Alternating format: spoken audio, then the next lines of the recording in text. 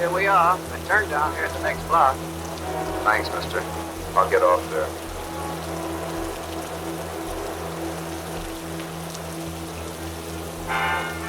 Want anything else?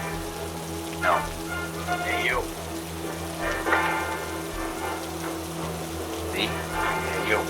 Where you heading? East. There. I thought if you was heading north, I might be able to help you out. Pushing the Salt Lake, and I don't like to ride it alone at night. I'm one of those guys that got a talker I fall asleep.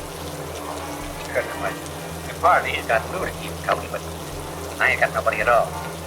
Where you coming from? West. Yeah, sure, I know, but where, L.A.? Maybe. Got a cousin out in L.A. You don't say. Yeah, he's been out. You're not much of a talker, right? My mother taught me never to speak to strangers. A wise guy. So what? Okay, don't get sore. Trying to be sociable, that's all. Hey, Glamorous. Change for a dime, will you?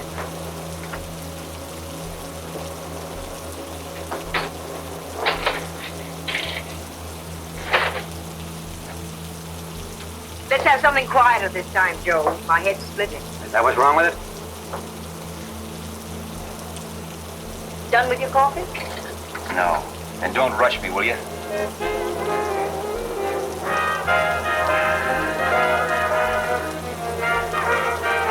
Hey, turn that off. Will you turn that thing off? What's eating you now? Yeah, what's eating you? That music, it stinks. Oh, you don't like it, huh? No, turn it off. Oh, wait a minute, pal.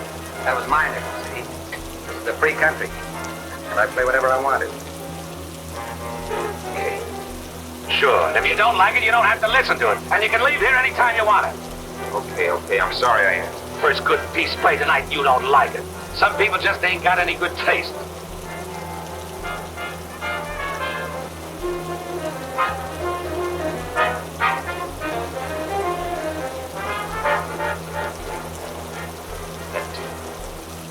That tune. Why was there always that rotten tune? Following me around, beating in my head, never letting up. Did you ever want to forget anything? Did you ever want to cut away a piece of your memory or blot it out? You can't, you know. No matter how hard you try. You can change the scenery. But sooner or later you'll get a whiff of perfume or somebody will say a certain phrase or maybe hum something. Then you're licked again. I can't believe that you're in love with me. I used to love that song. So did the customers back in the old Break of Dawn club in New York. I can't remember a night when I didn't get at least 3 requests for it. Sue, she was always selling it too. Those were the days.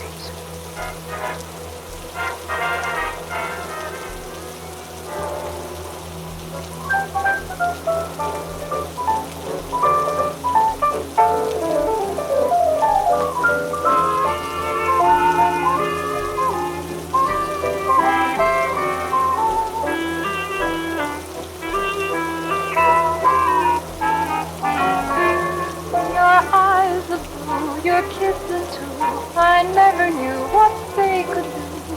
I can't believe that you're in love with me.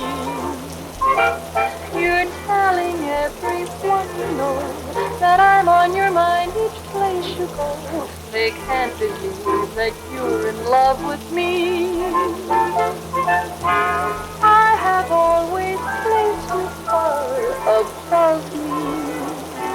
I just can't imagine that you love me. And after all is said and done, to think that I'm the lucky one, I can't believe that you're in love with me.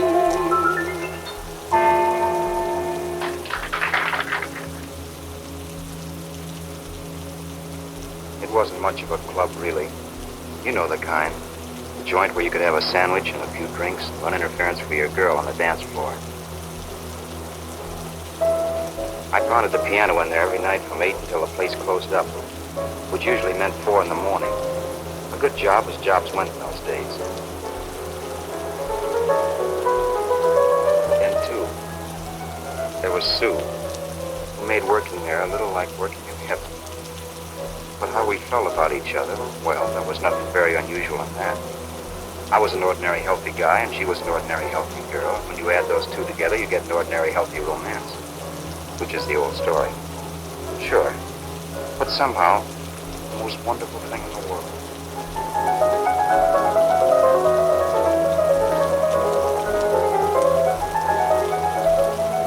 All in all, I was a pretty lucky guy.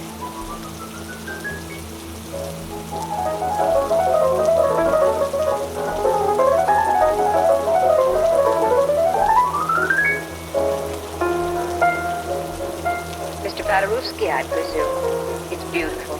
You're going to make Carnegie Hall yet, Al? Yeah, as a janitor. I'll make my debut in the basement. I don't blame you for being bitter, darling, but you mustn't give up hope. Why, someday... Yeah, someday. If I don't get arthritis first. In the meantime, let's blow this trap.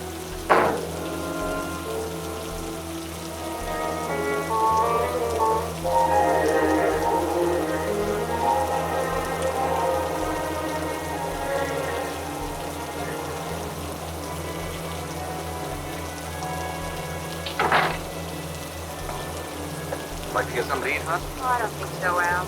I lose my appetite working this flea bag. Let's go home. Okay. I can't stand much more of that dump. Did you see that drunk tonight trying to paw me? No, what drunk? It doesn't matter what drunk. Hey, what's the matter with you tonight, darling? That's the third time you started to tell me something, then stopped. We shouldn't have any secrets from each other, Sue. Next week we're going to make with the ring and the license. You and me will be a team. Yes, that's right. In the Bush League. I don't get you. We've been struck out. Funny way to talk, darling. Don't you want to marry me? Al, look, I love you. You know I do, and I want to marry you. What? But not now. Only after we've been good. Sunday I'm going away. Oh, I know you'll think it's silly. That's why I hesitated to tell you. But I'm going to California. I want to try my luck at college. That's the most stupid thing I ever heard of. Don't you know millions of people go out there every year and wind up polishing cuspidors? I thought you had better sense. You sound as if you don't think I have any talent. That has nothing to do with it. I'll make out all right. Maybe. But what about me? Doesn't it mean anything to you that you're busting up all our plans? We may not see each other for years. It won't be that long. I thought you loved me. I do. You know I do. Well, there we are. Al. Al, why can't you see my side of it? I'm young. We both are. And we've got all the time in the world to settle down. Really, darling, what I'm doing is the only sane thing to do. I hate the thought of being so far away from you, but we'll be together again someday. Maybe you'll decide to come out too later on. So long. Al, aren't you going to kiss me goodnight? Sure. Why not?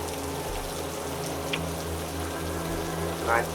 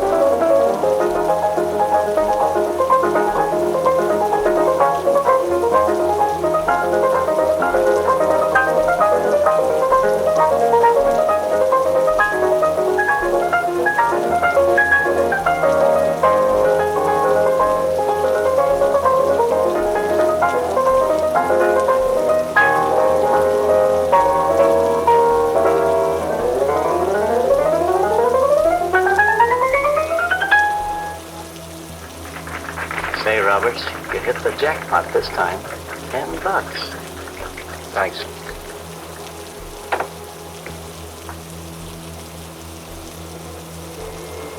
But when this drunk handed me a 10 spot after a request, I couldn't get very excited. What was it, I asked myself? A piece of paper calling with germs.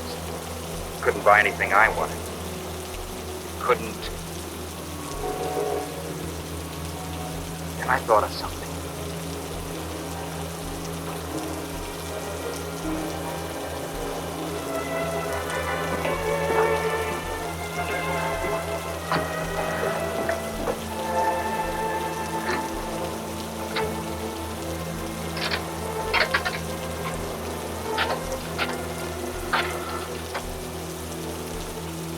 Long distance. I'd like to put a call through to Los Angeles. Miss Harvey. Sue Harvey, Harbey. The number is Crestview 65723.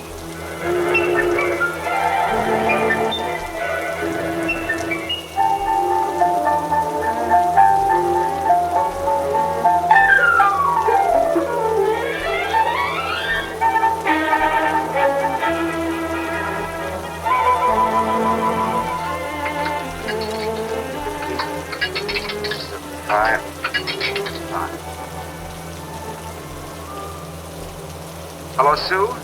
This is Al. Oh, baby, it's great to hear from you, too. What's that? You do? Oh, me too, darling. I thought I'd go batty without you. I just had to... Huh? You're working as a hashlinger. Gee, honey, that's tough. Those guys out in Hollywood don't know the real thing when it's right in front of them. You just stick it out, Sue, baby. Keep going around to those casting offices. I'm sure you'll click. Look, I'll tell you what. You stay put out there, I'll come to you. No, don't try to stop me. Just expect me. Train? Who knows? Train, plane, bus, magic carpet. I'll be there if I have to crawl. I have to travel by pogo stick. And then, let's get married right away. That's the stuff. That's what I've been wanting to hear you say. Well, goodbye for now. I'll be seeing you soon. Yeah. Bye.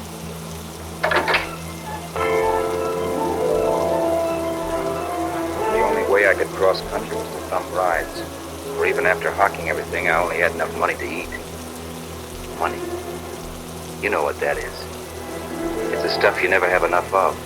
Little green things with George Washington's picture that men slave for, commit crimes for, die for. It's the stuff that has caused more trouble in the world than anything else we ever invented. Simply because there's too little of it. At least I had too little of it. So it was me for the thumb.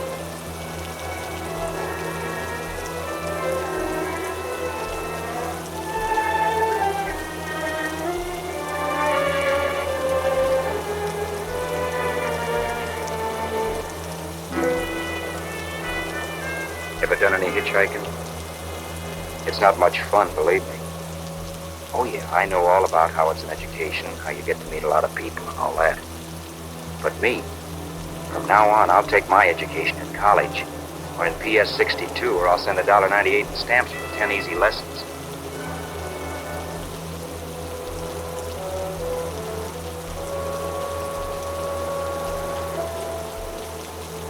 Thumbing rides may save your bus fare, but it's dangerous.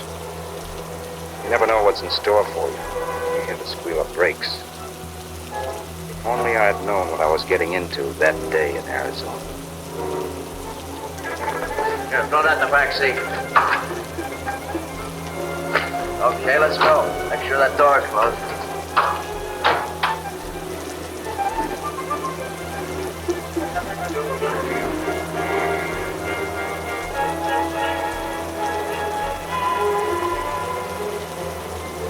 You know, Emily Post ought to write a book of rules for guys selling rides. Because as it is now, you never know what's right and what's wrong. We rode along for a little while, neither one of us saying anything. I was glad of that. I never know what to say to strange people driving cars.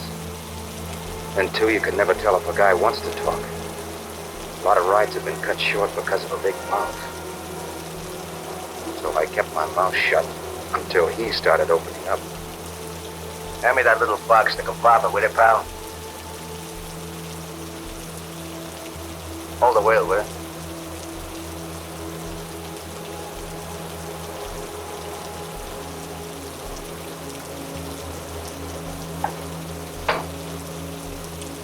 How far are you going? L.A. Wow, you're really traveling, aren't you? Yeah, but I don't expect to make it for a couple of years at the rate I've been promoting rides. Not much luck, huh? Sure, all bad. Not many people stop for a guy these days. Afraid of a stick-up, maybe.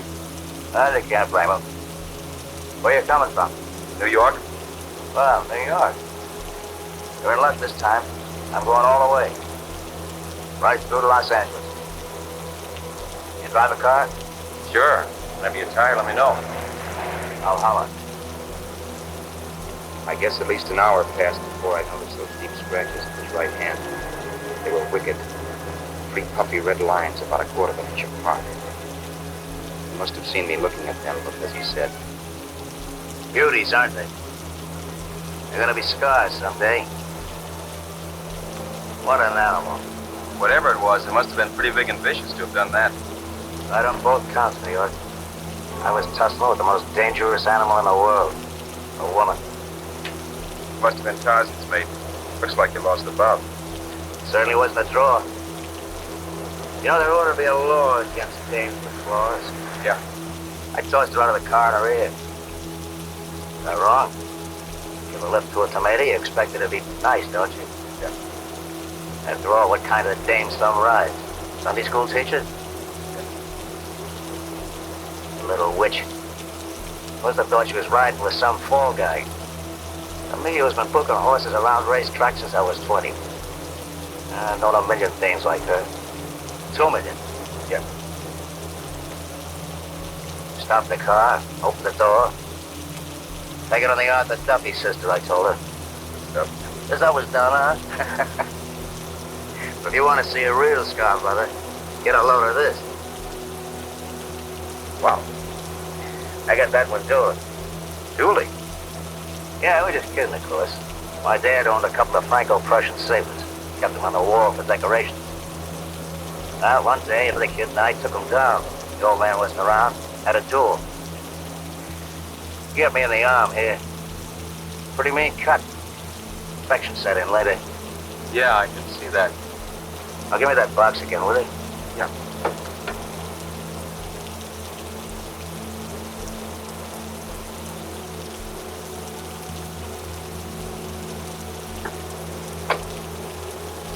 Pain made me lose my head, I guess. Began slashing. Before I knew it, I'd put the other kid's eye out. That was tough. Well, it was just an accident, of course. But you know how kids are. I got scared, decided I was going to run away from home. Old man almost caught me when I was packing my duds. The bloody rag I had wrapped around my wrist hadn't caught his attention. Just seen the bundle for sure. I beat it when he was phoning for a doctor. That was 15, 16 years ago. I haven't been home since. Pull in there for a bite or something, huh? A bitus. Brother, was I hungry. I hadn't had anything in my stomach for hours. Yet even with that gnawing in the pit of my belly, I didn't want to be in too big a rush to put on the feed bag. First, I had to make sure this guy knew the score. If I got him down on me, I'd buy a ticket to Hollywood. I'll wait out here for you, mister. There's the money, don't worry about paying for it. This time it's on me. Well, that's what... Haskell, think nothing of it. You make your first million, maybe you can do the same for me. Come on, New York. I gotta make the West Coast by Wednesday. The horse running at Santa Anita named Tired Bicycle. Means they ought to me my money. You'll make it all right. He did most of the talking during the half hour we were in the place. I ate. He rambled on about his old man, whom he hadn't heard from since he ran away as a kid. Now he happened to become a bookie. And then all about how he got rooked in Miami. One race, 38 grand. They cleaned out my book. How do you like that? That was tough luck. Yeah, and I'm supposed to be the smart guy. But you just wait. I'm going back to Florida next season with all kinds of jack. You watch those stinkers run for cover. Want anything else? No thanks, I've had plenty.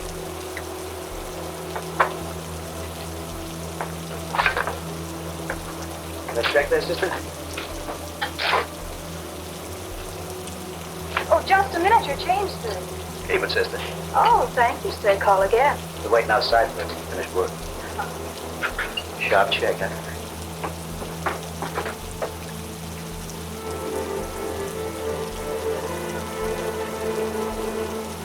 drove all that night while Haskell slept like a log.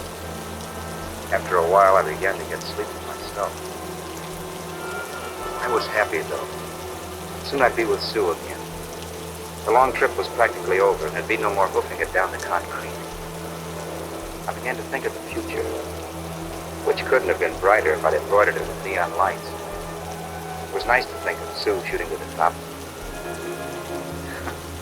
It's amazing what a full belly can do to your imagination.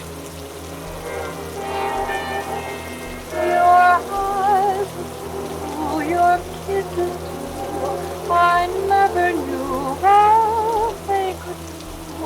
I can't believe that you're in love with me. You're telling everyone you know I'm on your mind each place you go.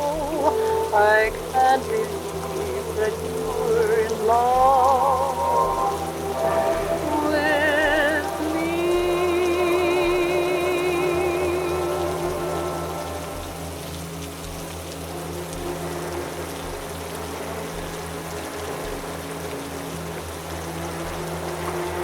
Mr. Haskell? Mr. Haskell? Mr. Haskell, wake up. It's raining. Don't you think we ought to stop and put up the top?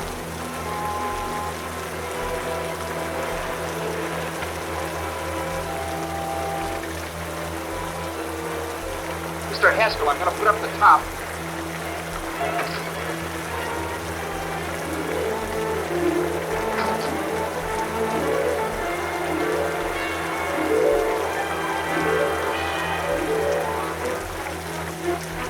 Until then, I'd done things my way.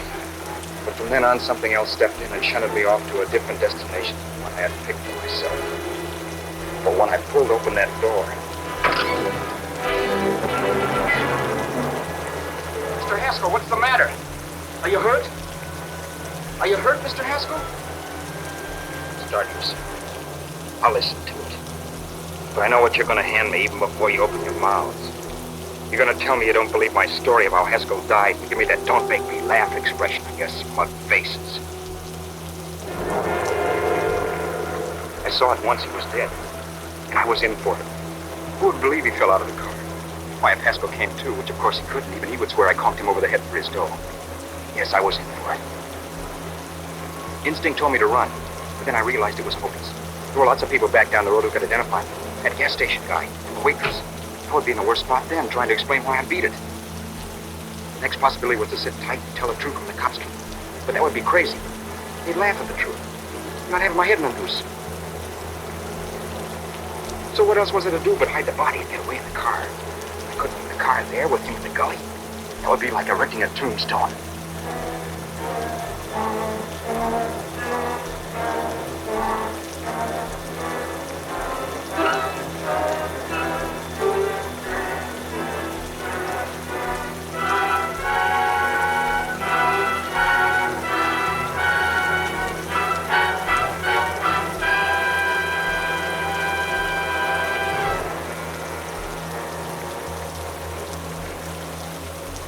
My idea was to cover him with brush, not to rob him. But then I remembered that even if I only drove the car for 100 miles or so, I would need money for gas. Besides, it was stupid of me to leave all that money on a dead man. Not only that, I'd have to take his driver's license in case I was stopped for something. I didn't like to think about it, but by that time I'd done just what the police would say I did, even if I didn't. My clothes. The owner of such an expensive car would never be wearing them. Some cop might know me on suspicion.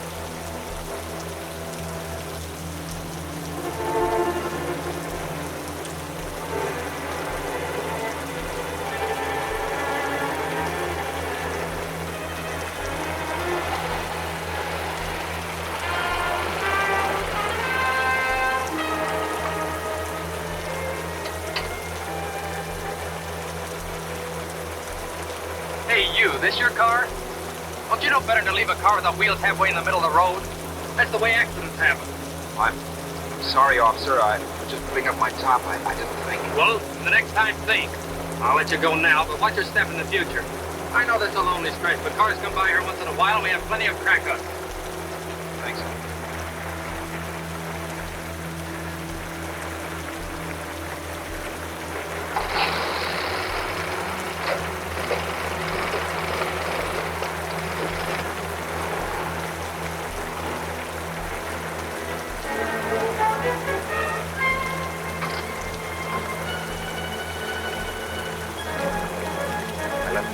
car to give me away as Robinson. If they found a dead man in the gully now, it would be me.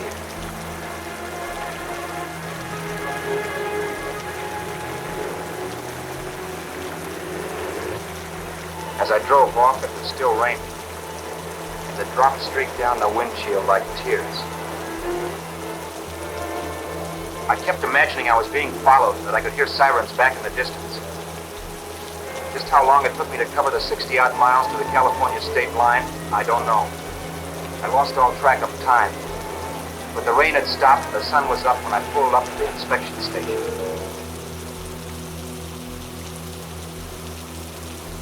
Hello. Carrying any fruits or vegetables? Any livestock or poultry? I see your registration and driver's license.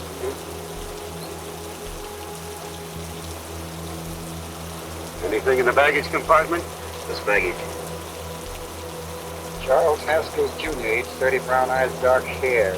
Identifying marks none. Are you Charles Haskell Jr.? Yes. Well, remember, if you're employed and you stay over 30 days, you take out California plates. All right, officer, but I'll only be to stay a short while.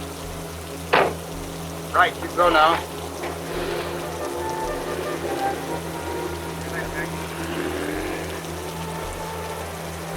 I couldn't drive any farther without some sleep. Cops or no cops. I knew I had to hit the hay and hit it hard. I was dead tired.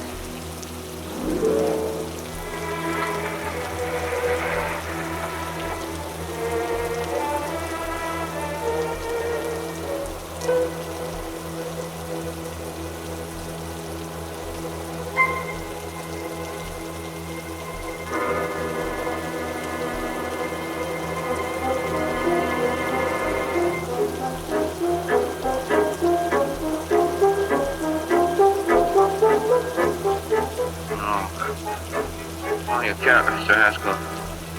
No.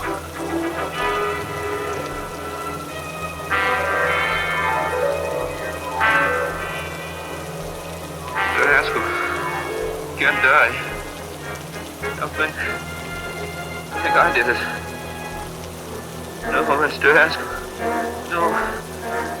No.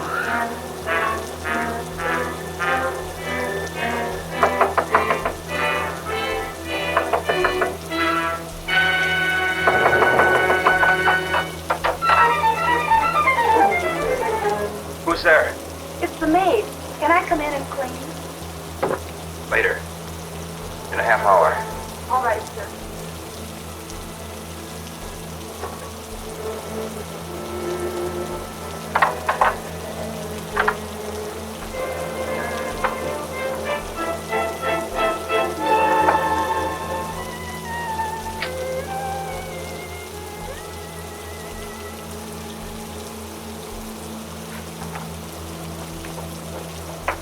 There was no time to lose. Every minute I had to be Charles Haskell was dangerous. I'd have to be Charles Haskell until I got to some city where I could leave the car and be swallowed up.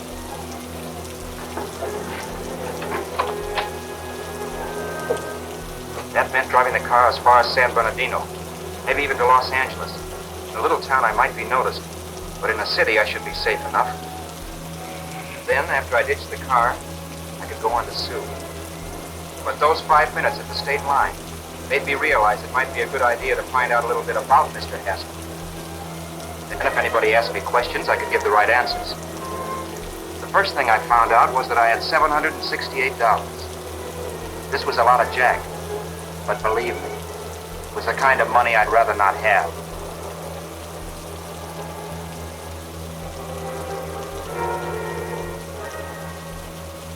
Then I found out from a letter Haskell was carting around in his bag that he wasn't the open-handed, easygoing big shot who went around buying dinners for strange hitchhikers.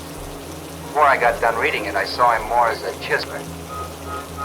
It was written to his old man in California, the one he hadn't seen in so many years.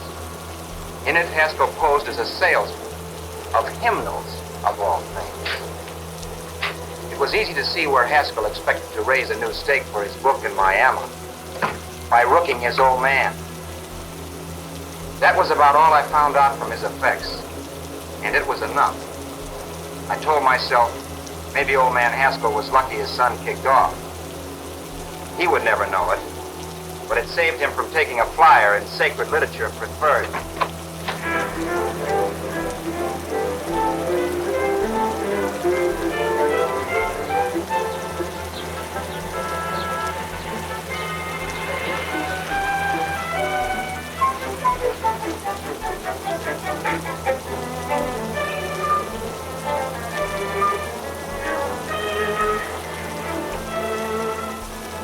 Near the airport at Desert Center, I pulled up for water. There was a woman. Hey, you! Come on if you want to ride.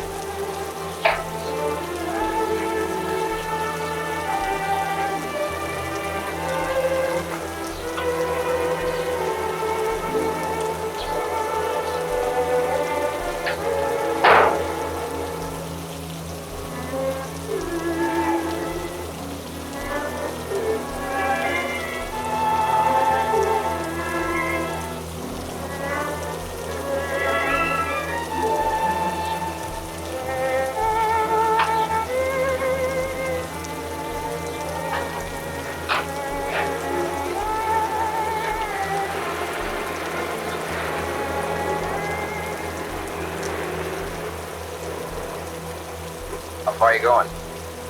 How far are you going? That took me by surprise. I turned my head to look her over. She was facing straight ahead, so I couldn't see her eyes.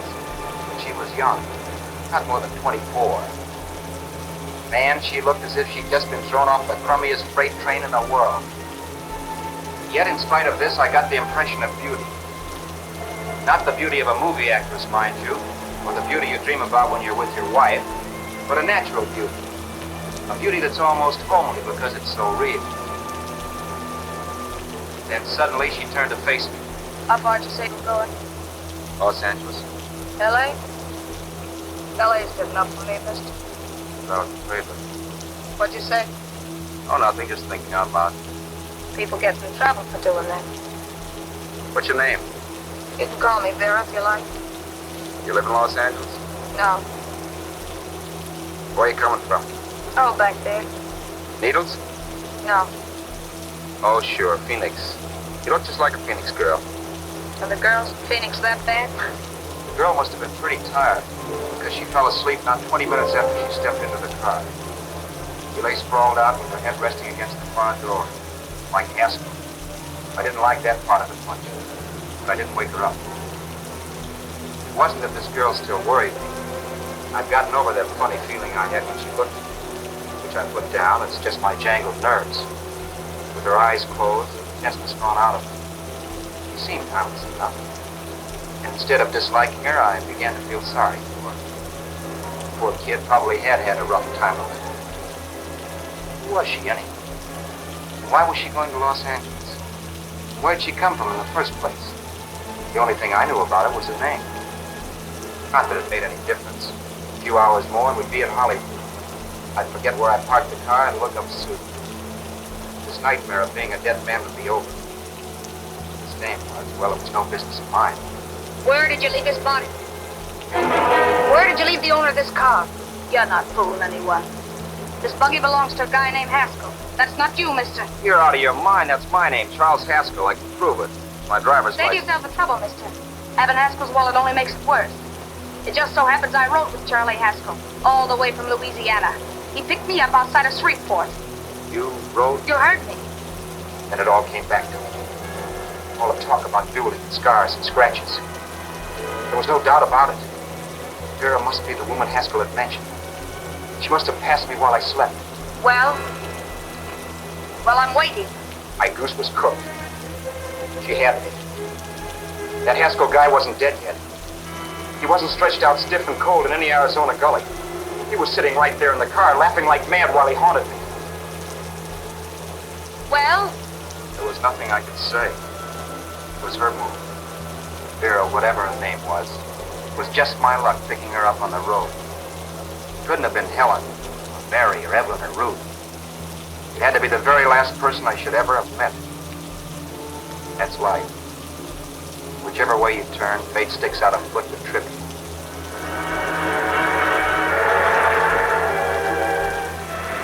I told her everything, but she she didn't believe my story. I should have saved my breath. That's the greatest cock and bull story I ever heard. So he fell out of his car. Say, who do you think you're talking to, a hick? Listen, mister, I've been around, and I know a wrong guy when I see one. What'd you do, kiss him with a wrench? Now, wait a minute. What I told you was true. You see, that's why I had to do it. You think I killed him? Well, the cops would have thought so, too. Yeah, well, maybe they still think so. What makes you so sure I'll shut up about this? Sure, I'm innocent. Give me a break, will you? It won't do me any good having you pinched. The cops are no friends of mine. Now, if there was a reward, but there isn't. Thanks. Don't thank me yet. I'm not through with you by a long shot. Let's see that roll.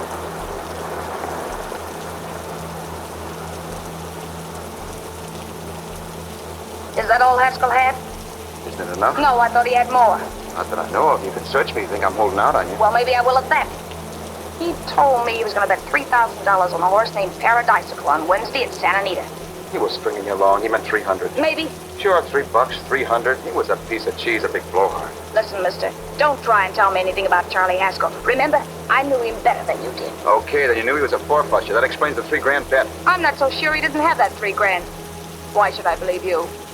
You got all the earmarks of a cheap crook. Now, wait a Shut minute. up. You're a cheap crook and you killed him. For 2 cents, I'd change my mind and turn you in. I don't like you. All right. Don't get sore. I'm not getting sore. But just remember who's boss around here. If you shut up and don't give me any arguments, you'll have nothing to worry about. But if you act wise, well, mister, you'll pop into jail so fast it'll give you the bends. I'm not arguing. Well, see that you don't.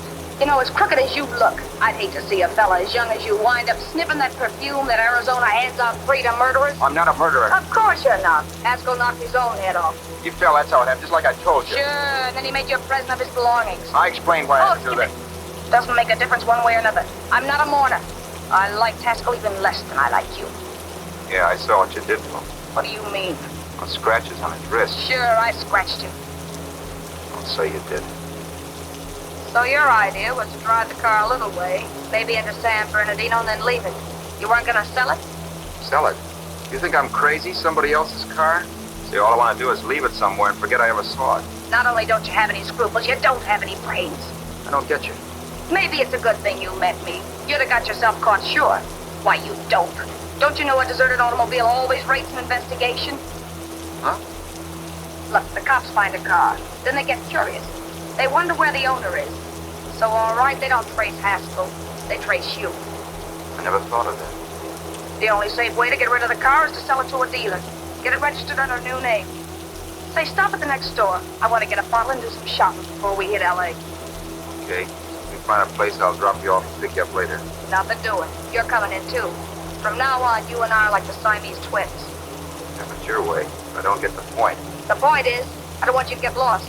Not gonna beat it if that's what you're afraid of. I'll say you're not. Well, I'm going to see that you sell this car so you don't get caught. Thanks. Of course, your interest wouldn't be financial, would it? You would want a small percentage of the profits. Well, now that you insist, how can I refuse? 100% will do. Fine. I'm relieved. I thought for a moment you were going to take it all. I don't want to be a hog. A few hours later, we were in Hollywood. I was recognizing places Sue had written about. It struck me that far from being at the end of the trip, there was a greater distance between Sue and me than when I started out. Vera wasn't kidding with that Siamese twins crack. She rented a little apartment as Mrs. Charles Haskell. When I objected to this, she explained that it was on account of the car. The dealer might think something was funny if he called and found we were using different names.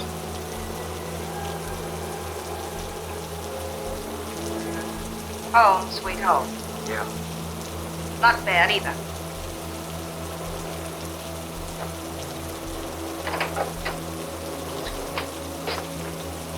In case there's any doubt in your mind, I'll take the bedroom.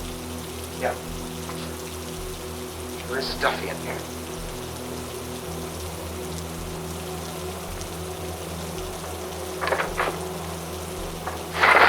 Keep the window shut. Okay. The old crow downstairs said there's a folding bed behind this door.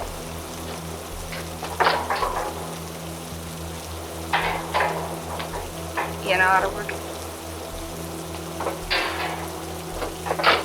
I invented it. Some joint. One can't have everything.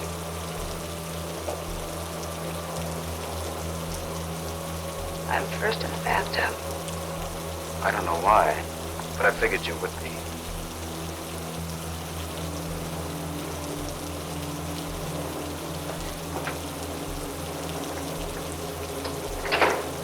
Boy, oh boy. Sure feels good to be clean again. I must be 10 pounds lighter. You must be. Well, hitching rides isn't exactly the way you keep your schoolgirl complexion. I wish that guy with the sax would give up. It gets on my nerves. Forget it. Have a drink. Aren't you afraid I might take you up on it? If I didn't want to give you a drink, I wouldn't have offered it. I'd be sorry at Roberts. You got yourself into this thing. You should be grateful I'm not turning you in. Why, if I wasn't regular, you'd be in the pen this minute, being photographed, fingerprinted, and being pushed around by the cops. So cheer up. Get rid of that long puss. Or is your conscience bothering you?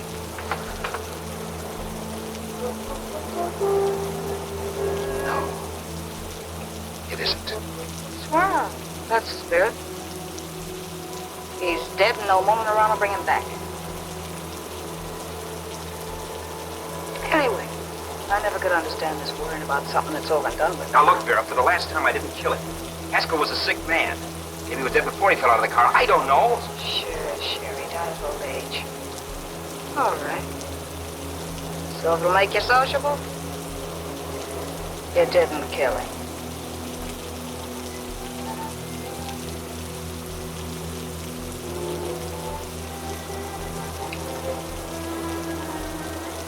Thanks.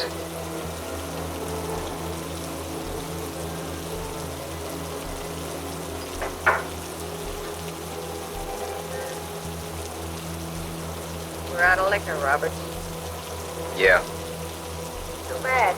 I felt like getting tight tonight. Well, I think you succeeded. A mark card? As a prima donna's corset. That's good. I wanted to get tight. Why? What have you got to get tight about? Oh, I don't know. A few things. You should have my worries. If I had your troubles, I'd stay sober. And I've got the key to that door. Yeah. Maybe you're right. I'm always right. You know, I don't like your attitude, Robert. Well, there's a lot of things I don't like.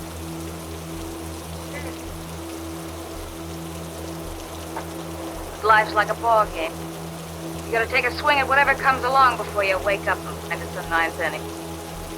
You read that somewhere? That's the truth, Roberts. All you do is bellyache. Taking it easy and trying to make the best of things. Maybe that's what's wrong with the whole world. Get the professor. People knock themselves out trying to buck fate. Now take you, for instance. You're lucky to be alive. Why, suppose Haskell had opened your door. You'd be playing a harp now. Think of that. You think of it. I'm tired of thinking. There's plenty of people dying this minute. I would give anything to trade places with you. I know what I'm talking about. I'm not so sure. At least they know they're done for. They don't have to sweat blood wondering if they are. Your philosophy stinks, pal. We all know we're gonna kick off someday. It's only a question of when. What's got us on this subject anyway? We'll be discussing politics next. Yeah. Where'd you hide the butts? On the table, sucker.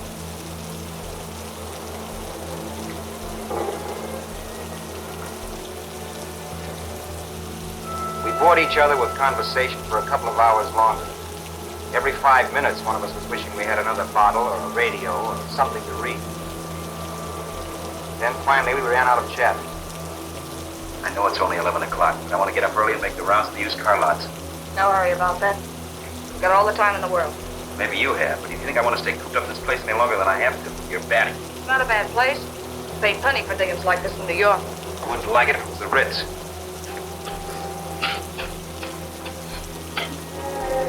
brought me liquor. You got a mean cough. Want to do something, Clark? I'll be all right. That's what Camille said. Nobody you know. Wasn't that the dame that died of consumption? Yeah. Wouldn't it be a break for you if I did kick off?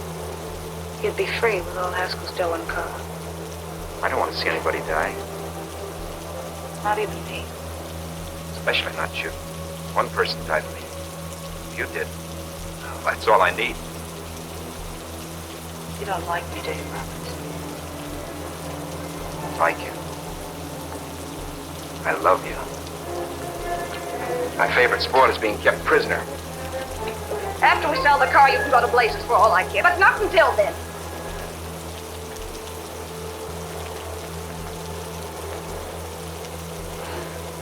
I'm going to bed.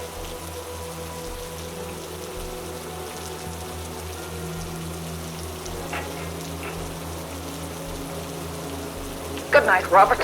Don't try to sneak away during the night. All the doors are locked. Anyway, if I find you gone in the morning, I'll notify the police. They'll pick you up. Don't worry, I know when I'm in the spot. Well, good night. I hope that portable rack isn't too uncomfortable for you. Don't lose any sleep over it, will you, Vera?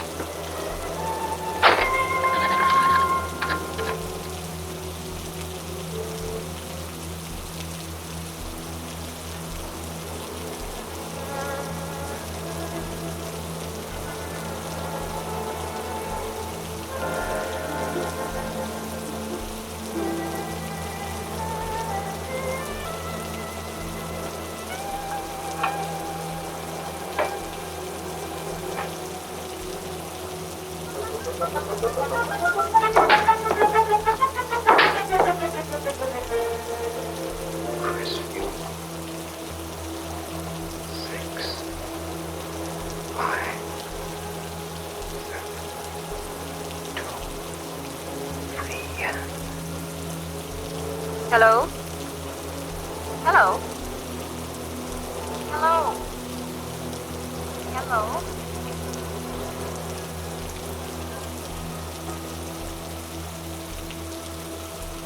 No. Not yet, darling. Tomorrow. Maybe. If this were fiction, I would fall in love with her, marry her, and make a respectable woman of her. Or else she'd make some supreme Class A sacrifice for me. Die. Sue and I would fall a little over her grave, make some crack about there's good in all of us. But Vera, unfortunately, was just as rotten in the morning as she'd been the night before. All right, I'm coming. Look, Vera, it's almost noon. So what? The dealers will be there all day? They'll be there all year, too, but they doesn't wait that long. Shut up. And make it like a husband. Well, do I rate a whistle? You sure do, but let's go. Let's go, let's go. I spent $85 in 2 hours preparing bait, and all you can say is let's go. Come on.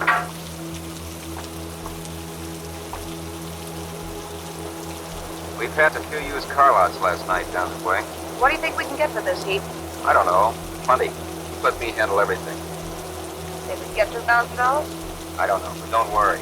I'll squeeze as much out of this guy as I can. If I let it go cheap without a fight, he might think we've stolen the car. And listen, don't make any slips and call me Roberts. That'll cook us.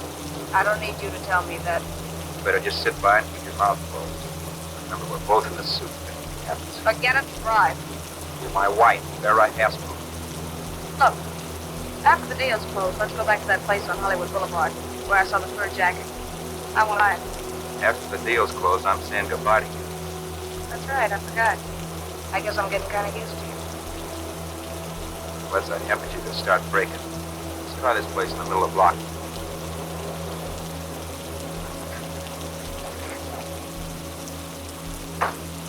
Good afternoon. What can I do for you? We're interested in selling a car. If the price is right. Well, if it's in good mechanical condition, it should blue book for about $1,600. Tony, take a look at this motor. $1,600. Are you kidding?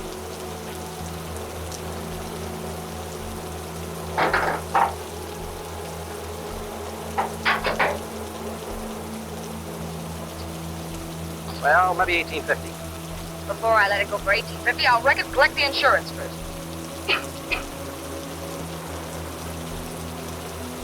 Maybe this motor's seen a lot of driving.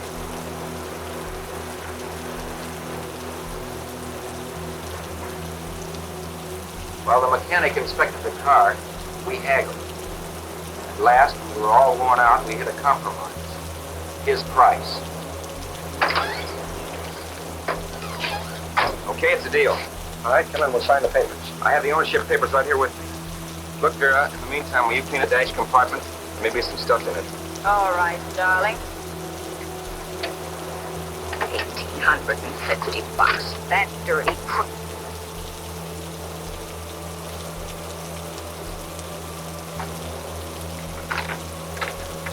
There you are, Tom. Yeah. But you bought the car in Miami. Yeah.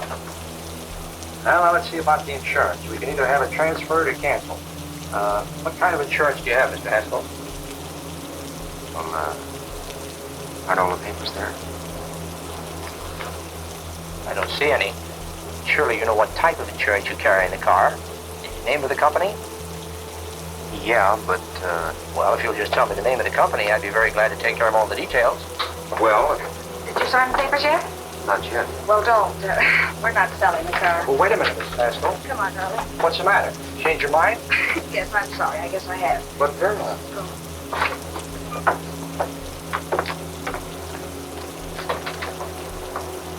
Got me out of a tight spot, Vera. But I still don't understand all this. You will in a minute. I almost threw away a gold mine. 1850 isn't to be sneezed at. The car doesn't book for as much as I thought. We're not selling the car. You want to keep it? Now, wait a minute, Vera. You said yourself I wouldn't be safe until the car was in someone else's name. I'd like to be free of this mess when I go. That's just it, Roberts. You're not going. There's a drive-in at the next corner. Pull in there and we'll get a bite to eat. And I'll explain. Is this another one of your brilliant ideas?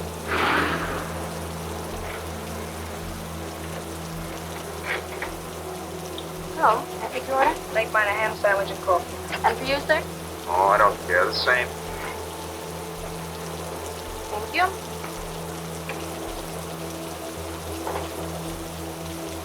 Get this, Vera. You've been pretty patient so far.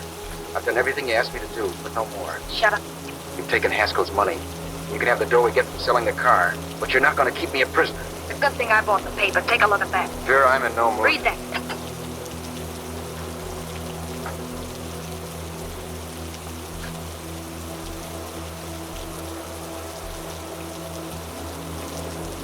No. Yes. No, I won't do it. Yes, you will. You think I'm crazy? It's impossible, I tell you. Excuse me.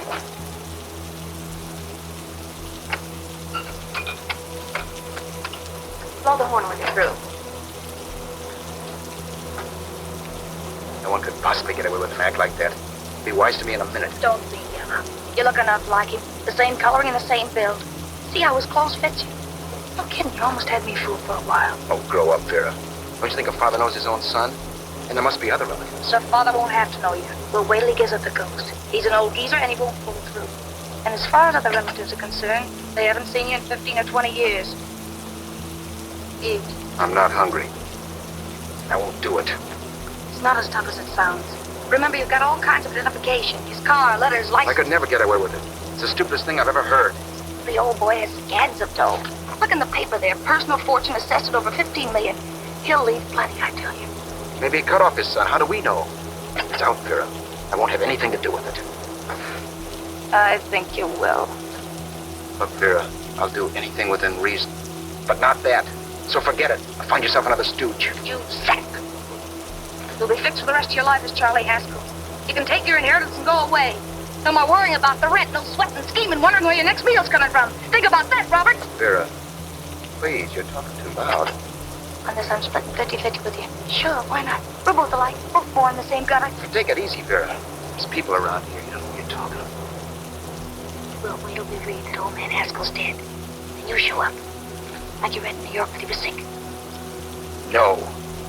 Suppose he doesn't die. He will. I know he will. Something tells me.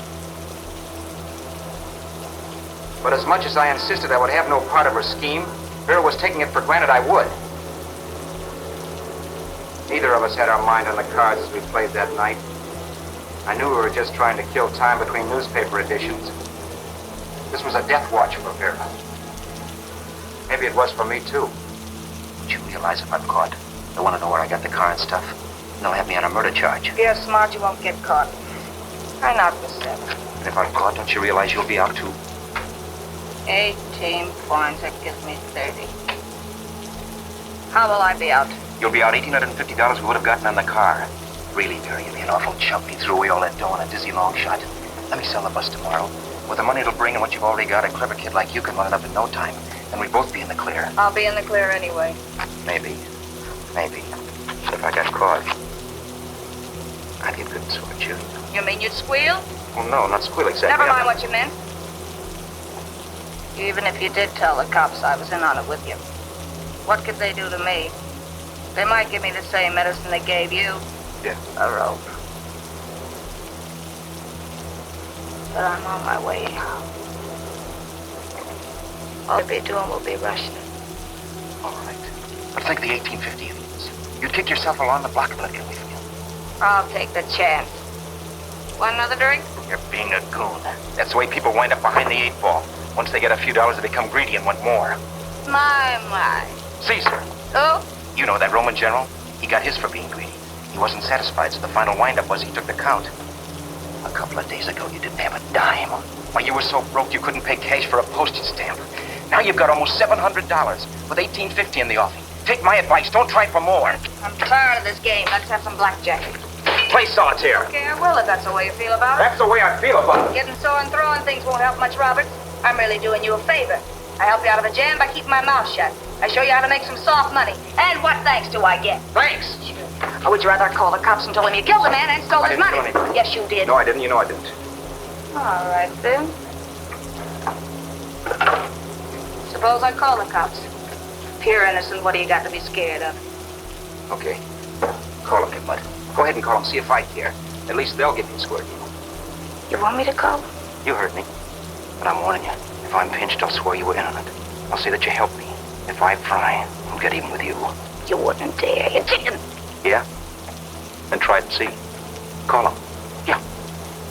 Okay, I will.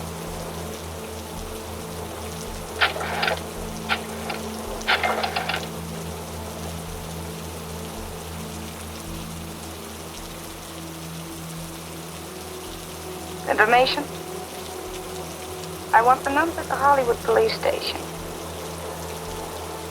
Okay, I got it, thanks. Wait a minute, Vera. You wouldn't do that. Who wouldn't do that? And I'll show you if I would. Take it easy. Now let's talk this over. This was early in the evening. The conversation, while hectic, was at least pitched low. But as the minutes passed, and more obstacles to her plan popped into my head, the air got blue. Each word coming from our lips cracked like a whip. I reminded her that as Charles Haskell, I didn't even know my mother's name, where I'd gone to school, the name of my best friend, whether I had an Aunt Emma or not, my religion, and if I'd ever owned a dog. I didn't even know what my middle initial stood for. I also pointed out that the real Haskell had a scar on his forearm. His people never saw that scar. He told me he ran away right after putting out the kid's eye. Yeah, but his father knew he was cut. It'd have to be some kind of a mark. So what? The old man's dead, or will be. I hope by tomorrow morning's papers. Anyway, you could cut yourself a little, couldn't you? Boy, for that kind of dough, I'd let you cut my leg off. You're drunk and you're crazy, mad, Vera. Turn me in if you want to, but I won't get mixed up in this. Besides, how do we know Haskell was such a phony? Maybe he wasn't the man's son at all. Maybe he just dreamed it up. Well, dreaming or not, you won't be dreaming when the law taps you on the shoulder. There's a cute little gas chamber waiting for you, Robert. And I hear extradition to Arizona's a cinch. Where's that phone? Vera! Leave me alone. Vera! Here. I want a phone. Call police. I hate you. You're a stinker. You leave me alone. I'll let you alone when you promise to leave the phone where it is. You're drunk. You don't know what you're doing. You're hurting me. Will you promise? All right.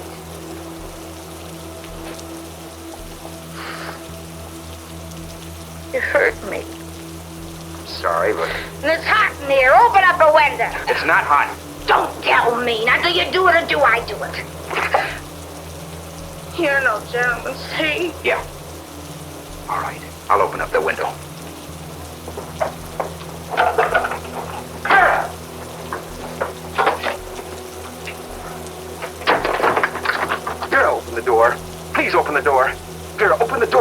phone. Listen to me. I don't like you, Roberts. You're no gentleman, see? You hurt my hand, and I'm gonna get even with you. You don't open the door, I'm gonna kick it down, Vera. Vera, don't call the cops. Listen to me. I'll do anything you say. Vera, let me in. I'll break the phone.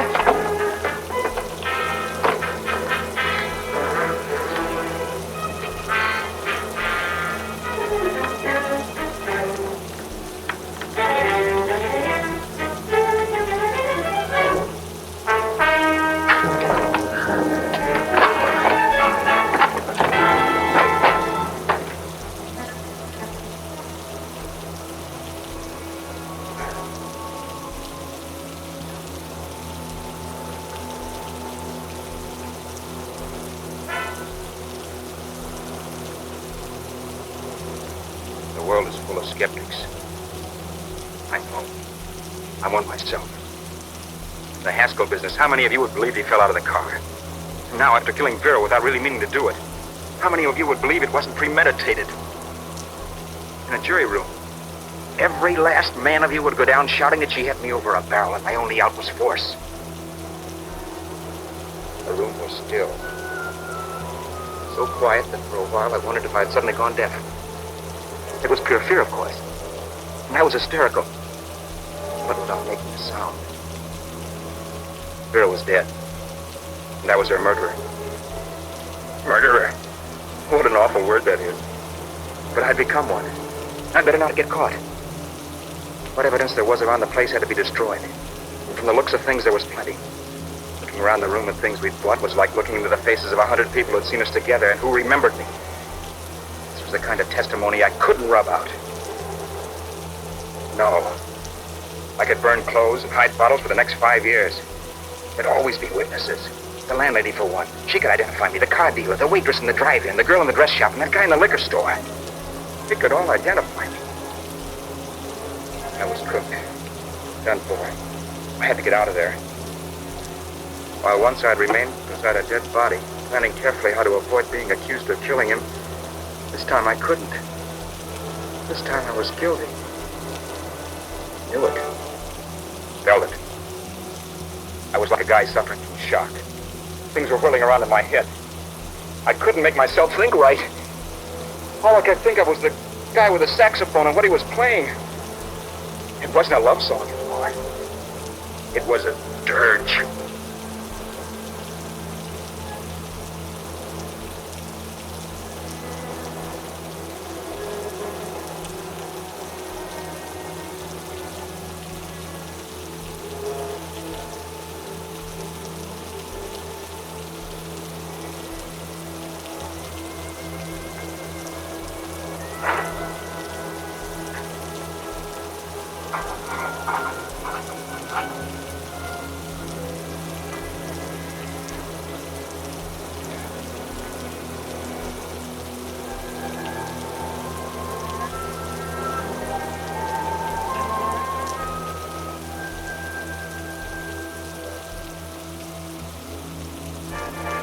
My problems weren't solved.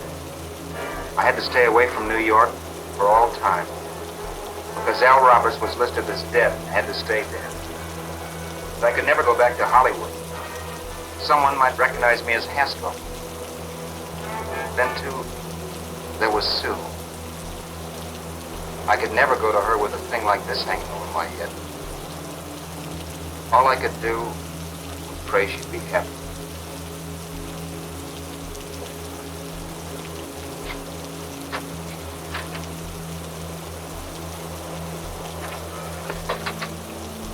I was in Bakersfield before I read that Vera's body was discovered.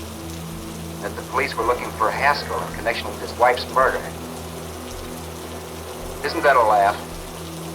Haskell got me into this mess, and Haskell was getting me out of it. The police were searching for a dead man. I keep trying to forget what happened. And wonder what my life might have been if that car of Haskell's hadn't stopped. But one thing I don't have to wonder about. I know. Someday a car will stop to pick me up that I never thumbed.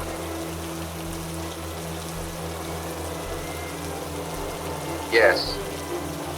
Fate, or some mysterious force, can put the finger on you or me for no good reason at all.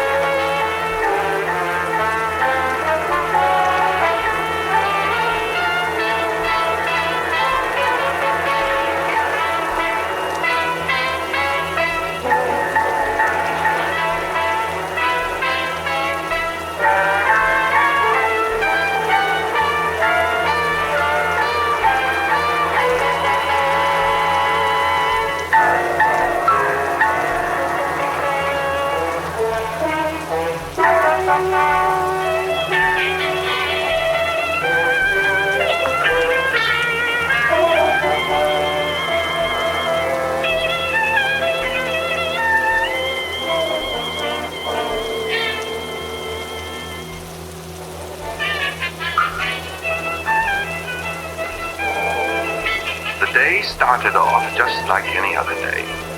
A donut and coffee for breakfast, and now a short stroll to my next assignment. New York can be a beautiful place on a winter morning, and after 3 weeks of hunting in Canada's northwest, it looks particularly good. All the familiar sights. I had no idea I missed them so much. I hope he makes it. Here's the happy breed of Staten Islanders taking their usual ocean voyage to a time clock. And the Bronxites, tired before the day starts. Even the pigeons are clock punchers. Everybody but me. 'Cause Uncle Sam is my boss and 24 hours a day is my schedule. Official description, Customs Investigator Cliff Holden. Age 35. Graduate, University of Wisconsin. At the moment, sporting a new hat makes me look like a banker. Well, here we go. Now's the time. My vacation is officially over. It's good to get back.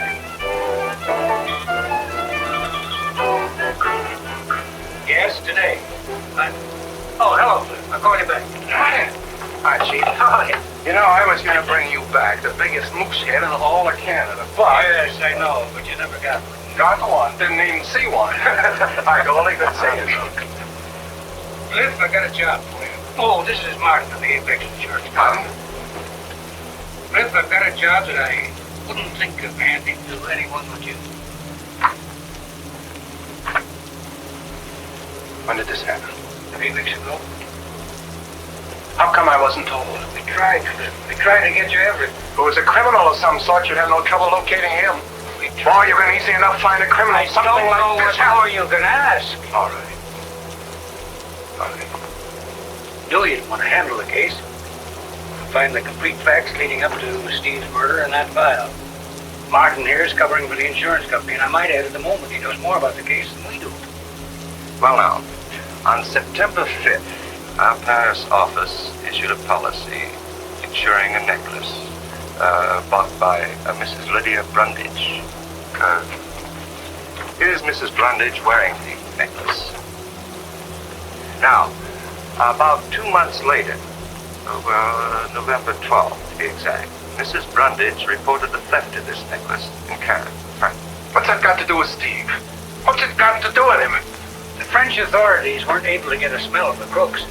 So unless we come up with that necklace within the next couple of weeks, they have to plunk out $325,000 to a Mrs. Lydia Brundage. Where does Steve fit in? This is how it measures. Somewhere along the line, your friend Steve picked up the trail of the necklace. Led him to a broken-down hotel in Marseille. It was here that he set up an observation post in the room right next door to the crooks. Who was Steve after, Chief? We know that Steve Regan was after something and had found someone. But we had no report for him, or whatever he knew who died with him. At least we thought it did, until a couple of days ago. A very bright boy in our Paris headquarters by the name of McQueen has been going over every foot of ground that Steve Regan covered. He's found one thing, one name, on hotel registers and passenger lists. Wherever that name went, Steve Regan was sure to go. What name does the name go by? Matthew Royal. Ever hear him? Royal? Doesn't register. It will. Got a line on him? Nothing that will stand up in court for more than 10 minutes. You think Royal's the guy that killed Steve, huh? We don't know that, Cliff, but he's the only decent lead we have to go by. But don't forget, your job is to stop that necklace from coming. What about the killer? I don't think we'd mind if you worked on that too, but don't forget, your job is the necklace. When do I start? Where do I start from? This came over the teletype a couple of hours ago. Royal book passage, United States via KLM Royal Dutch Airlines, the 29th. Signed McQueen. 29th? Right. What's day after tomorrow? Right, and I want you on that plane, Cliff. If you get out by tonight, you'll just about have time enough to make it. Now, here's your passport and your identification. As you see, you're William Harrer, private investigator. You've got an office, a telephone, and a private secretary named Helen. It's all there for you. Check it all around. It's your home and anyone else you're liable to run into.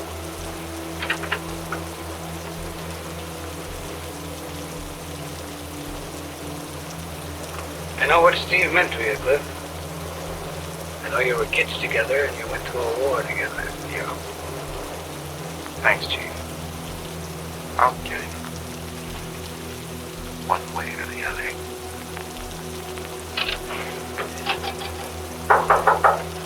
Come on in, Minnie. I have a homemade pot roast sandwich for you, Cliff. In Europe, you won't find Minnie Hoffman's cooking. Thank you. Hey, what is this, a new style? I don't know, you like it? Oh, yeah, nice. No sales resistance. Well, I'm very glad, Cliff. I've been waiting for a chance to get rid of this old hat. No, Minnie. That is my working hat. Well, let me tell you something, Cliff. It's about time it got retired. Minnie, I think if I was just about 10 years... I know. You married me. For 10 years now, you've been telling me that, but you ever do it? Never. Look at this messy packing. Well, I've just... That needs to belong to Stevie. Good luck, Charlie, he was calling. Yeah. He should have held on to him. He needed him more than I did. Oh, yes, Minnie. Hide that picture somewhere. Cliff, why don't you take a later airplane? I made such a wonderful supper for you tonight. Just put it on a slow fire, Minnie. I'll be back in 3 days. 3 days? And you're taking all these clothes? It's part of the act, you know. Oh, Minnie, if anybody should ask any questions, I'm William Harrah. Got an office and secretary. Well, it's all down on his card, you know, just like we've done before. And now, Minnie, Graham, I want to get dressed. Okay, Cliff. I mean, William.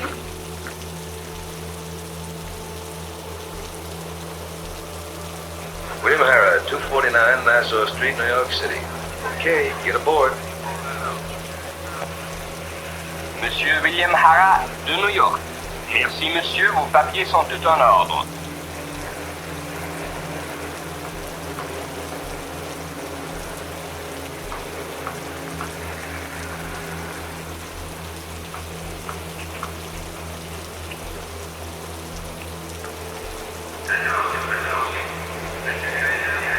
Got change for a Frank McQueen. I think so, Mr. Harrah. Thanks. Don't mention it. Well, what's the dope? Checked and rechecked all the passengers scheduled on this flight. They all seem okay. Royal's got any friends on this plane. He's done a good job. He has been out of our sight for 3 weeks. Anything else? We've got the seat right next to him on the plane. Is that the baby that's going to take us? Right. Flying Dutchman. Having the seat next to him ought to give me a chance to get nice and chubby with him. Yeah. Practically buddies. I'd like nothing better. Well, that's it. Flying Dutchman leaves in an hour. All I can say is be careful and don't underestimate him. Royal's a bad cookie. Thanks. Well, good night. I'll be seeing you.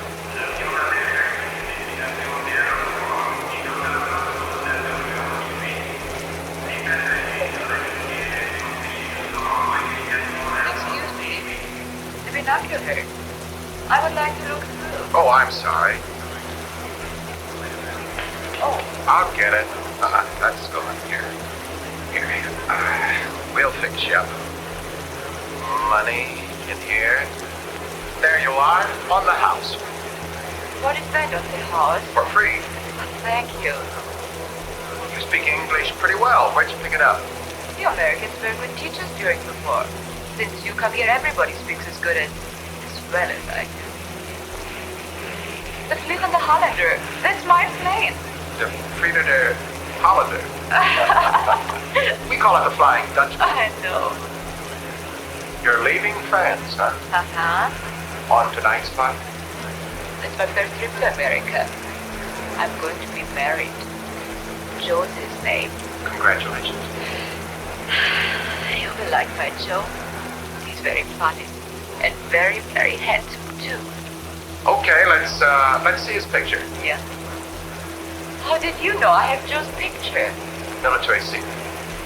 You're a big tease, mister. name? Hera. Bill Hera. What do you do? I'm Captain Van Born. Captain Van Born, how do you do? Very well, thank you. It will be wonderful to be an American. Nice, yes. He writes every week. 3 years now. 3 years? It's not his fault. You have such strict quotas. I'm lucky to go now. Some of my friends in Holland still wait. Oh, you're Dutch. I'm a Hollander. I beg your pardon. Do you live in New York? We haven't even established that I'm an American. You're not an American. No, you're teasing me again. Joe lives in New York. He says it's not a beautiful apartment, but it's beautiful. I know every inch of it. He described the house, the street. I can close my eyes and see it now.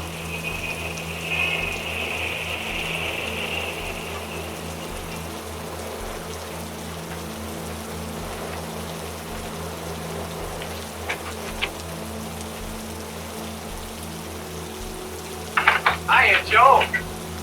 How you like my handiwork? Wow, without even seeing it, I like it. Patch up. What is it? Hey, a big one. Yeah, you didn't know I was an artist, did you, Joe? No, I didn't. Say, thanks a lot. Thanks. I'll see you. Hey, I learned art in the camouflage battalion during the war. Oh? Yeah. I ain't worked since. Not much use for camouflage in civilian life. You're telling me. You know, I only did it because I like to draw. Well, thanks a lot. Yeah, thanks a lot. I'll be seeing you.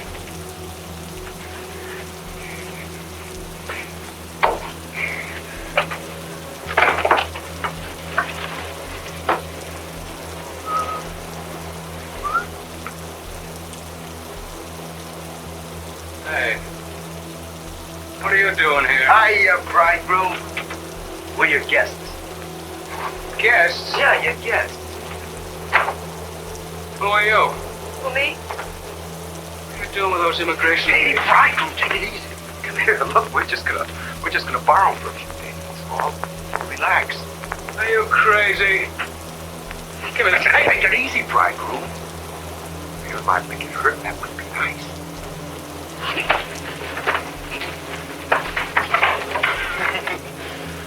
Bridegroom. Come on, Bertie, get your coat on. Let's get out of here.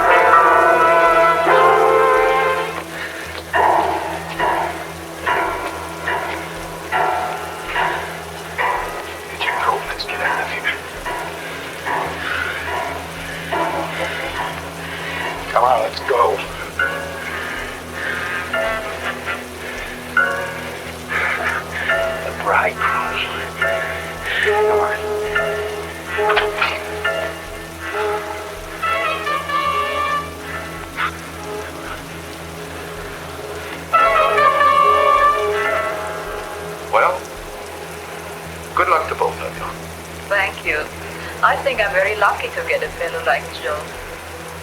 Looks to me like Joe's a pretty lucky guy himself. I think he's a lucky stiff. Stiff? Skipper. Skippered? Let's get aboard, shall we?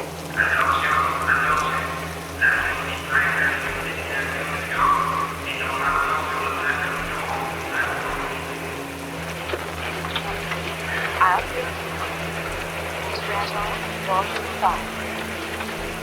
Van Born, aisle 3. Mr. Harris, aisle 3.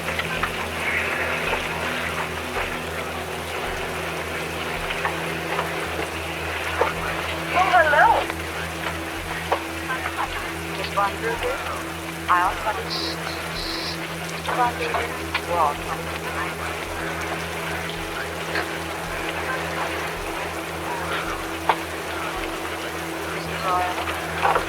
Isn't it nice? You're sitting here too, so we can talk all the way over to America. Fine. Friend of yours? Oh, I met him last week at the American Express office when I bought my tickets. He's an American too. We had a long talk while we were waiting. I can imagine who did the talking. You probably chewed his ear off. Please, shoot his ear off. What is this? Sorry to bother you. That's quite okay.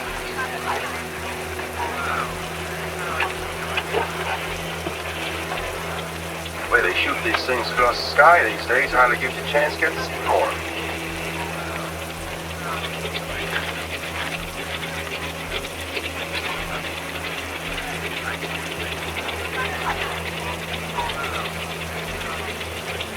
What is it? I do not understand this. Shoot his ear off. I never heard this before. Just an expression. Oh, yeah.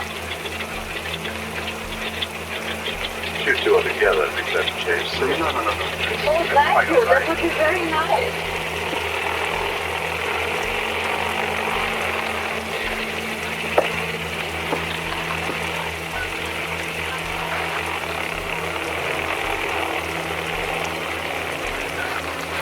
Yes, thank you very much.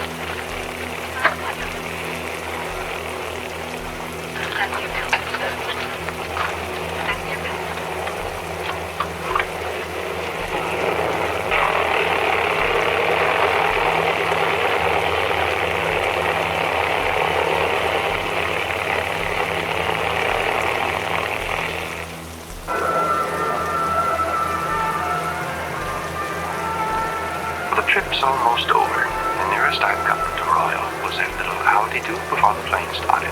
Guess his mother told him not to talk to strangers. My little girlfriend hasn't helped any. We'll be at the New York International Airport in 2 hours. Thank you. You awake? Have a nice sleep. Gonna be in New York in 2 hours. 2 hours. Excuse me?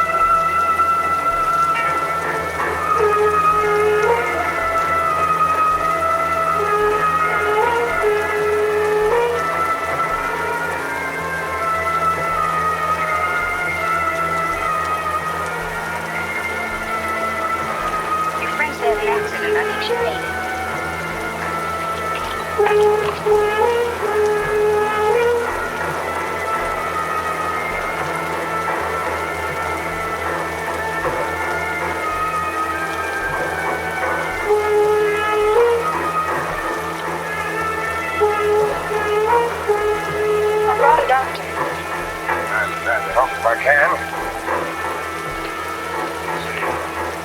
All right, man.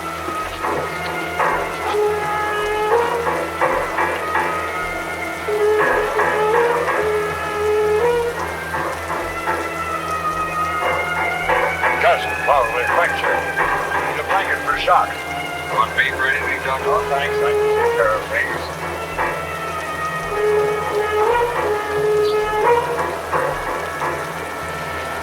More banked up than I thought. I bet the invading American Express on Paris. You two related? Just friends. Might be a good idea if we had an ambulance waiting idle while we land. Probably would. We asked the pilot to radio ahead for an ambulance.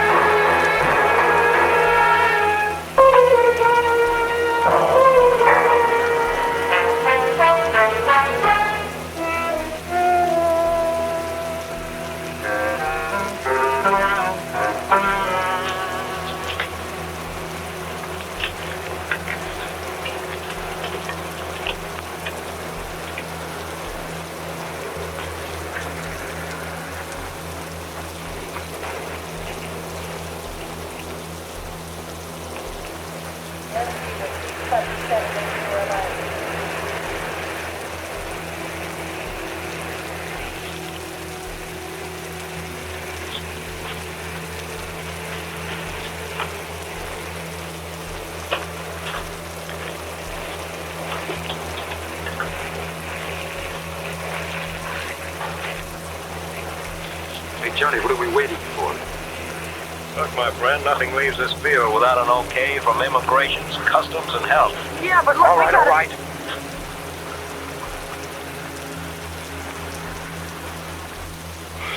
Looking for something, gentlemen? And while you're at it, take off your shoes.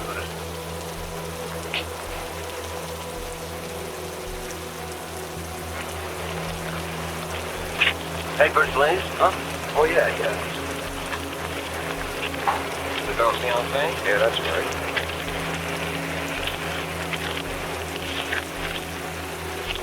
Well, Delphorne's papers seem to be all in order. Is it okay for them to ride with her to the hospital? Okay by me. Not a thing. Not a single blessed thing. It's a smart bunny. Say, that ambulance. Cover it. If it's gone, get with it. Well, good luck to both of you. Thanks.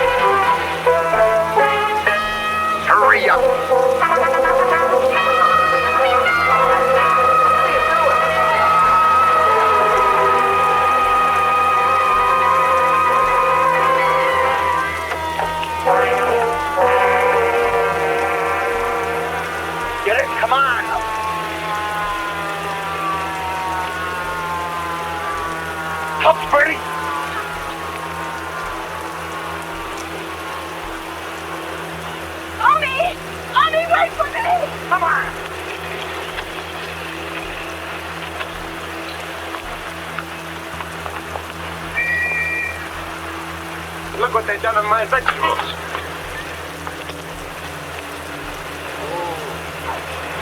What's the matter, lady? You sick or something?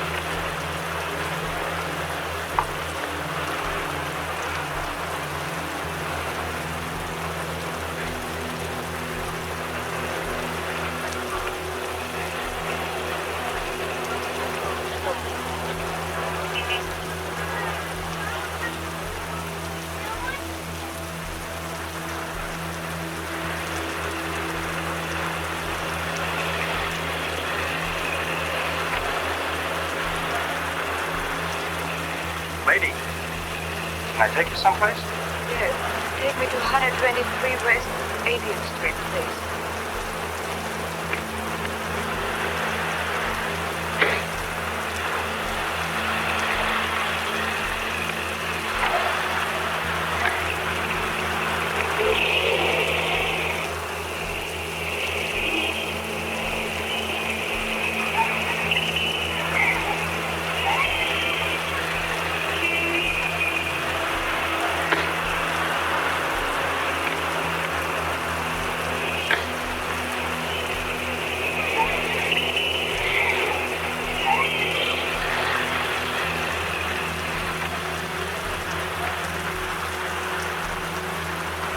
Hey, lady. That'll be $1.80. I haven't got any money. What do you mean you ain't got no money? But wait just a minute. I go inside and I get some.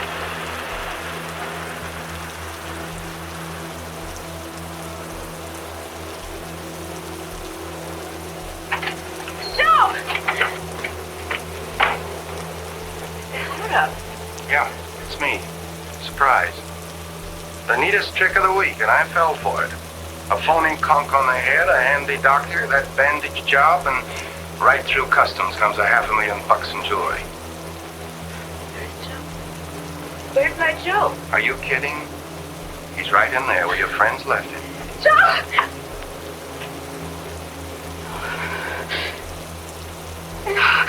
Joe!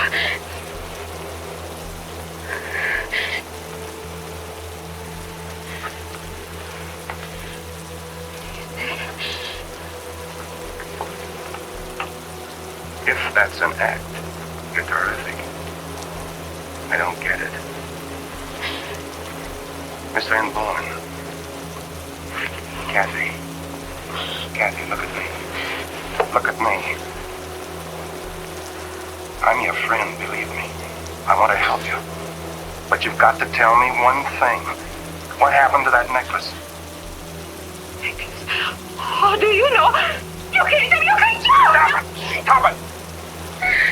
Listen to me. Listen to me, Kathy. I didn't kill him. It was somebody else. It was somebody I'd like to meet. I'm trying to help you. You've got to believe that. But you've got to tell me what happened. Don't you understand? I want to help you, Kathy. They'll send you back home.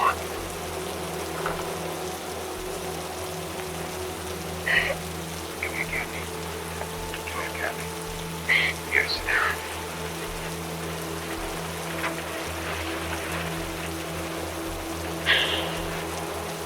Come on now. Tell me what happened from the time you left me on that plane. I was in the passageway. Someone in back of me. I turned around, but it was too late. Did you see who it was? No, it was too quick and too dark. I wake up. There was a man with a gun and a woman who... She was bending over me, doing something to the bandage on my head. There was a cry. Oh, I was frightened. And you found the necklace? Yes. Kathy, you do have that necklace now? Yes. I can only think of one thing. I want to see Joe. Kathy, do you know anybody else in this country? Do you know someone that you could go to?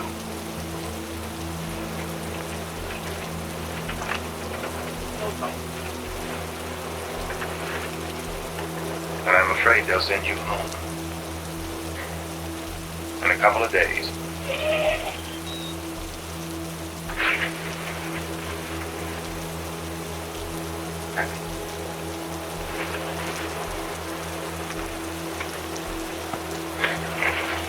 The men and the woman from the underland. Now look, Kathy, I'm sending you to a friend of mine. Now listen carefully. You'll be hung for this, I know. Now go to this address and ask for Mrs. Hoffman. Mrs. Hoffman, you understand? Mrs. Hoffman. All right, take this card. Go You to want that. this? No, no. No, you take that with you. Tell Mrs. Hoffman to hide it. All right, go on now.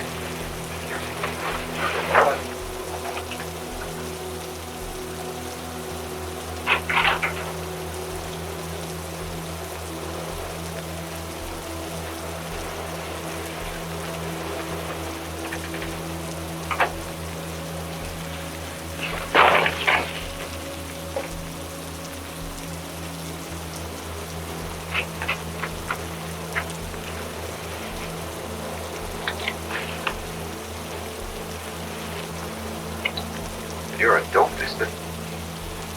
You should have had this thing working for you. I didn't want to shoot you. I wanted to meet you. The girl isn't here. Come on, talk, mister. She's got a hack outside waiting for her. Get over there.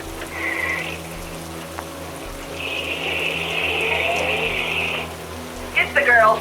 She's getting away. Now what are we gonna do? Ah, shut up.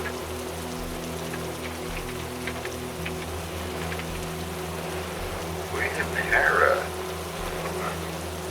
Private investigator. All right, Willie. Come on, make it easy on yourself. Where's the necklace, Willie?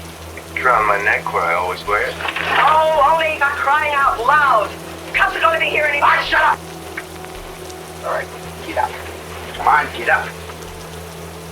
Yeah, I think I'm gonna take you visiting. Wait a minute. Just follow me out of here.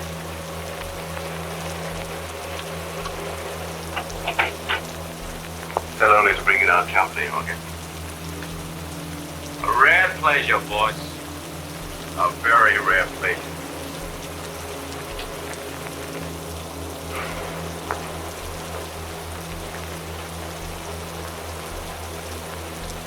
Oh, hello, Mr. Hara. I didn't mean to keep you waiting. I don't mind.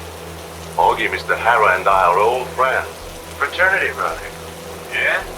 You look like an intelligent man, Mr. Hara. I hope you know what you're doing. Got a pretty good idea. Good. I always admire a man who knows his own mind. Augie, I'm surprised that you're standing there like that. Mr. Hara just got off the plane this morning. He needs a shave.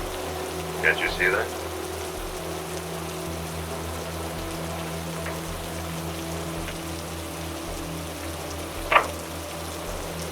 A real pleasure. Not too close, Augie. Just once over lightly. Good tip in it for you. This is only a hobby. Suppose you tell me, Mr. Hara. What's your angle? Angle? I've got no angles. Your pretty boy brought me here. What's your angle? You're not in a position to ask the questions. I realize that. I think I will have a shine, boy. Why, take it easy on it.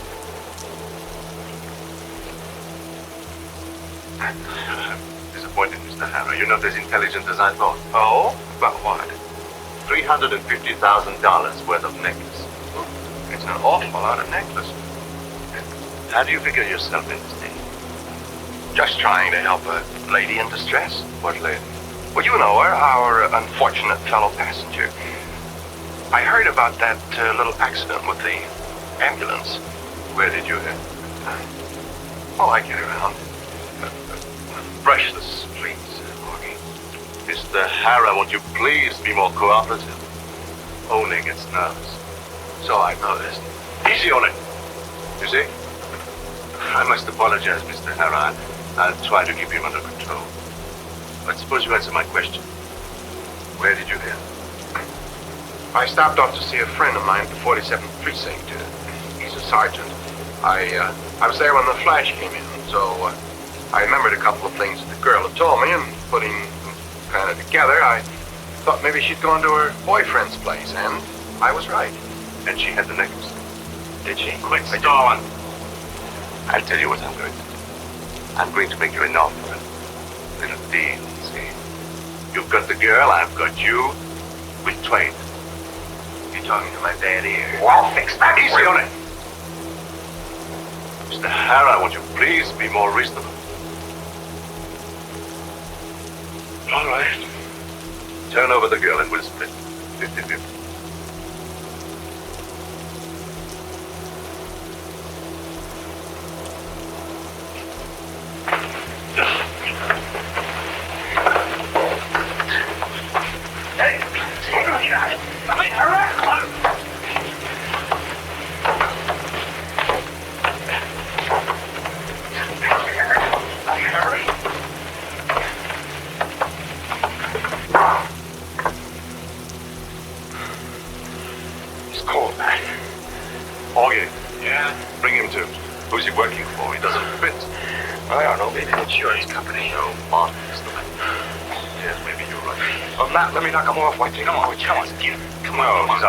To that girl.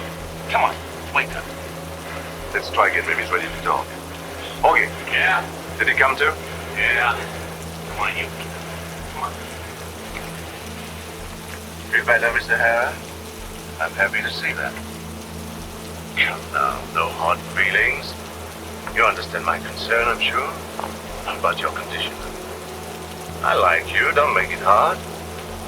What do you say? About what? My little proposition. Royal, I like to help people, but... Then you really don't know, huh?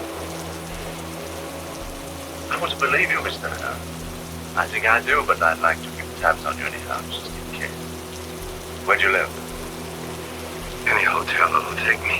What's your office telephone number? Beekman 93425. Call it. Yeah.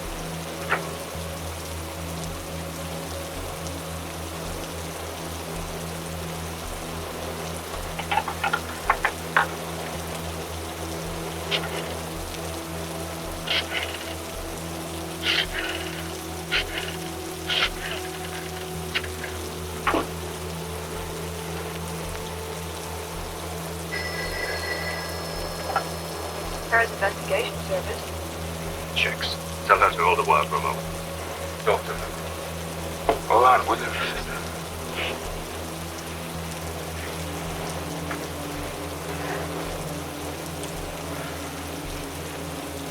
Helen, what's happening at the office? Nothing. Coming in this afternoon. Are you coming in this afternoon? Yes. Well, that, it all depends on what happens, Helen. Hello. We've got a little bet on here. Bill says you can remember anything. Is he left-handed or right-handed? He's right-handed, of course, and I'll bet he needs a manicure. You've got a good memory, all right. Anytime you decide to change jobs, come over and work for me. Thanks. This job is Yeah, fine. all right. Get his wallet. All right, you're free to go now, Mr. Harrod.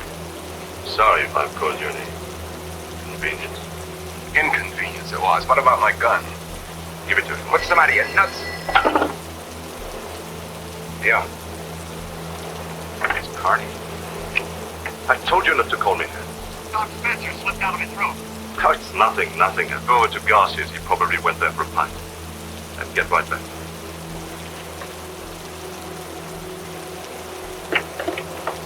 My gun. Give it to him, on it. What's in my coat?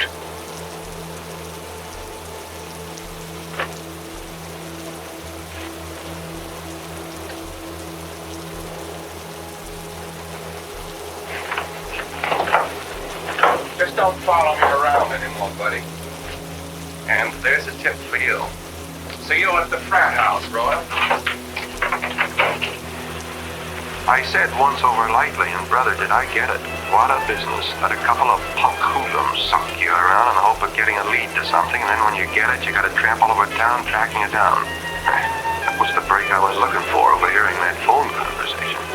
So, the doctor on the plane is in cahoots with Royal. It makes sense now, especially with Doc's background. Because according to Brandon, he started off like a flash and ended up without a scruple to his name. All because his wife died and he had an appetite for Benedictine. Yeah, I understand he was in Marseille about the time Steve was killed. No Garcia here. Well, if at first you don't succeed...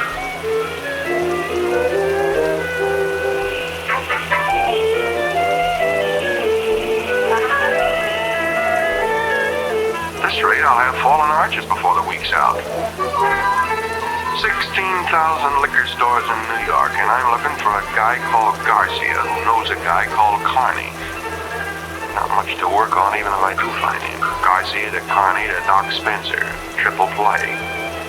But Doc may be the one to help me prove that Royal murdered Steve.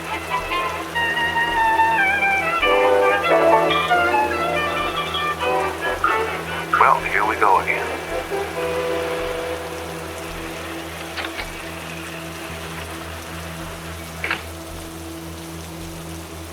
What's good? Running wild in the 6th. What's good? Everything is good. Special today.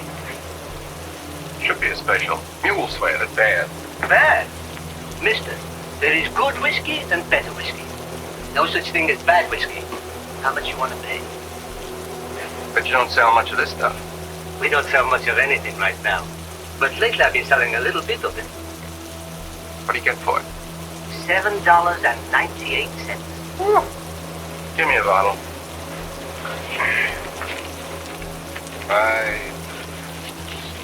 $8. Say, I saw Carney in here about half hour ago. Did he say where he was going? I think he went up to the hotel. Say, are you a friend of Carmen's? I ain't seen you around here before. Oh, I get around once in a while. You play the GGs? I take care of all the boys in the neighborhood. That's good to know. Track odds.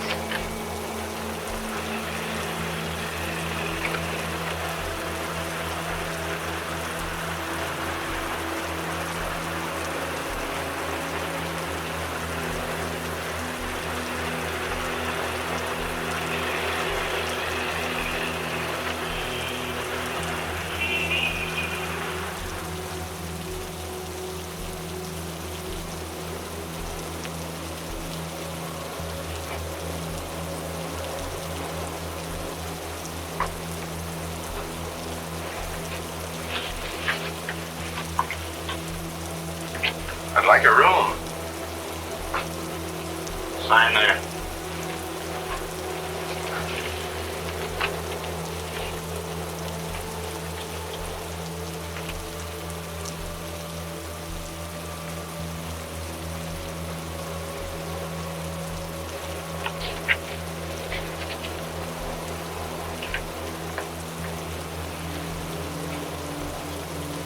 John Smith. Yeah. Any glasses up there? There's a glass there. Got any baggage? It'll be $1.50 in advance. $1.50? It says $1 outside. It also says up $1.50.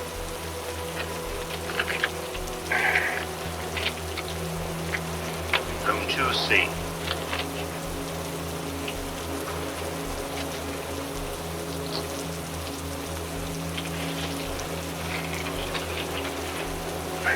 Say, if I want something, who do I ask for? Me?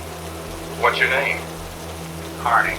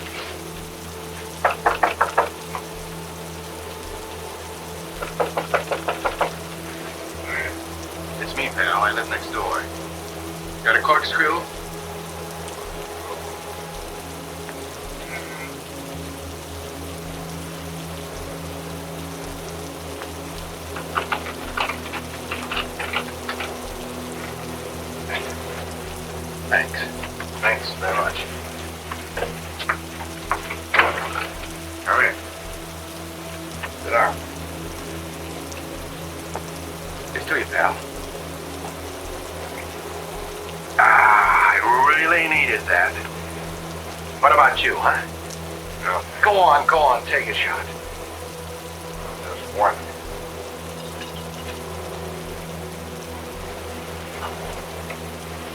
It's good, huh? Go on, take another one. Thanks. Here's another one. Here's three.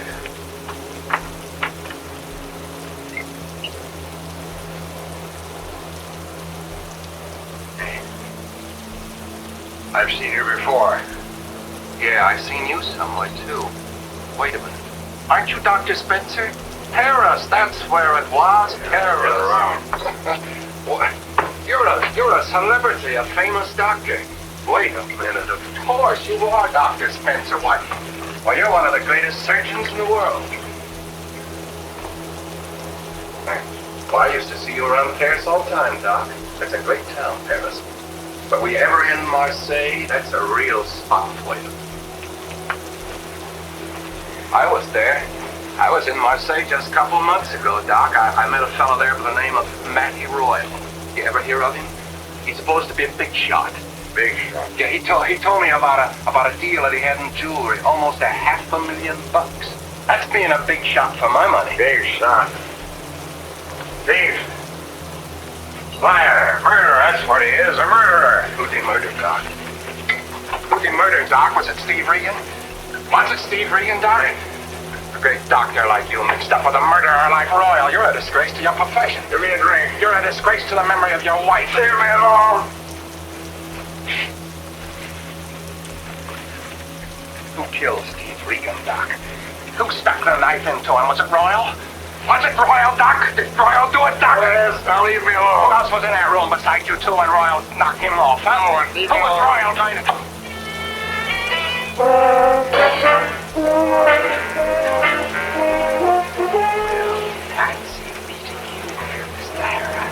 No rough stuff in here, only take him outside. Get lost. I got a big investment in this place. How did he get lost? What do you want? Get out of here. Shut your mouth, you drunken slob, you. Drop the bucket, Miss Tyra. Drop the priest. That's right. Turn around and back up. Turn around and back up. That's right. Come on, up, Miss Tyra.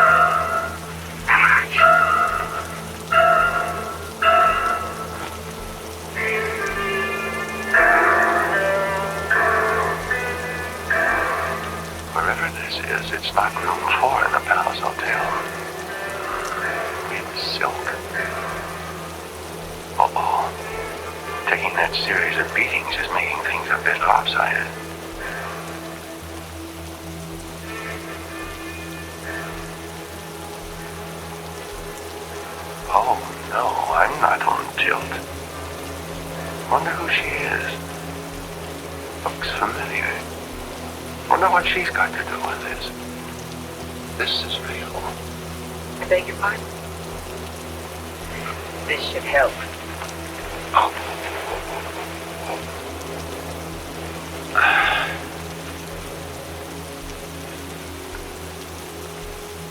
It does. Feeling better? For a guy that should be dead, this isn't too bad. What's the score? What's the gimmick? Gimmick? That's right, and while I'm at it, a couple of usual questions. Where am I? What am I doing here? And who are you? A couple? That's 3. I'm Lydia Brundage. This is my house. You were brought here by Mr. Matthew Royal and a gentleman I believe they call Oni. Only Oni is no gentleman. Lydia Brundage, the Brundage necklace Brundage. That's right. You say Royal and Oni brought me here? That's right. Why? Mr. Royal seems to think that you have my necklace, Mr. Harris. Or if you haven't, you know where it is. Do you? How about another drink? I'd like to ask a few more questions, if you don't mind. I rather anticipated that. What is your connection with Royal? It was in Paris, right after my necklace was stolen. He called in my hotel and introduced himself. He asked for an appointment. A private appointment. And you saw him? He picked me up in a car and we drove around. He said he was acting as intermediary for the people who had my necklace. Oh, he offered to resell it back to you, huh? That's right. Go on. I asked him what was to prevent me from calling the police. And he laughed.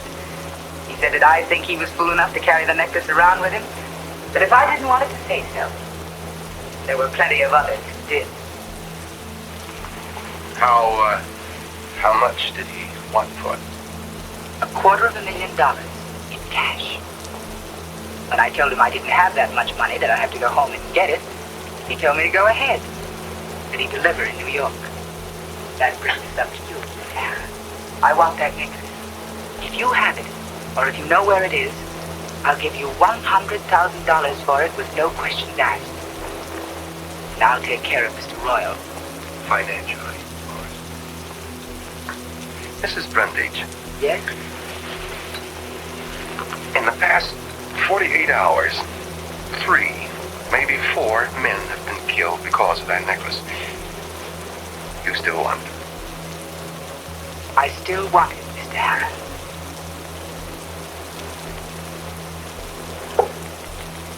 You think I'm pretty callous, don't you?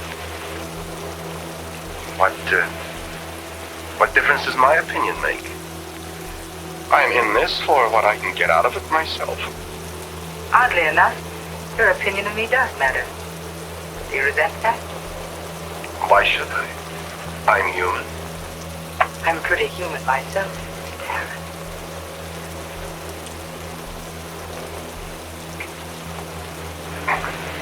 You would do most anything to get that piece of jewelry back, wouldn't you?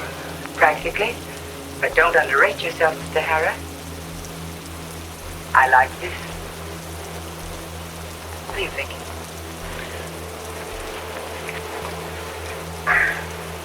Well, I can only think of one thing at a time. Where do we go from here? That's up to you. I'll see you to the door.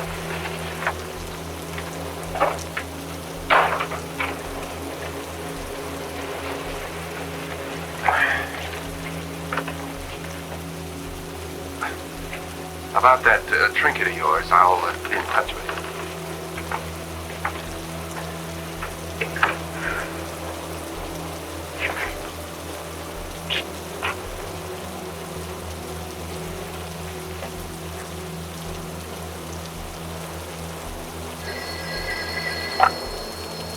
Harris Investigation Service.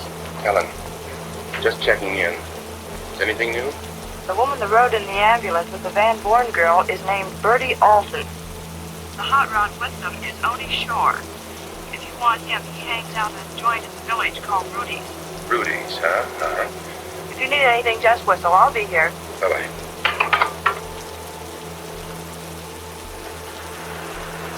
I got all the dope with no proof.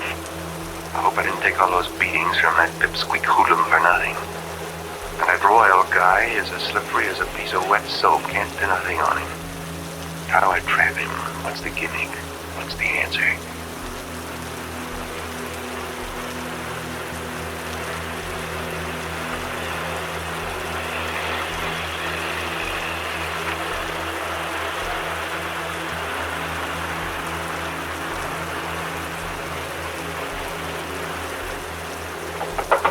Who is this? Don't worry, it's me.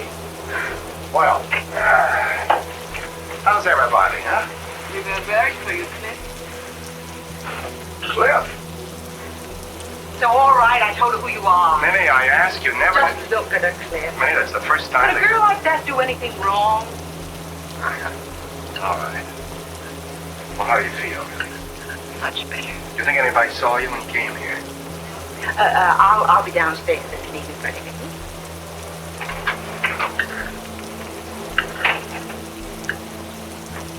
I'm glad you're feeling better. That's swell. Well, where'd you hide the necklace?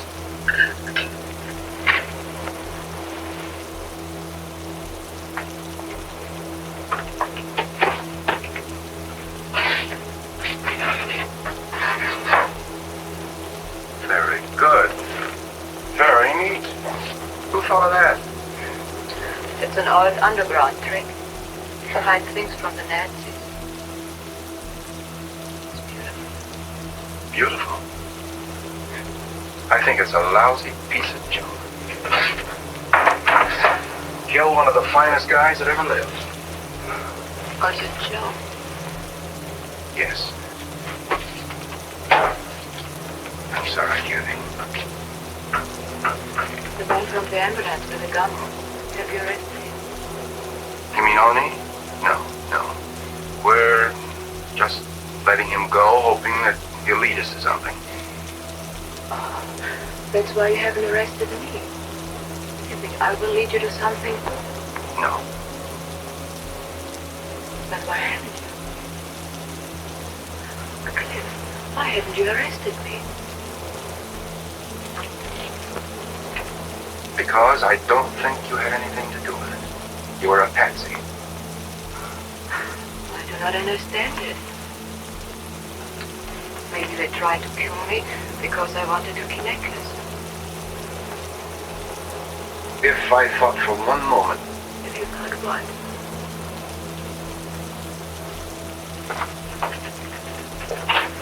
Manny! Manny!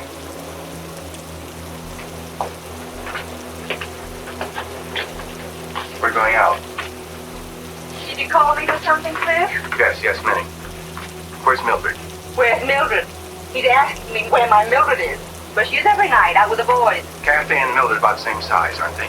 Yeah. Manny, I want you to get one of Mildred's dresses. A nice one, though. Yeah. We're going out night clubbing. Night clubbing? Cliff, do you think she's up to it? Manny, will you get one of the dresses? All right. I'll go upstairs with you and change.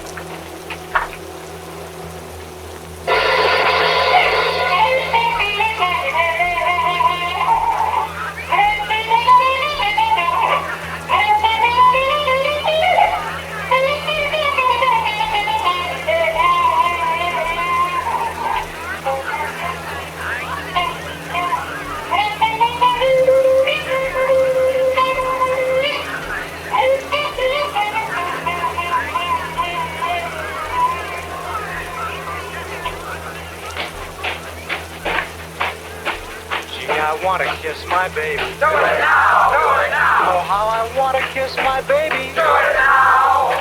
I just gotta hug and hold her before I get much older. Should I do it? Do it now! Do it now! Do it now! Well, I wanna sing and shout. Do it now! Do it now! Oh, how I wanna sing and shout. Do it now! Well, I feel that righteous beat from my molars to my feet. Shall I do it? Do it now! Do it now! Well, I want to clap my hands. Do it now! Do it now! I gotta clap my hands. Do it now! My soul is full of joy, like a baby with a toy. Should I do it? Do it now! Do it now! Say, I gotta blow my horn. Do it now! Do it now! I gotta blow my horn. Do it now! Well, I want to blow my horn, 'cause I'm thankful I was born. Shall I do it? Do it now! Do it now! Right now? Right now! Right now? Right now! Well, I'll do it. Do it! Do it! Do it now!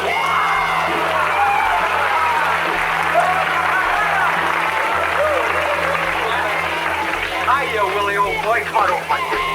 So what do you say? Come on, it's on the house. Well, let's do it. Do it now! Let's go, baby. Come on, what a girl. Come on, sit down, make yourselves at home. It's all on the thing. No hard feelings. Sure, no hard feelings. Hey, you. Get up. What's a big idea? I said get up. Yeah? Yeah, get up and get out of here. Sit. What are you, a wise guy? There's plenty of room. This suits me fine. That makes it okay all around, I think. Okay. Oh, and a girl. There's a bad one. Hey, how's your jaw? What? You know, your jaw. Brother, you crack a wall. I didn't suppose anybody else knew about this place. You come around here much? How would you get here? I just about put this place on the map. Yeah, China. Shut up. Basically, you say you and me sort of go out tonight. Hell, I'll give the town a big roll and we'll eat for double. Here you are. Hey, wait a minute. This is on me. Now, you want to remember one thing. I'm the host. Come on, keep it cheap. Thanks a lot. You're the best customer we've got. Well, what do you say? Here's to it, huh? Yeah.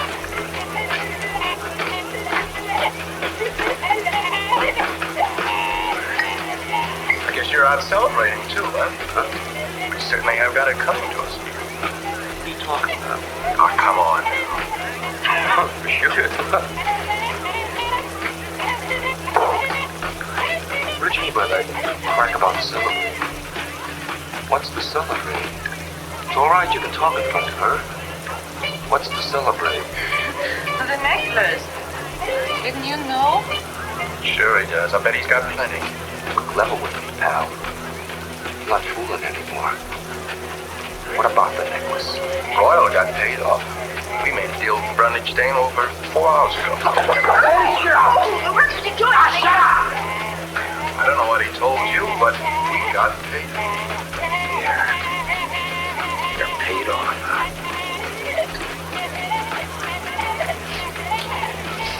Smart guy. Let's go. What's the matter? Let's go. Good night.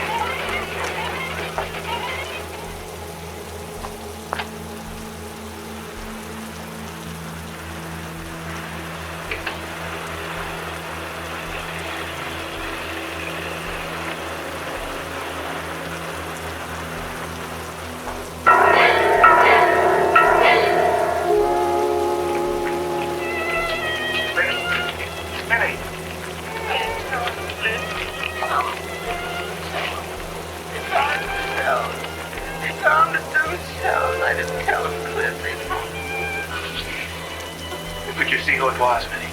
Do you know who it was? Two men I never saw before. They hit me so hard. What can I do, Cliff? Nothing. I'll call the doctor.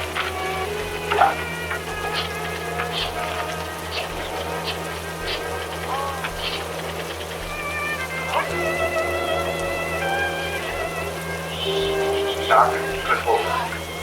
Could you come right over here? There's been an accident. Yeah, bring an ambulance. At home, yes. What? How you doing, Minnie? She's in terrible pain, Cliff. Well, the doctor will be right over now.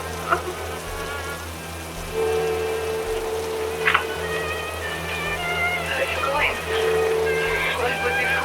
yourself in danger. Oh, and he is doing it for you. Let me worry about that. Well, Cliff, what can we do? Where will you be?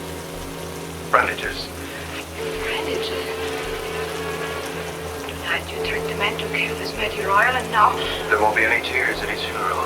Don't go. Please don't go, Cliff. Oh.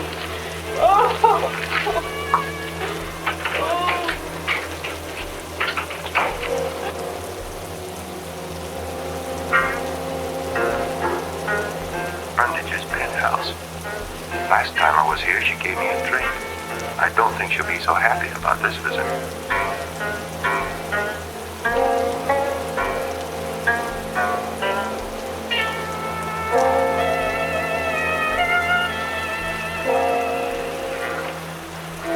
Guess I better not go in the front way and be announced.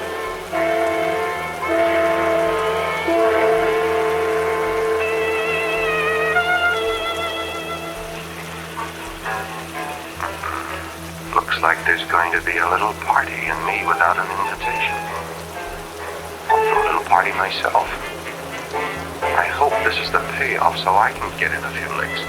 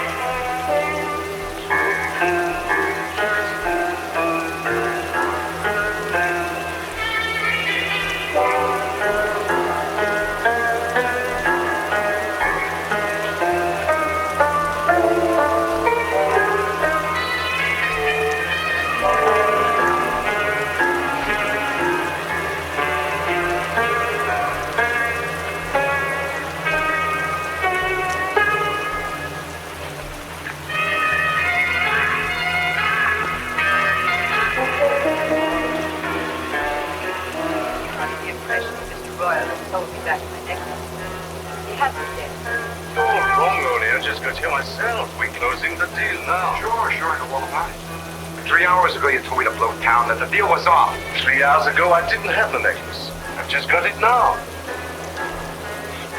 If I'd wanted to double-cross you, I would have done a better job. Come on, it's down, Matt.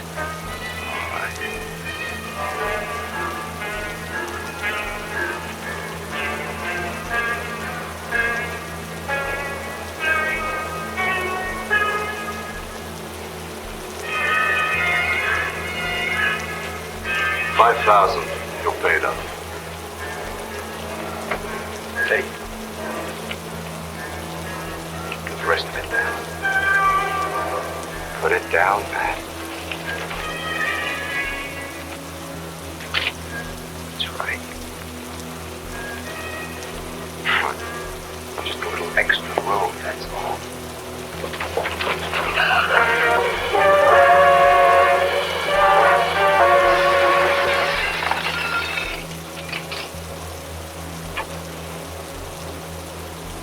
Looks like you're working for the Customs Department now.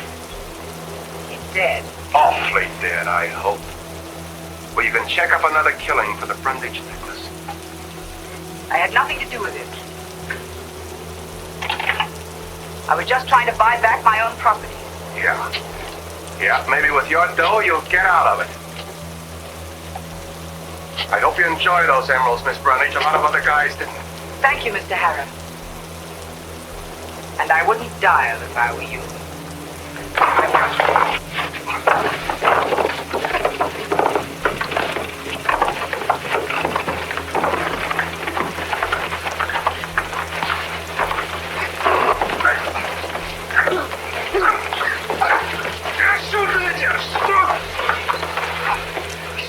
I can't, Matthew. I can't. You're in the way.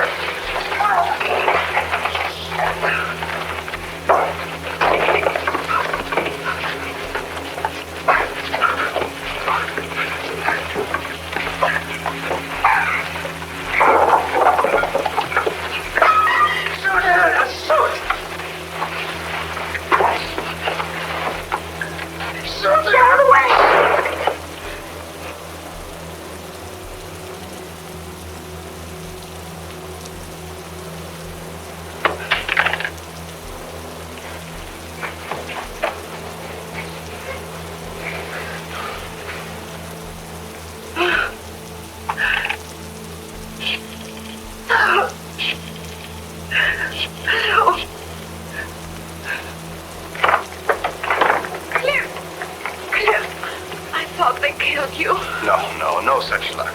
But it's nice to have someone care what happens to you. They found you, huh? Sorry, Cliff. We can't tamper with the immigration law. Kind of sorry we can't, Chief. She's a good kid. Of course, if she were in somebody's custody. But, now come on, let's get out of here. Boys, clean up. You better take care of that bruise. You got these guys, huh? Yeah. They were watching the front way. I guess you came in the back. 5 o'clock, and the big push starts in reverse. The Bronxites and Brooklynites chasing home for a hot meal and maybe a movie with a wife. The babysitters' phones must be ringing like mad. For me, it's just the end of one assignment and the beginning of another. Who knows, it may take me to Iceland or Peru. Meanwhile, it looks like I've taken on a part-time job. The immigration papers read, name Kathy Van Born, age 24, nationality Hollander, eyes brown, hair brown, placed in the custody of Mrs. Minnie Hoffman. She'll be close enough so I can keep an eye on her. It's a real swell little gal, Kathy. Maybe this won't be a part-time job after all.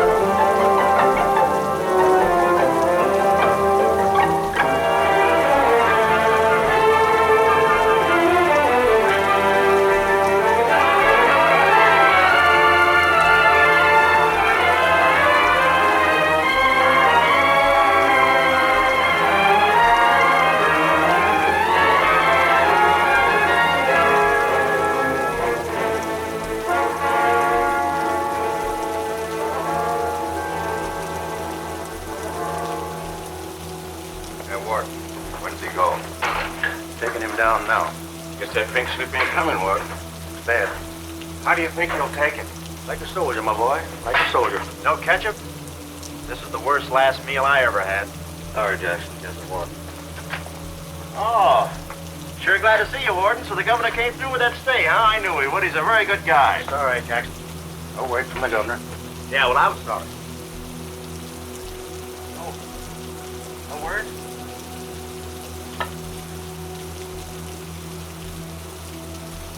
No word, huh? Well, I don't know who to vote for next time. Come on, Jackson.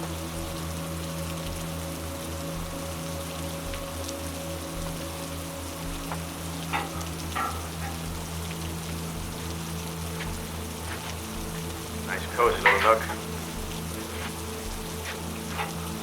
Oh, so that's it, huh? Mind if I take a look?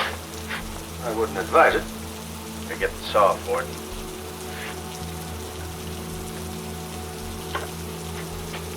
Gas. Haven't even put in electricity.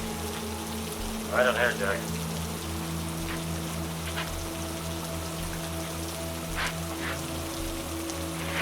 Jackson, I'm going to grant you a special privilege not often given to a man in your position. It's what you've asked for. A chance to tell your story to the newspapers. Get it off your chest. Thanks, Ward. See you in a while, Jackson. I'll be right here. Mr. Jackson, I think you're wonderful. You've really got what it takes. Well, I ain't exactly a cream puff. Cigarette? Never mind. Thanks, George. Might be a saw in that. Oh, well, you've got what I call gut. Well, the way I figured, anybody got a match? Yeah. The way I figured, if a guy feels in his heart he's taking a phony rap, well, it's not so tough to kick the bucket. It's not so tough to walk that last mile. Just tough to light a cigarette, that's all. Say, Jackson, how'd you get into this mess? Was it a woman? It's always a woman. You should have seen this woman. Skin like smooth satin, beautiful blue eyes, dark silken hair. Kind of a gal that make you want to give away your last shirt. I borrowed this from the warden. This girl, how'd you meet her? Did she come up to your office? Did you fall in love with her? Wait a minute, one at a time. You may not know this, but I wasn't always a detective. Before they pinned this murder rap on me, I had one of the sweetest little rackets in San Francisco. A legitimate business? Better than legitimate, it was profitable. My office was in the Trafalgar building, just on the edge of Chinatown. Oh, in Chinatown. No, not right in. You know California Street from the hill at Stockton? Yeah. Well, coming down the hill in the cable car, you could just see my office. Third floor front. Ronnie was the name. Ronnie, baby photographer. I'll never forget that day. For 2 hours, I'd been trying to make that little brat smile. I threw the book at him, every surefire trick of the trade.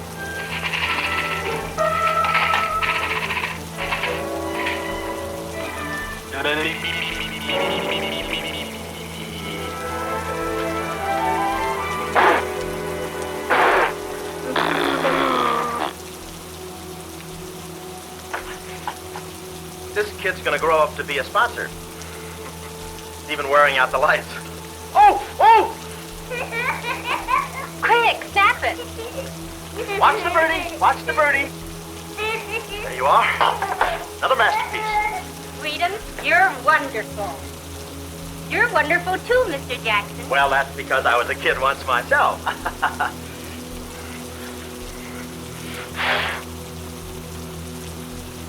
I'm just dying to see those grooves.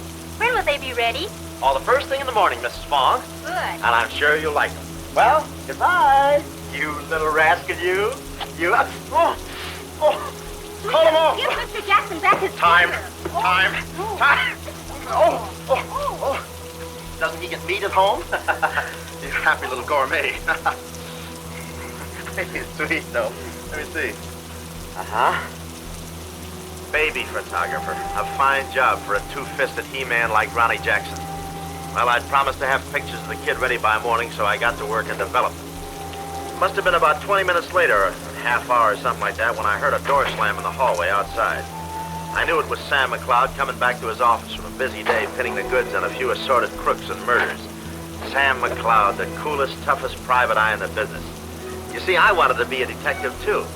It only took brains, courage, and a gun, and I had the gun. I'd figured out a way for Sam to hire me, so I started across the hall. Already, I could see my name in big letters. Ronnie Jackson, Private Eye. What I didn't see was the small print underneath. Rest in peace. Yeah, well, don't worry your pretty little head about it, baby. Catching a rattler for Chirac? Hi, Sam. Oh, listen, baby, it'll take more than a couple of hopped-up gunsels with itchy fingers to scare me. Oh. Yeah? Yeah? We'll have to talk that over some rainy night in front of a nice warm fire. I'll bring the matches. Look. What's on your mind, Ronnie? Matches? No, I mean, look, Sam. It came today, license and everything. Now can I be your partner? I told you before, stick to watching the birdie and you'll die of old age. Yeah, but I was cut out for this kind of life. All my life, I wanted to be a hard-boiled detective like Humphrey Bogart or Dick Powell or even Alan Ladd. You don't have those beautiful women coming into the office, those warm fires on those rainy nights. That's the kind of life I want. How about it, Sam?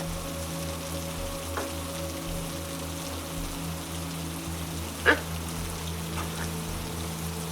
Smooth, huh? Say, I can be a lot of help to you, Sam. Look, here's my latest invention right here. A camera with a keyhole lens. Takes pictures right through doors. I've been kicked out of 5 hotels already. How about it, Sam? Can I go to work for you? Just give me a simple yes or no. No. Oh, but that's too simple. Why don't you give it a little thought? I'm going to Chicago for a few days. I'll leave the door open so you can come through and answer the phone.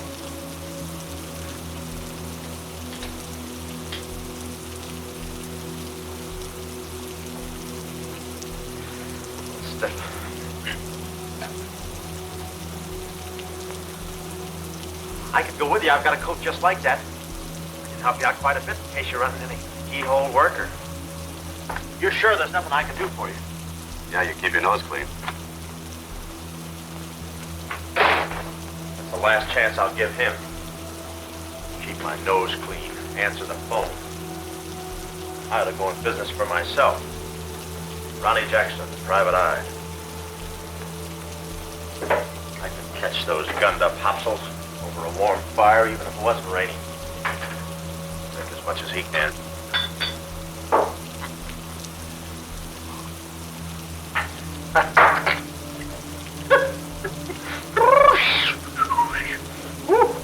Smooth.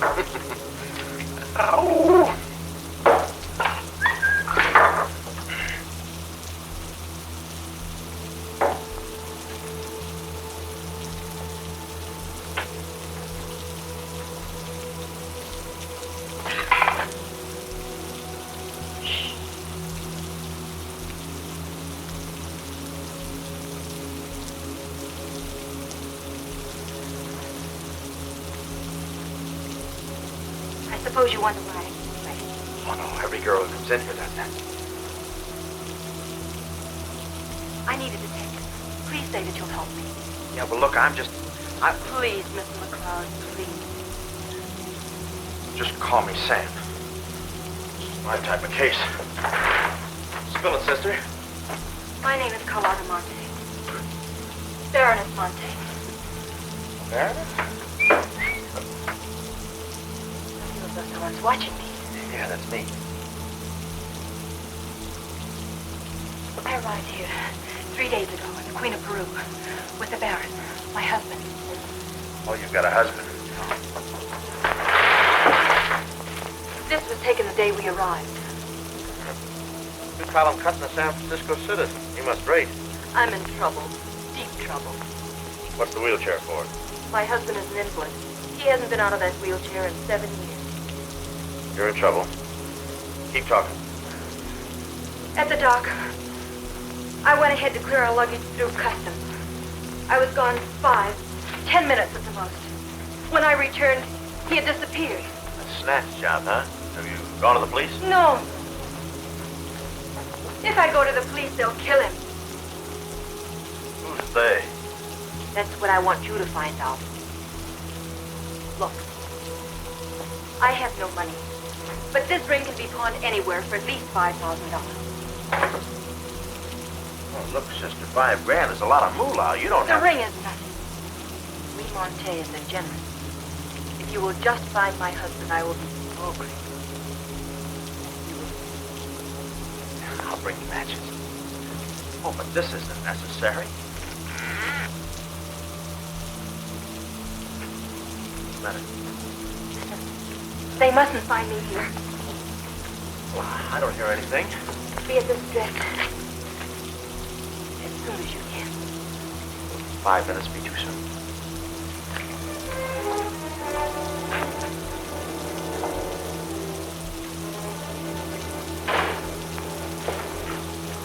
You're a dangerous man. Be careful. They mustn't know you're a detective. Don't worry your pretty little head about it, honey. I'll find your husband.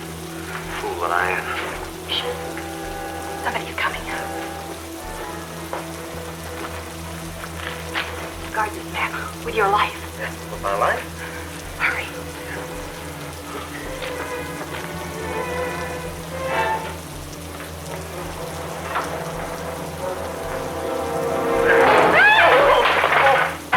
Oh, it's you, Mabel. Oh, I'm sorry.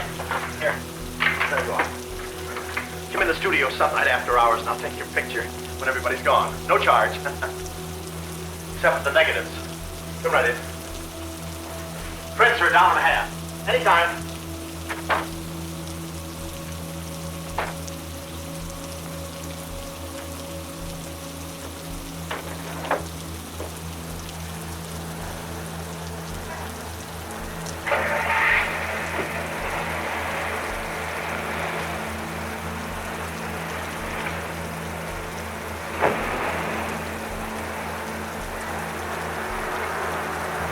Huh.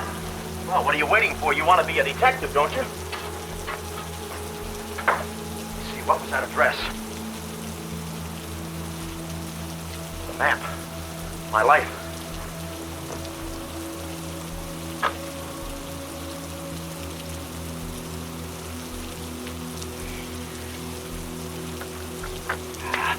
Smooth.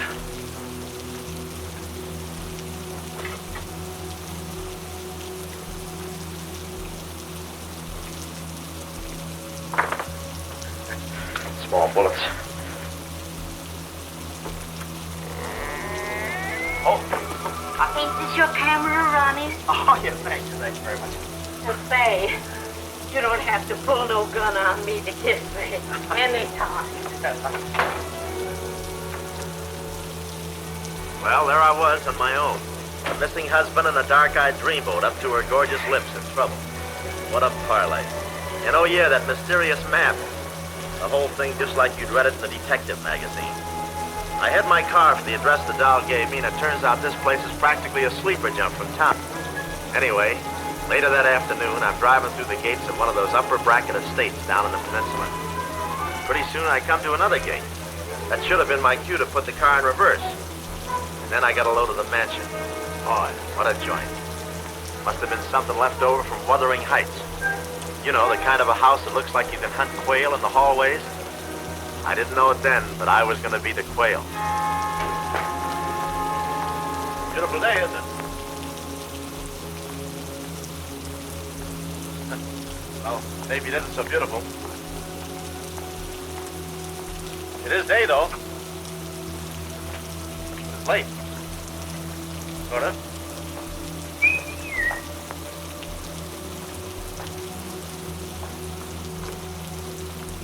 Now me.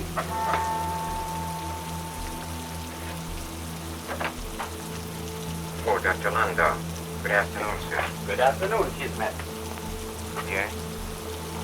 Baroness Monte is expecting me. Pronto. Oh, yes. Won't you come in? Pronto. Nice cheerful place. What time do they bring the mummies out? Very amusing, sir. Madame la Baroness is in the living room. Oh. Shall I announce you? Never mind, I'll take it from here. May I help you with your overcoat? Pardon, monsieur, you calling? Yeah, I'm roughing it. Here we are. Thanks, Cuddles. Very amusing. Beside you,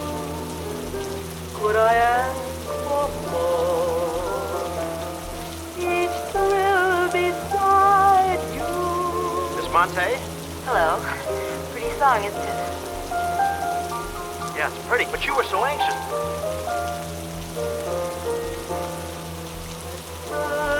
Beside you through the winter storm, or here beside you, I'm forever warm. I'm not feeling daydream. It isn't any crime to want to be beside you till there's no more time.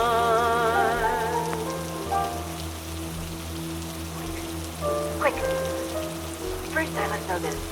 Are you a man who is afraid of danger? No, you can get as close as you like. Baby, we're in this together. I'm with you till my dying breath. Please, you mustn't. Yeah, better not leave any fingerprints. My uncle, Baron Monte, came to this country. Your uncle? Yes. But I thought you said the guy was your husband. Well, I had men for help. I know men. Somehow they always seem to be more interested in the problems of young wives with older husbands. Oh, it just seems that way to you. Please listen. My uncle came to this country on a very important mission. So important that he wouldn't tell anyone about it, not even me. Your uncle, huh? So he's not your husband. Well, did I quote you any rates? I may work cheaper, you know. Please, not now. Too fast, huh? Okay. Tell me, did your uncle have any enemies? Not that I know of. Huh? And how about this house? Who lives here? It belongs to a Major Simon Montague. He was a former business partner of the Baron. When my uncle disappeared, I was frantic. So I called Major Montague, and he offered to help me. And what do you know about it? My uncle trusted him implicitly, and still treats me like a child. Tells me not to worry. Says that he's handling things. And all the time I feel as though I'm being watched. And he's been so sweet and kind ever since my arrival. Getting kind of dark in here, isn't it? We were just talking about you. Something flattering, I hope. Maybe I should have listened a minute. If there's anything warms my heart, it's finding out people like me as much as I like them. I don't believe I've had the honor, sir. Oh, Mr. Craig. Oh, hi, Mr. Craig. Glad to see you. What? I thought your name was Craig. Yeah, I'm Craig, too. That's quite a coincidence. This is Major Montague. I met Mr. Craig on shipboard. I'm still a little seasick. Well, it's a pleasure knowing you, sir. Anything I can do for you while you're in the country, you just speak up. Oh, thanks, sir. You have a cigar? No, thanks. I'm driving. Craig, yeah. Where have I heard that name before? Madame, there's a phone call for you. Please take the message. After all, Colonna, it may be important. Yes, you're quite right. Excuse me, Mr. Craig.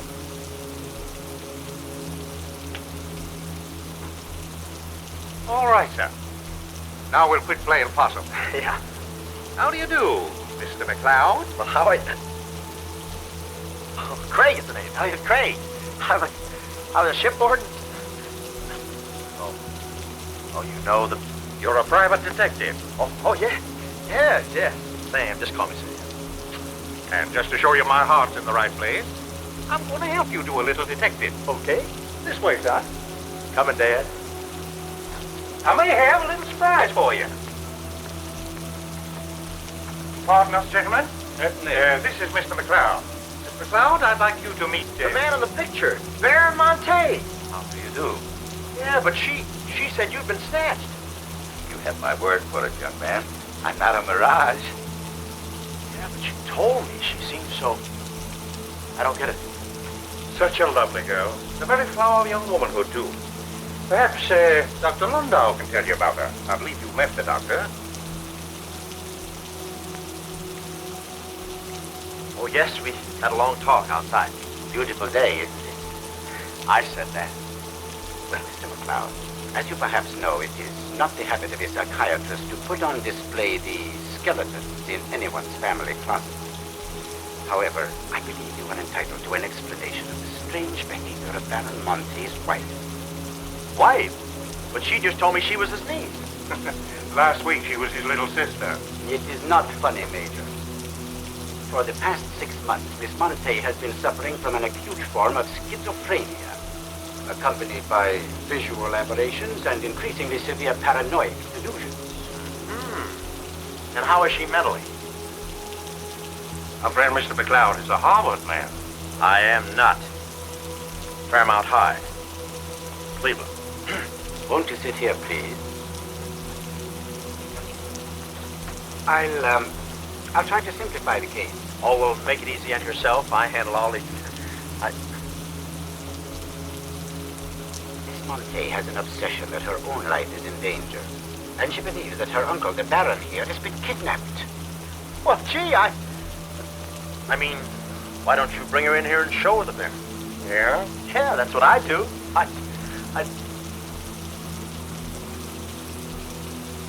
No, senor. It would be too severe a mental shock. But my idea is to break down her fear with suggestive therapy. Well, does she snap her cap very often? I mean, when you invite company for dinner, do you take away her knife and fork? She's only dangerous if she's emotionally disturbed. You must have come across many similar cases in your business, Mr. McLeod. Oh, me? Oh, sure. I can take those schizos or leave alone, and usually I leave alone. I figure that with a... Well, I must get back to the office and file some fingerprints. See you then. You know, my heart goes out to that poor unfortunate girl. Her mind is all mixed up. Downright pitiful. I suppose she even said something about a map, huh? Map? Yeah, she even gave me one to hold for. Mysterious map, missing uncle. Pretty corny. You know, there was something about the way she looked that made me suspicious. The way she looked, I didn't care. But she kept the map. Oh, sure. Why not? She may not have it up here, but... Hubba. Thank you, Jim. Now, you watch yourself, son. Oh, come in, Carlotta, dear. Nutty as a fruitcake, with all that beautiful frost. I was just saying to your friend, Mr. Craig, that any time he's in the neighborhood, he should feel free to drop in and have a julep with us. You all excuse me. Oh, don't go, Major. You know the old saying, three's company and two's a crowd. You take care of yourself, son. Yeah. Well, here we are, alone at last. Goodbye. Do you know who that phone call was from? Napoleon? Her schizo's about to frania. Why did I get up today? I just spoke to my uncle. That's funny, so did I. Who? My uncle, Baron Monte. He told me not to worry. But I'm terribly disturbed. Emotionally? Yes. He said he was safe. Oh, he's safe, all right. I mean, he's safe, all right. But he's not safe. I know he is. No. He's in a terrible spot. But I feel he's in great danger. Yes. Great danger. Yeah, but he's safe, all right. He's safe. Sounds like an umpire. Don't you see? Someone forced him to make that call. Someone who wants me to believe that nothing is wrong. Oh, Mr. McLeod, I don't know what to do. I'm at my wit's end. Yeah, I passed there an hour ago. What's the matter with you? Who, me? Here, sister. You better take the ring back. But... Mr. McLeod. Sam. You wouldn't desert me. Not now. No. I just remembered I got a date with J. Edgar Hoover. Kid never makes a move without me. But Sam, you said we were in this thing together. You said you'd stick with me till your dying breath. And I'm getting too close to it. Now, don't get upset, Miss Monte. You just listen to the Major. He's a very fine man. And he likes you. Oh, so they've been talking to you. They've been telling you things. Oh, you're crazy. I mean, you're being silly. Nobody's been talking to me. I haven't even been talking to myself. Oh, yes, they have. They told you something, and you believe it. Oh, no, I'm on your side. Oh. So now I know who's at the bottom of all this. Major Simon Montague. Oh. No. We're in this together, baby. Please don't believe me, Dad. Huh? Please say you'll help me. Please. Please, baby. Huh? Do it, Mama. Mama knows best. Darling, promise me you'll guard the map with your life. Yeah, the map. Map? The map. Yeah. Here, let me take this. Oh. You can open the mailman later. Gee. 6 o'clock already. Well, so long. Well, I get out of the house, was just starting for my car, when I realized me and my gat had parted company, holster and all. I figured little Miss Screwball must have lifted it when she kissed me. I started to go back for it, but I changed my mind. I spot a high window around the corner of the house and decide to climb up and take a gander. I figure the only way to get the inside dope is from the outside. Dope. So I scamper up the hill in about 3 jumps like any other goat and take a sneak peek. And what do you know? The guy who told me he couldn't walk is out of his wheelchair and sashaying around chipper as a jaybird. Then I knew Carlotta wasn't nuts. I get out my brownie and I'm all set to snap Exhibit A when Laughing Boy gets out of his chair and starts for the window. I figure he sees me. But no, he pulls up the shade right to my kisser, like it was ladies' night in a Turkish bath. I'm stymied, but only for a second. A keyhole. Here's where my gadget pays off. The greatest invention since the Albany night boat. This'll do it, I says. Next stop, Rogue's Gallery.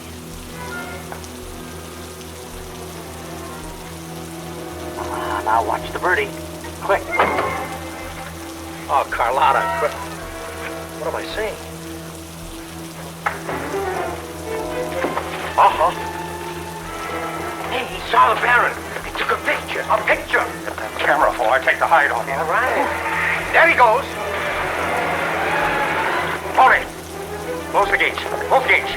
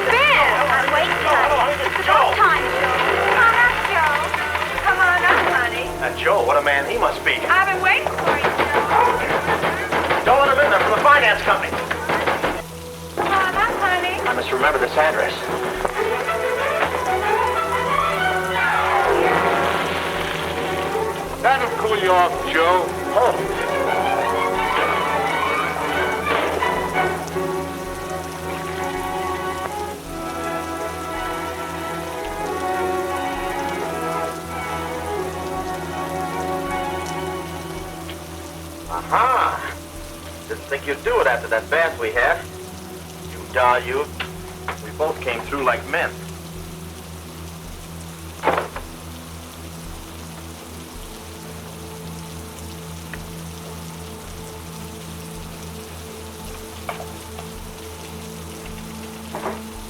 Oh, hello, operator. Get me to state police. Yeah, I'll hang on.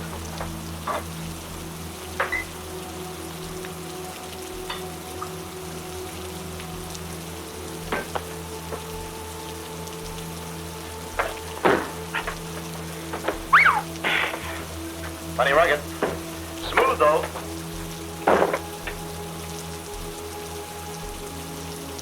Cuddle, man.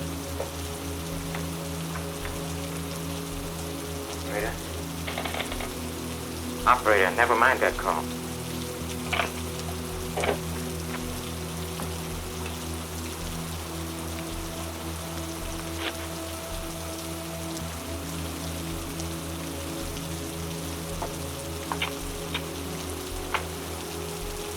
Very thoughtful of you to include the negative.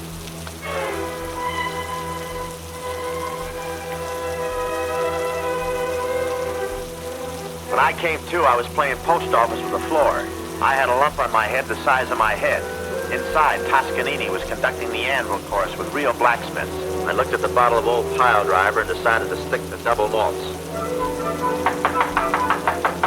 Then those kids with a hammer started pounding again. But the thumping wasn't in my head. It was somebody knocking on the door. And it wasn't McLeod's door. It was my door. My door in the other room. Oh, it's you. Yes, here I am, Mr. Jackson. My head. How did they come out? Yanks 4, Cleveland 7. Now, Mr. Jackson, a man of your responsibility shouldn't drink. Well, who's drinking? Oh, that's the bottle of bean bopper. I want my baby picture. Yeah. Picture? Oh. Wait a minute. Where are you going? Just a second. Mr. Jackson. Wait. Mr. Jackson. Aha! They got it. It's gone. It's gone. Let me see. I had it here and I took it in there. Oh, this would have to happen to Sweden. No, look, Mrs. Fong, it's not your baby's picture. Here's the negative of that. Have it printed someplace else, please. Someplace else? Yeah, I'm out of Mr. business. Jackson. I'm retired. Remember that if you have another baby, please. Quiet, I'm thinking. Boy, I've got things to do. Yes, sir, important things to do. What have I got to do? Carlotta.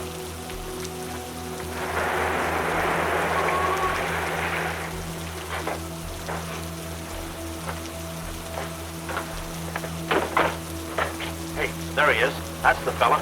Get him. Watch him. He's one of the gang. All right, what'd you do with the baron? Come clean, you guns. We mean business. Don't we, fellas? I beg your pardon? What's going on here? Don't try to look so innocent with those blue point eyes. Watch him. He's got a knife. Have you got a knife? Sure, I've got a knife. I'm the gardener. What'd you think I was last night, a chrysanthemum? He tried to prove me. Hold it, Bud. Is there anyone living here by the name of, Carlotta Monte. Carlotta Monte. Who is Carlotta Monte? You know who she is. She's staying here with Major Montague. Who is Major Montague? Look, this house belongs to the George Crandalls. They've been in South America for 4 months. 6 months. Yeah, then he's subletting. You mind if we take a look inside? No, please come along. Pardon me? This way. I'll show you. They're probably all hiding in here. Stick with me. Hey, what's this? Looks like nobody home. Nothing personal about that, I hope. What do you think, Sarge? I think a rebuke is in order. Oh, now, wait a minute. Don't get your badges in an uproar. You got this all wrong. They fixed my car. They fixed the gate. They fixed everything. That's their racket. They're trying to make people think everybody's crazy. Yeah, but with you, they had a head start. Oh, now, wait a minute. You got to listen to me. You got to trust me, fellas. This is the biggest frame-up since Whistler's mother. Thank you. Wait a minute. Now, keep moving. You got a long drive back to town. Yeah, well, let me tell you something. What? I like long drives. Get going. Okay. If you bother us again, I'll personally punch you in the nose so hard it'll look like other people's noses. Yeah, well, it might be worth it. Sorry we bothered you. You're not a bad guy for a foreigner. Oh, but I'm going to be a citizen. I'm studying for my examination. By the way, could you gentlemen tell me who was the 8th President of the United States? Go on, Bud.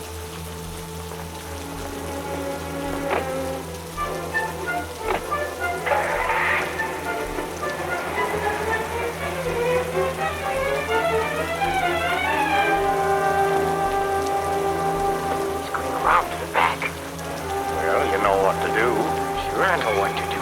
Not that, you fool. Why did he come back? Why does he want to search the house? He's looking for clues. Clues, huh? He wants a clue to call out his whereabouts. See that he finds one. This one.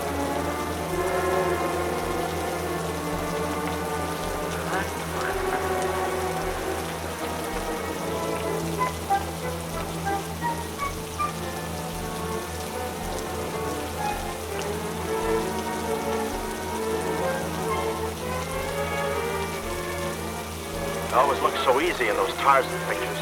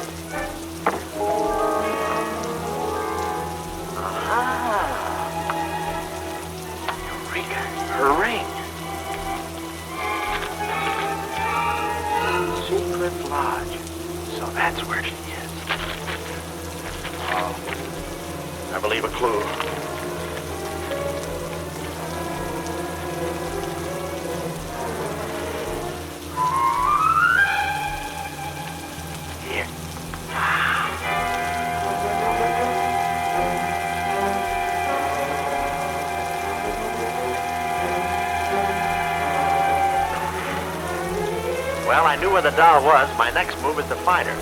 So I get back into my hot rod special and start out. About an hour later, I spot a sign, Sea Cliff Lodge. So I go in to locate the girl, pretending I'm just another guest looking for a little quiet relaxation. The place is just what I figured, a ritzy summer resort, complete with golf course. Hey, pardon me. How do you get to the lodge from here? The lodge? Huh? That's where I live. Right ahead, you can't miss it. Oh. Hey, pardon me. Did you notice if a good-looking, dark-haired girl checked in there last night? Can't talk. Care to play these last 3 holes? It'll take you right there. Oh, okay, but how about my car? They'll send for it. Oh. Crawford's the name. Oliver J. Crawford. Well, mine's Smithers. 9 iron. Care to shoot first? Okay. Hey, this girl last night, did you notice that she was alone? Care to make a small wager? $1 a hole? All right. Did you notice that she had I hit a full 9. There's water down there. See?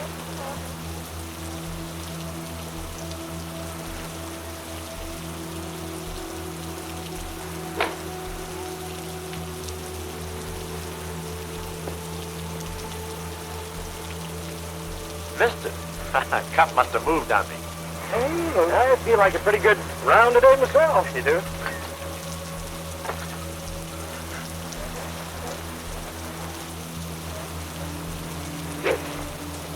Oh. Lucky I got up with those straps. Oh, I didn't see it.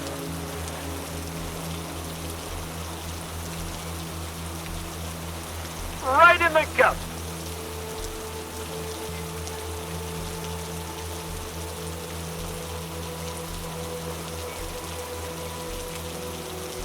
I'll concede that. Thanks. For a minute there, I didn't think you had a ball. Tough luck, old boy. You're one down.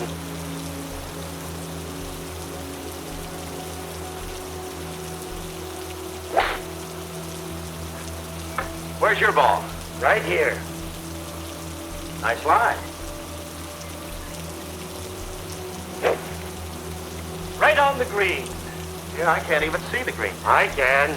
Oh, say, Smithers. Huh? How about that buck you owe me? I owe you? $1 a hole. Huh? Nice racket you got. Thanks. George Washington. Where? He's staying here, you know. Oh. Got the room next to mine. Keeps me up all night long playing Yankee Doodle on his fife. Off key. Why don't you tell Petrillo about it? Hey, you hurry up. Quick, grab them. There they go. Well, I'm looking for you, chummy. We gonna see the doctor. Doctor?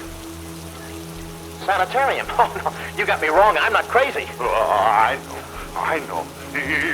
Maybe you'd like some walnuts. Huh? Walnuts? Why don't you grab those nuts? They're strudel in the noodle. Oh, I want you. Yeah, but I'm okay. I'm sane. I'll prove it to you. Watch this coordination. It's the wrong hand. It's... Well, I'll practice a little and see you later. Come on. Easy, that's my pinball hand. We gonna see the doctor. It's no use, Bud. I'm not going with you. Oh, let's see the doctor. Doctor! Stop! Oh. Watch out, or we'll never get that down again. Oh, that's better. There's a part missing. This thing like this could be permanent. Oh, Cuddles. Hello. Do they have bellhops here? Welcome to see Cliff. Yeah. Calisthenics? Oh, steady. The mat. Where's the mat? You didn't bring it with you. That's very bad. Look, I didn't expect to see you here. Get me out of this angle. Very bad. Trying to choke somebody? Look, I don't know what's going on here, and I'm not scared, see? You got company, man. Carlotta. Oh, Sam, I'm sorry. Oh, that's all right, baby. Oh, why did I have to go and do this? Now I've got you in this mess, too. Oh, now, wait a minute. Don't go feminine on me. All right. Don't go masculine, either.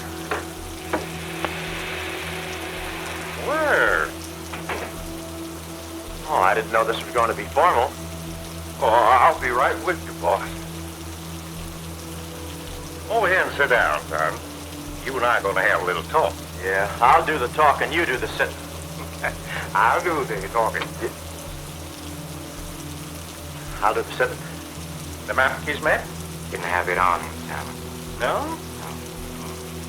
That kind of changes things, don't it? Yes, it does change things. Sam, boy, recently I offered to buy from Baron Monte the mineral rights to the section of his land. Unfortunately, the Baron turned my offer down. He came to this country to make a deal with somebody else. Who is this someone else, and what kind of mineral rights? You're getting too inquisitive, son, and that ain't healthy. Now, maybe little Carlotta here is beginning to see the light. You know, I'm very fond of you, Carlotta, and I don't like to see you holding out on me. Lay off of her, you phony. You all. It's a good thing you're here. I'd be brutal. Carlotta. Uncle Jackson, are you all right? Yes, child. They haven't harmed me. Hey, is that your uncle? He looks just like the guy in the picture I took. You should have held on to it, son. That picture might have spoiled everything, boss. Light, please, Carlotta. Oh, Simon, if you don't mind, I'd like to acquaint the Baron with a few basic facts. You see, Monsieur le Baron, we have you. We have your needs. And, having Mr. McCloud, we have the map. Not yet, you haven't. Yes, but before the chrysanthemum blooms, we will have it. Please put this away, yes? Come here, Woody. Now, let's stop fooling around, son. I want that map, and I want it now. What you want and what you're going to get are two different things. I'm not the given kind. No. You're not... Oh.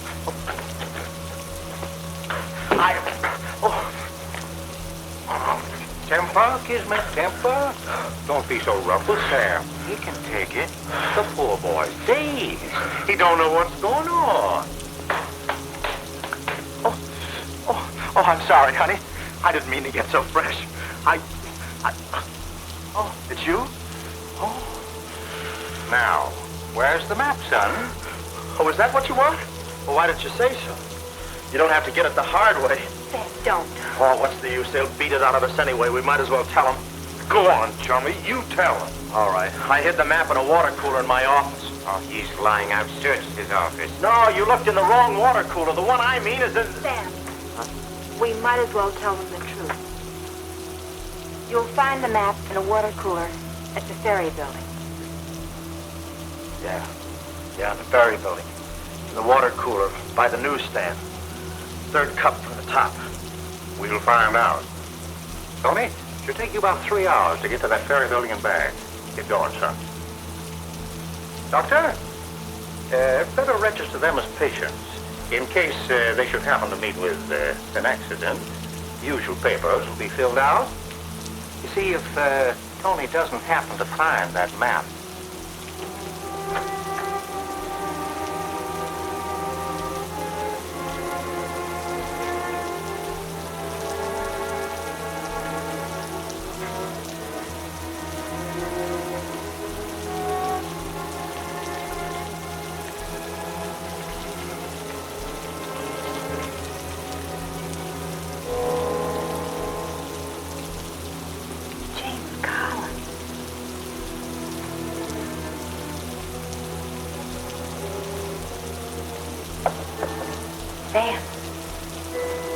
Sam, can you hear me? What's up, baby? That cigarette you saw me take from my uncle. There was a message in it from him. We've 2 hours to get out of here. Oh, we've got nothing to worry about. Till Tony gets back. You know, they took all my clothes. Mine too. They did? Oh, they did, huh? Hey, have you got a hairpin? Sam, this is no time to be thinking about your look. Here. Oh, good. Say, how'd you know about that cigarette? My uncle never smokes. So, when he asked me for a light, he wants us to get in touch with a James Collins Engineering Facts Corporation. Uh-huh. I've seen this done 1,000 times. Who is this James Collins? I don't know. But we've got to find him. It's always so simple. You just put the hairpin in the lock, give it a quick twist, and... Well, come on in. Get up. We can play jacks later. Come on. Uh-oh. Quick, vanish. Quick.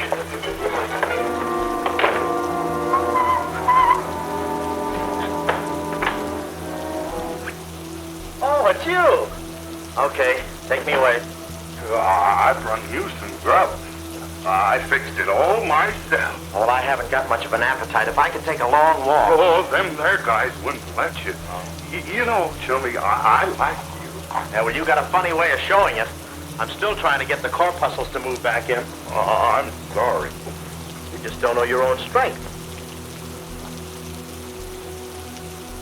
You know, Willie, I like you, too. You do? Yes, sir. What a physique. Boulder Dam with legs. And look at those shoulders. And that arm. Like a sack of doorknobs. Oh, recess. I'm just kidding. Hey, Chummy, do you care if I feel your muscle, too? No, go ahead. Look around. It's there someplace. Oh, there it is. That's it. It's just like a woman. Yeah. Easy. Everything you touch turns to rigor mortis. You know, Willie, With your strength, I bet you could take that radiator and just pull it out by the roots and play it like an accordion, huh? Wouldn't that be fun? Or you could even take those bars and just bend them apart, huh? Oh, I don't like to brag. Oh, well, go ahead and brag. All right.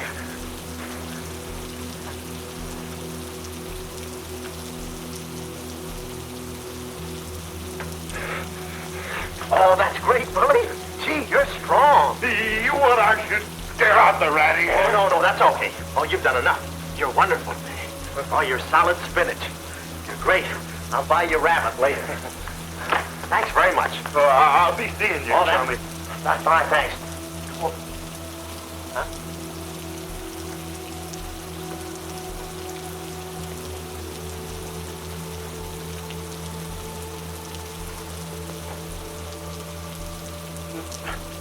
No. You gotta be neat, you know. Yeah.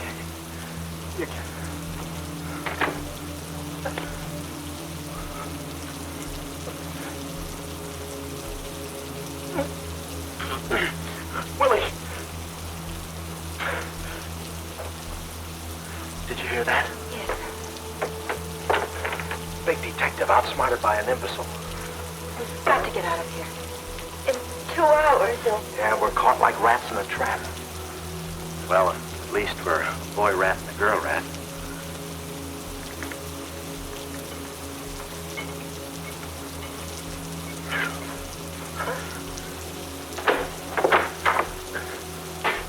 Here's your dinner. thank you. All right. No use struggling.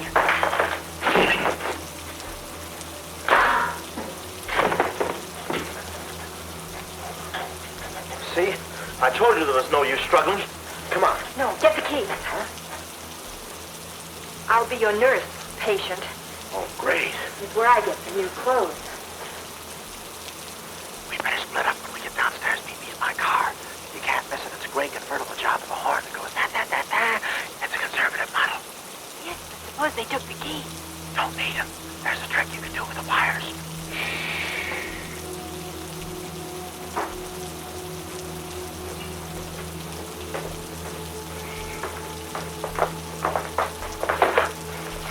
Somebody's coming. Act like a nurse. Act like a patient. Yeah. There. Thank you. Oh, nurse. Phenobarbital. There's triplicate in the third, too. I think I do this too well. Come on. Oh, wait a minute. Wait. Let's see what's in here. Yeah. There's nothing here but this mangy old piece of moth bait. Mine. Yours? Oh, it's pretty, isn't it? We can't use this. Come on. When we get to the door, we'll make a break for it. Hiya, stranger. How do you do, my dear? Going around to the pretty nurse, I see. You'll be getting out of here in no time. See, he's one of us. How many branches does our government consist of? Our government consists of 3 branches. What are the 3 branches of our government? The 3 branches of our government are the legislative, the executive, and the judicial. Oh. What does the legislative branch of our government do? It makes the laws. What does the executive branch of our government do? It carries out the law. Sneaking out, stranger? It's you. Practicing again. Why don't leave me? Practicing? How delightful. Oh, wonderful. Oh, wait a minute. Take it easy, Cuddles. Cuddles? Look, I was just... marvelous! Come here, you coward. Look, you can get in trouble if you... Why, you dirty rat. Oh, nothing personal. Come here. Where are you? Hey, wait. You temper. I have you.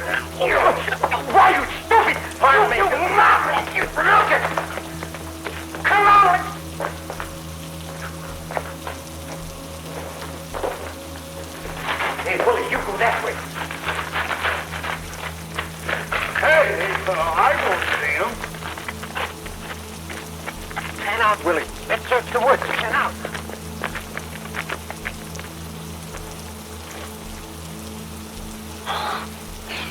Friend, How'd you get rid of him? you just couldn't stand the details, baby. I just hope I didn't slug him too hard. It's a good thing we're downhill. I'll release the brake. What are you doing now? I'll show you that trick with the wires. You don't need a key. It's great.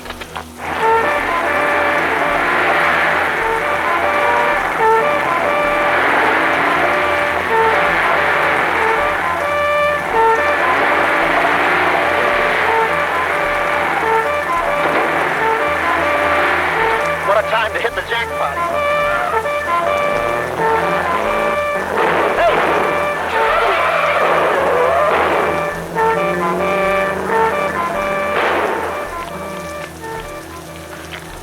You do better with your knife. Shut up. What happened? Hey, I'm driving. I'll take it through here. It gets a little rough. Thanks. As soon as we get to the city, we'll call Mr. Collins. Or better yet, we'll go to your office and get the map, and then we'll go... Hold it. What's the matter? I got news for you, Miss Monte. I'm bowing out. But, Sam, you can't. I'm forcing myself. This kind of life was too rich for my blood. Little I got left. I'll get you the map and then we'll call it quits. Tell me, Mr. McLeod, are you always afraid of old men with phony southern accents? Wait a minute. What do I owe you? All I know is you came into my office with a phony story and a ring, and now I ain't got the ring and I'm stuck with the story. Put this top up. It's going to rain. It never rains at this time of the year.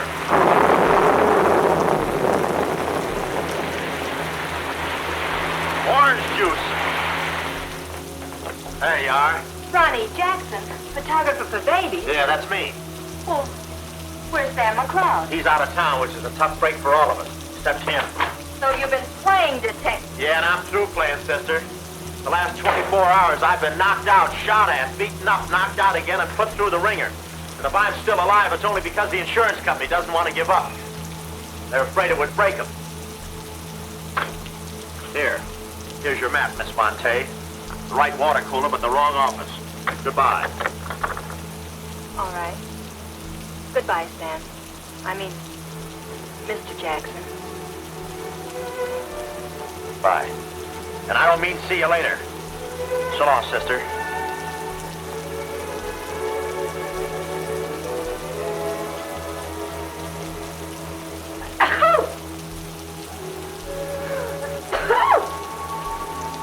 Wait a minute, you can't go out like that. You're soaked to the skin. I'll manage. Oh, steady. Why do women always act like women? Here, a few things. Whose thing? Mine. Pick out what you need. The ones with the lace are still at the laundry.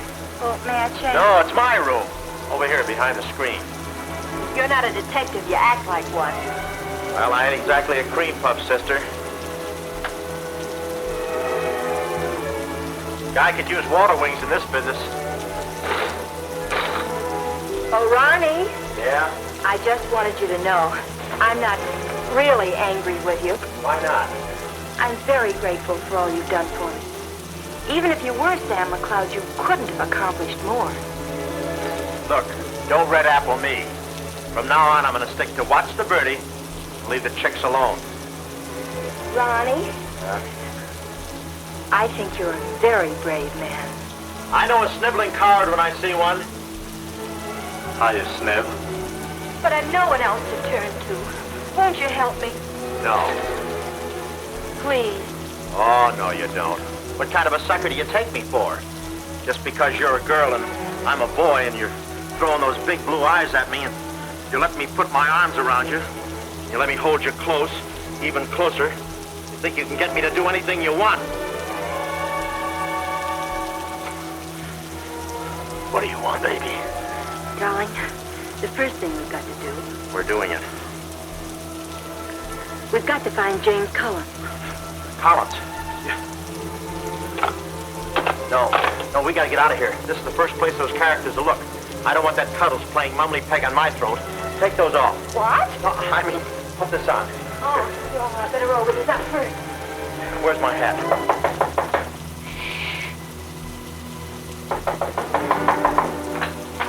Oh, it's you, Mrs. Fong. Mr. Jackson, stop pushing me. I'm sorry.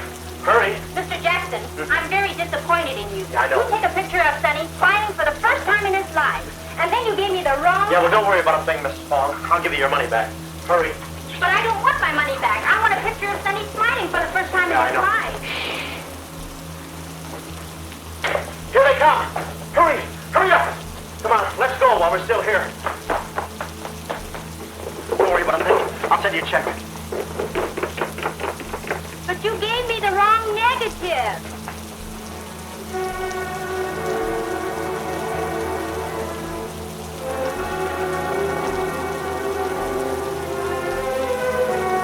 Well, our next move is to contact Mr. James Collins. His secretary said he had a date that night at a spot called the Poulet d'Or. From here in, we had no worries. Montague and his cute little playmates, they were washed up, through, lost in the shuffle. Well, Poulet d'Or was our next stop, but we didn't look exactly like cafe society, so I blew the bankroll, a rented tuxedo for myself, and an evening gown for Carlotta. Boy, did she stack up. I guess you only get out of a thing what you put into it. An hour later, we were at the Poulet d'Or, one of those real swanky cafes where they eat mink for breakfast.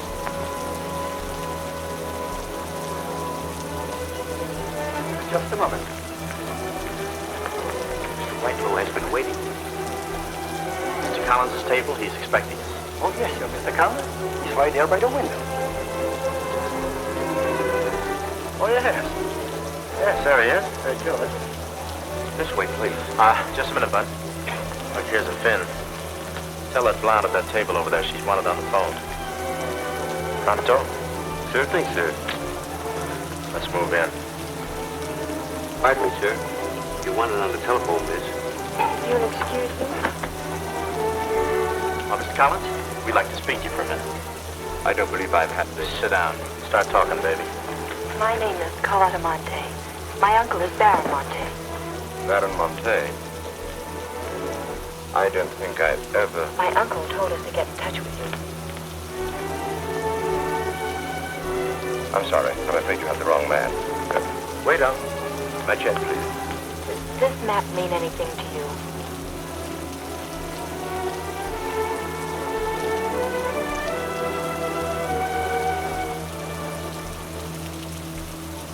Where is the Baron? Henry! The waiter said you had a phone call for me. I will check it for you, madam. The Baron had an important appointment this Wednesday afternoon in Washington. Washington? In his office at the Pilgrim Hotel. Pilgrim Hotel? Someone must keep that appointment. Someone will, but it won't be the right Baron Monte. Right. Our first move is to get the local police. That's it. No, you stay here, Miss Monte. Yeah, you stay here. These men are killers. Yeah, then I'll stay here, too. Oh, come on. Okay. If we're not back in 45 minutes, call the police. All of them. Check. The 10th Precinct Police Station's closest. Good. We'll call from there. But the sooner we get this into the hands of the FBI, the better. FBI? Baron Monte's appointment in Washington Wednesday was with the State Department. Boy, this thing is dynamite. Look, Mr. Collins, just how do you figure in this deal? I'm a geologist. I work with Baron Monte in San Dimas. In fact, I drew up this map for him. It shows the location of a great deposit of cryolite. Well, I don't see anything. It's in code. Oh. Yesterday morning, I got a phone call. A voice exactly like Baron Monte's. Whoever it was said there had been a change in plans, that the land was no longer for sale. Do you realize what that means? Well, not exactly. It means that somebody, some other government perhaps, is after that cryolite. Mm-hmm. Cryolite, huh? Well, we can't let them get it. What's cryolite? Cryolite? It's an ore containing cryptobar. Cryptobar? Oh, well, we can't let them get that. What's cryptobar? Source of uranium. What? Uranium? Oh, well, now I got you. I read Buck Rogers, too, you know. Uranium.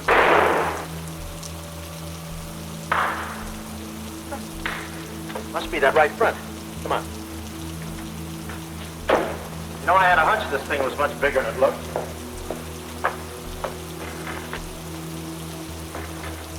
But it's okay. Come on.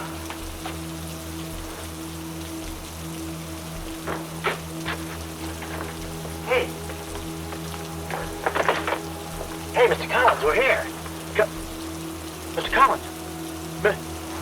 What? Blood. An A- red. Oh, keep cool, Ronnie, keep cool. The murder weapon. Yeah.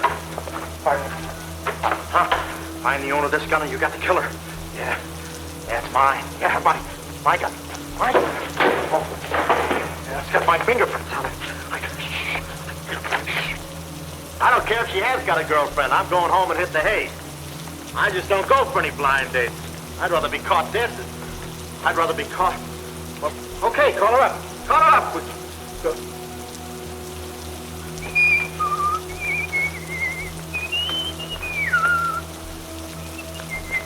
Hey, you. Who, me?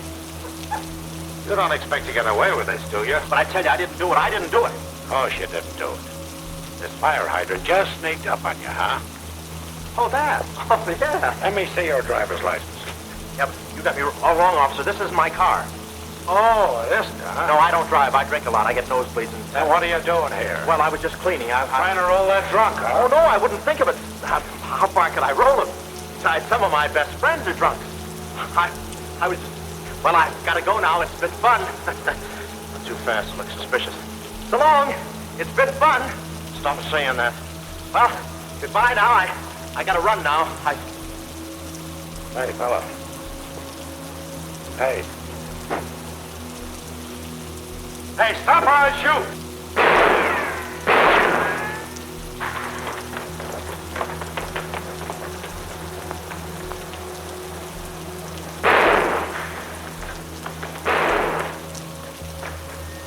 Well, that takes care of him. He's a real help to us, that boy. What about the girl? Oh, no, there's no problem. We have the map. When I told Carlotta they'd rubbed out Collins, it was quite a blow. But the kid bounced back like a rubber ball. A nice, soft rubber ball. Too bad I wasn't in the mood to play catch. I was in for keeps now. Ronnie Jackson wanted for murder. Well, if we were going to save the doll's uncle and Mrs. Jackson's boy Ronnie, we had to get something on that gang. That meant our next stop had to be Washington. But we needed dough to get there, and little Carlotta came through. We got the last 2 seats on a plane headed east, and by midnight we were playing tag with the Rockies. Carlotta was very sweet. She looked after me like a mother. I guess she wanted to make sure I didn't get away. And for a disguise, I was wearing a 10 o'clock shadow. I had to play it cagey. The only thing that bothered me was the altitude. I knew it would get me. I get airsick when I step on a thick carpet. We hit Washington about noon the next day, and we grabbed a cab for the Pilgrim Hotel. Now this was the end of the ride, the payoff. Ronnie Jackson versus Mint Julep Montague. My brain pitted against his. Yeah, he had the brain and I had the pit.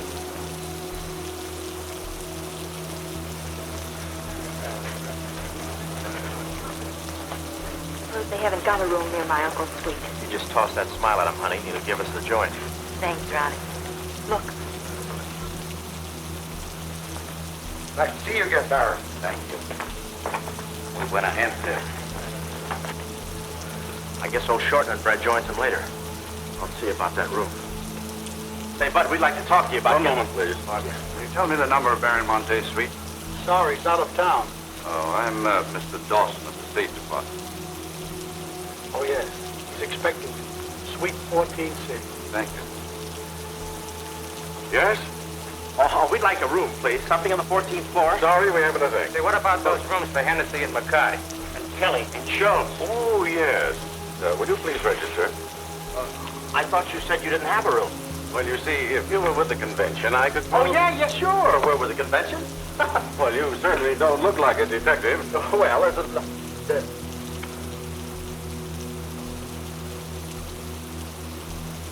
Oh, well, I'm not exactly a detective. I'm more of a stool pigeon. They're at the other hotel, see, and I thought, well, look. Well, we must be off, old boy. Cheerio, pip-pip, tap-hole, and all that sort of rot. Come, Deborah, come. Yes, we mustn't be late for tea. Oh, I hate soggy crumpets, you know. So do I. Well, zip up, huh? Goodbye, Jess. Read all about it. Get your latest. Read all about it. Police capture killer. They got me. New York gang slayer jail. It's a New York murderer he's yelling about. Oh, yeah, sure, and I'm just a San Francisco murderer. I don't know how much more of this I can take. You've had me in hot water so long I feel like a tea bag. Well, why don't you quit? I can take it from here. Oh, sure, now that you got me over a barrel, now that I'm wanted for murder. For murder. You want me to quit, huh? Well, let me... Hey. Did you hear that bell ringing? What bell? It just rang for ice water at 14C. And who do you think is going to bring it up? Me. How much ever, mate?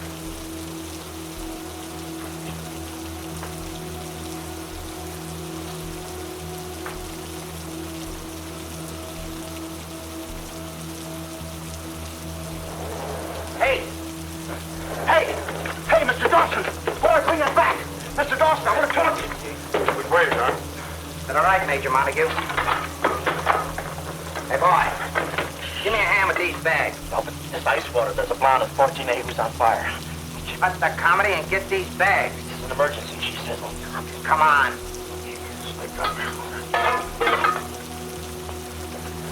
Don't push me around. My dues are paid too, you know. All right, Tony.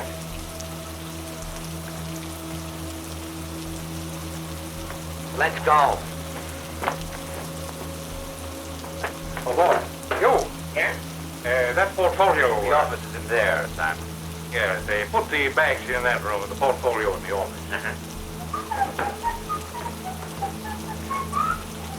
Steve Brown, how was it eating?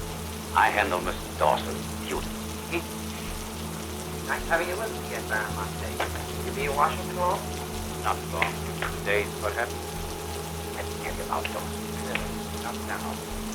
Oh. You like me to open the window for you? No, I'm quite all right, thank you. Yes, Baron. Oh, boy.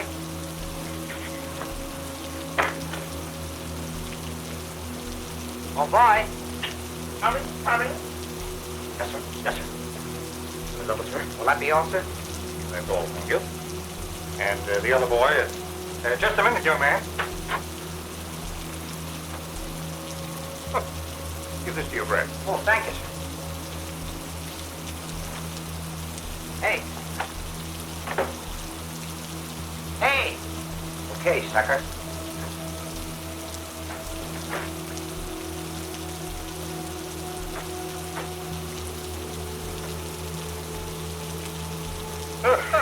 You'd have been proud of me, I tell you. No, kid, man. Never proud of anybody.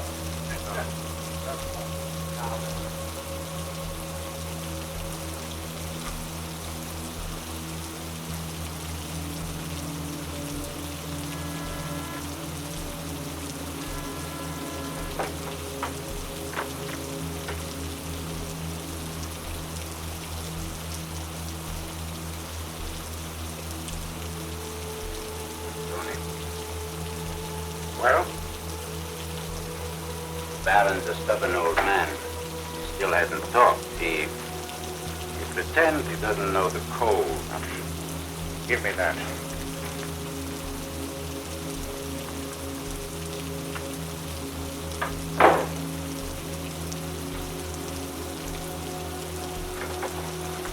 Well, if it ain't jumping.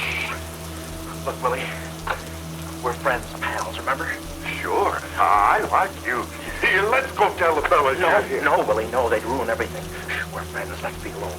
Here, have some walnuts. Are them yours? Slip this into your pocket. You know, I like walnuts better than almost anything. That coconut. I hate them. They don't fit me here. They will soon. Just forget the Jefferson. I'll bring you some lychee nuts. You can crack them with your eyelids. They're more fun. You're a pal. Oh, goodbye.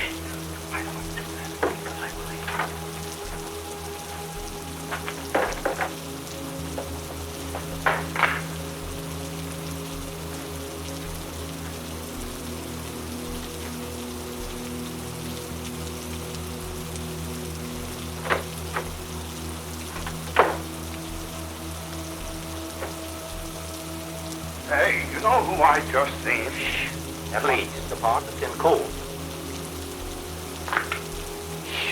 Ed, what are you doing? Reckon not. Guess who gives it to me? Oh, sit down. He was right out. Stop interrupting. But I just want to... Shut up.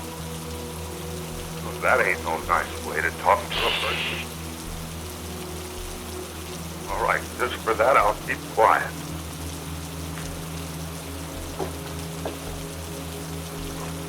Any luck? Oh! Don't you look a little thin? Anything in the portfolio? Just this. They're too smart to put anything on paper. I'd go out there and shoot it out for them, but it's so messy. I've looked all through the filing cabinet. We gotta get something on the baby or we're dead ducks. We gotta get something on the baby or we're dead ducks. Yeah, I said that. Hey. What is it? That's a recording machine that repeats what you say. You know, for a guy too fat to hold a secretary in his lap. You know how to work it? Sure, you just speak into this mic and make a record. That's it. That's what? You work the machine, I'll get them to talk. This is one of the best ideas I ever had. Marvelous what you can do when you think. Okay, lead him in.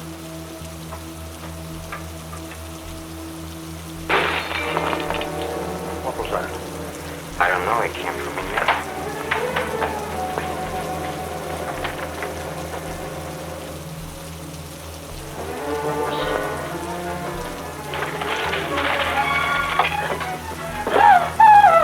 Well, Carlotta. A chambermaid now, huh? You see, she's dangerous. We've got to get rid of her. Oh, let her go, Kismet. We don't want any trouble here. But that's no trouble. I put her in a trunk and sent her to my brother in California. I said let her go. All right, boys. Will you handle this? Sit down, Carlotta. Sit down. Sit down. Whatever happened to your friend, what was his name, Mr. Jackson? That fool. That imbecile. He never knew when to keep his mouth shut. You were too smart for it. Now I'm alone and too weak to fight any longer. Well, there's really nothing to fight about, honey. Here, I'll show you what I mean. Carlotta, I once made you a mighty generous offer concerning this. Yes. The map? Yes, the map. Now, I'm repeating that offer. There seems to be something missing here. The code. You get me the code to the uranium deposits in San Dimas, and I'll let you both go. You mean my uncle and me? Yes. I see. Otherwise? Well, you know what we did to Mr. Collins. What do you mean we? I did. Always belittling me. When I do a job, I do it. I don't think we ought to waste time arguing between ourselves, Kismet. All right. Well, I'll get to think it over because it's a very big decision. I don't like to be kept waiting, girl. No, we don't. Did you hear me, Carlotta? Well, did you really kill Mr. Collins? Well, who do you think did it? That baby photographer? That phony detective, huh? How do you like that? Such a neat job, an artistic job, and she thinks an amateur did it. Yes, yes. Stop taking vows. I'm not taking any vows. I'm still waiting, Carlotta. Did you hear me? Kismet, I can't believe that you killed Mr. Collins. But I did! I killed him! I killed him! I killed him! How often do I have to say? That does it. Stick 'em up. Stick 'em up. Easy, Cuddles. One move and you're a dead midget. Didn't recognize me, huh? Give me that map. Come here, baby. You're liable to be in the crossfire. Now, get your friends in here. Hurry up or I'll fill you so full of holes you'll look like a fat clarinet. Come on, get them in here. Get back there. Make it snappy. Nice work, baby. All right, boys. You can come in now. Come on. Hurry up. Come on. Easy does it, fellas. I got a bullet in here for each of you, and one left over in case I can still hear breathing. You know those dinks downstairs? Tell them I'm giving a little party in 14C. Hurry. Would you be all right? All right, this is my type of work. Line up against the wall. Hurry up, I got you covered. Back up, all of you. I said back up. Okay, then I'll back up. Now, come on, fellas, be sensible. The least you can do is put your hands up. Aha! Aha! Why didn't I think of that before? Huh? See this record? It's a little swing number. And you guys are gonna do the swinging. Willie. What about Willie? Give it to me, Daddy Walnuts, I don't want to hurt you. Why, you coward? Using your feet, huh? Sorry. Get after him. Get that record. Get after him. Oh, get that record. Look, you come one step closer and I'll break this record into 1,000 pieces. Oh, wait a minute, whose side am I on? Please, fellas, I can't go any higher than the ceiling. I'll blow my top. Get it out when I get the record. Ah, no lychee nuts. Oh, give it to me. Finally. What's up, Mike? What are you doing? Aha! Ray Moran's been here. I hate to do this, Willie. Get that record. Get it. What's going on in here? Huh? I'm Lieutenant Hennessy. Oh, Lieutenant. Oh, boy, am I glad to see you. Arrest that man. He's a crook and a murderer. They're all murders. Stand by. Are you all right? Oh, yeah, thanks. You got here just in time. What is this? Well, the young fella's a little mixed up, officer. I want you all to meet Ronnie Jackson, who's wanted by the state of California for the murder of one James Collins. Just a minute. You listen to that record and you'll see who killed James Collins. Yeah, get the record and we'll play it. Who's lock the door? Where? Here, come, watch. Listen to this. Come here. Stay here, Jim. Yes, sir. Yes, ma'am. That's not all I'll show you. I'll fix these characters. Come here, plum crazy. Wait till you hear this. I'll send all these guys to the cooler. That's right, Ronnie. You may be having a detectives convention, but I've been doing a little sleuthing myself in the modern way with a recording machine. Need any help? Give me that record. Back away, gremlin. All right. Gentlemen, the record you're about to hear not only clears me of a murder charge, but also exposes a tremendous international conspiracy. A conspiracy, gentlemen, which seeks to destroy civilization. Listen. He says murder, he says. Every time we kiss, he says murder, he says. At a time like this, he says murder, he says. Is that the language of love? No, this isn't the record. I've been framed. They switched the records out. Come on, bud. No, wait a minute. Just a minute. Before you take him away, in that pocket, he has something that belongs to me. Give me that map. But it's not his. It's Baron Monte's. Ask her. Ask Carlotta. Carlotta. Sure. Carlotta. Carlotta. Let's go, killer.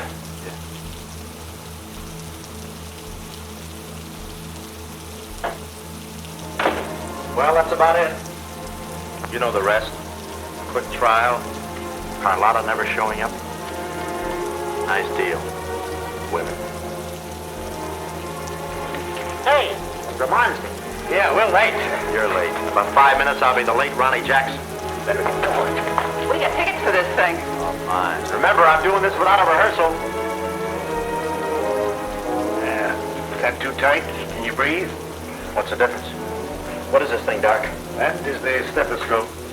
Stethoscope? Still beating. Well, hello, Warden. Any news from the governor? Open up. Come here, son. You and I are going to take a little walk. Steady, Jackson. You can take it. Now, get some water. Get some water. Now I lay me down to sleep. Oh, they got you too? You look alive. Yeah. Where are we? Well, look. Carlotta, you double-crosser, why didn't you come to my trial? Where have you been? Ronnie, you're free. I'm free? Yeah, but how? Who did it? You did. With your own little keyhole camera. Look, Sam got this from Mrs. Fong, and he claims the rest was just routine. My keyhole shot of the phony Baron. So you're the McCoy? Young man, I want to thank you for saving my life. Oh, it was nothing. And I did it. I knew I had it in me. Hey, maybe I was supposed to be a detective, huh? Yeah, that's it. Ronnie Jackson, the private eye. No, Ronnie, no. I think you better stick to taking baby pictures. Oh, I forgot to tell the executioner. It's all off. Harry! Oh. Oh! Yes.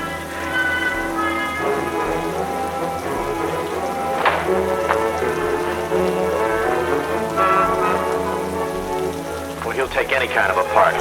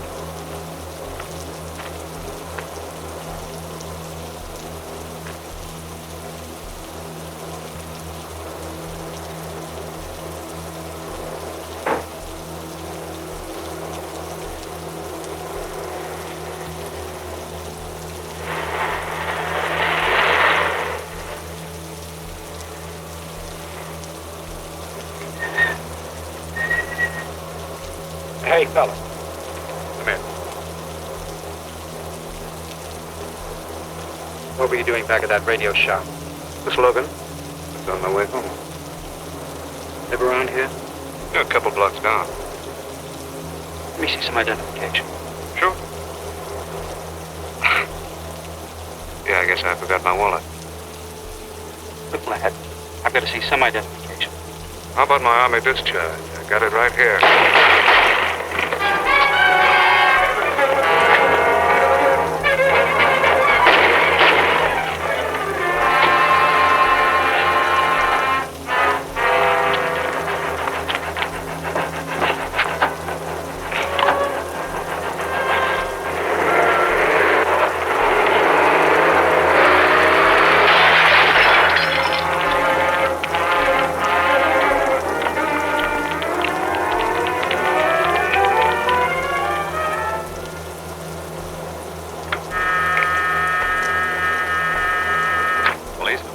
Operator 27. I want to report the shooting of a policeman. Hold on, please. Give me that again, please. I'm calling to report the shooting of a policeman. What's the address? 5057 State Street, just west of Santa Monica. Just a minute. Receiving hospital. Operator 2. Operator 27, 5057 State Street, 5057 State Street. An officer has been shot. Send an ambulance. All units in the vicinity of State Street, Santa Monica Boulevard. Proceed at once to 5057 State Street, 5057 State Street. An officer shot. Code 3.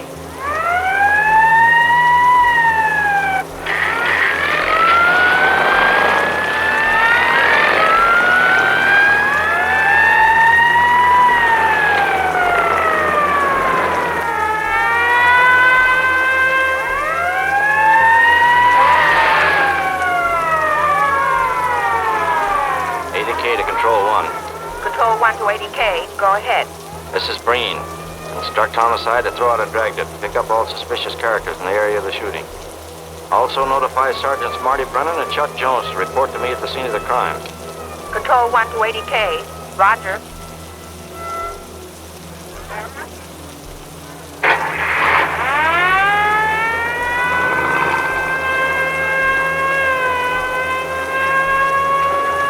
I see. Well, what have you got so far? Well, not much, Captain Green. A couple of cartridge cases. Oh, Marty, Chuck. Eyewitnesses? Who was first on the scene? Reported them. I was. I live here. I'm a light sleeper, but my hearing is good. My cat... Did the officer say anything before he collapsed? Yeah, he gave a description of the fella. On the shooting of the officer, suspect is a white male American, age 26 or 7, 5 feet 10 or 11, 155 to 165 pounds, brown hair, regular features, pencil mustache. Repeat broadcast. All. Is that about it? Yes, sir, exactly. And the officer kept saying, he looked like such a nice kid. He looked like such a nice kid. As if he couldn't believe what had happened to him.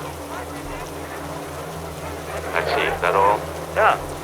Thank you very much. Yeah, well, anything else I can do, I'd be glad to help you. We may call you. Get his name and address, will you, Bob? This door been checked, Lee? Yeah, it's okay, Captain. Find anything? Nothing but some smudges so far. Found this in the glove compartment. I think it's nitroglycerin. I'll check it down at the lab.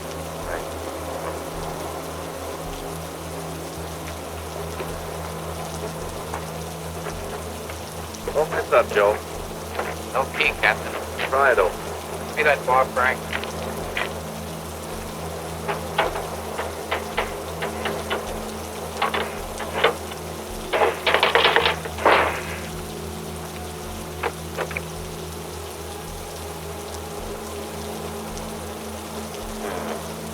Regular arsenal. Yeah, get a load of that.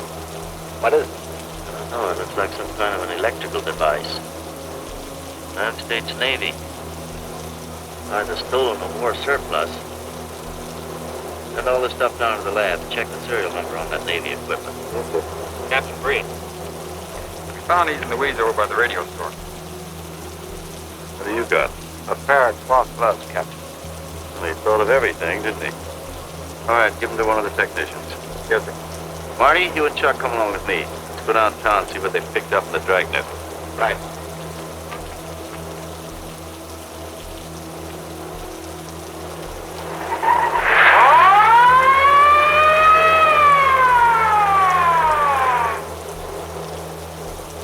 You know him, Marty? Yeah. I know his wife, too. Ever since high school. Captain, I wish you'd let Chuck and me handle this case. All right. I don't want any dead heroes. Just want the man who shot Rollins. The suspects began to arrive at headquarters in droves. The police tossed every motel and hotel and many private homes in a 4-square-mile area around the scene of the shooting.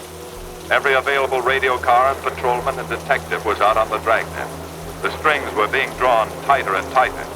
Many a man returning from a date or a late party or a poker game surprisingly found himself in a squad car, its siren screaming as it brought him to the detective bureau. The dragnet gathered in some strange fish, and many ordinary ones. All the rest of that night, the detectives probed, needled, questioned, quizzed. Everything was checked. Fingerprints, names, addresses, stories. Every fish in the net was examined. Most of them thrown back into the sea, not worth keeping. Except a few parole violators and slightly shady characters whose stories needed a lot of verifying. I wasn't prowling no cars. Just taking a walk, you know, getting in condition. You were running when the radio car picked you up. Yeah? Maybe that's why the guys called me Punchy. You got a point there. 2 felony convictions, no warrant, no warrant. He's on parole. Look, a violation of parole. Let's have the next one, Joe. What were you doing in that vacant lot? The vacant lot. Lot? What were you doing at that time of night? Nên bố mình cũng cho lo coi phải siêu nội là coi chơi ấy sao tập cái điện biểu lúc lại của bố coi sinh thành nghe coi thật ra thì giờ một tôi luôn đầu ra sang gì. You say your name is Ralph Henderson. So what? Well, you know, it's a funny thing, Ralph. There's a guy around this town who's been wearing your fingerprints. Only his name is Pete Hanna. Okay. So I'm dead. So what's one more confession in my life? You're talking. Okay. Oh, all right. What we got here? Oh, some robbery suspects. Candidates for Santa. Hanson here is the big shot. He runs the outfit. Have a gander at his record. Car theft, escape from reform school, robbery, assault with a deadly weapon. Not bad. Look at the heater we found on him. German Luger, fully loaded. Redhead here tried to carve up one of the arresting officers with this pretty toy. Nice boy. By dawn, many minor wrongdoings had been uncovered, and a few incipient felonies. The checking of the suspects had been thorough, painstaking, and tedious. But all the work was for nothing. The man who had shot Officer Rollins was not among them. He remained no more than a description, a shadow of a man, mysterious, elusive, deadly, hidden away somewhere in the vast city. As for Rollins himself, he couldn't help. He was in a coma at receiving hospice. Mrs. Rollins waited out the long, tense hours while her husband fought to live. Many another officer's wife had so waited. Many another will. The word came shortly after sunup.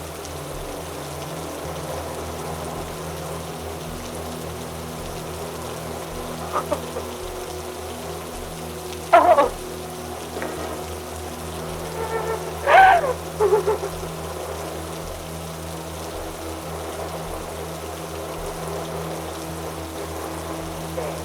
A white male American, 26 or 7, 5 feet 10 or 11, 155 to 165 pounds, brown hair, regular features, pencil mustache. This was no frightened fugitive.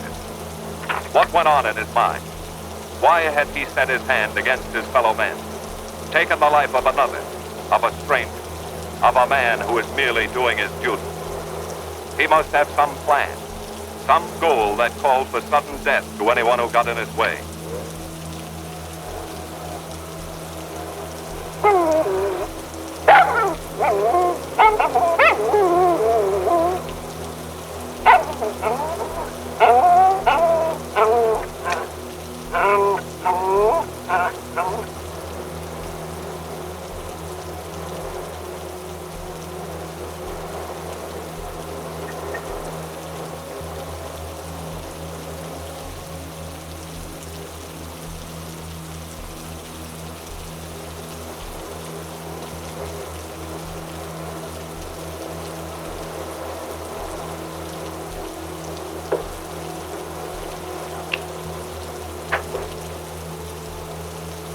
Morning, boys. Morning, mate. Well, I thought this was St. Crackers. You gonna drink it, I hope? Really a nice guy. Stick around. Come over here.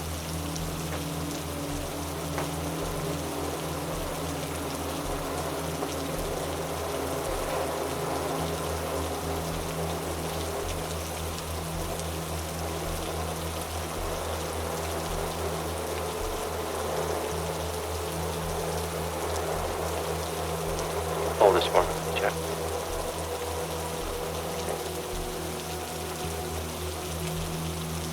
Now, if you'll hand me that hammer, Mark.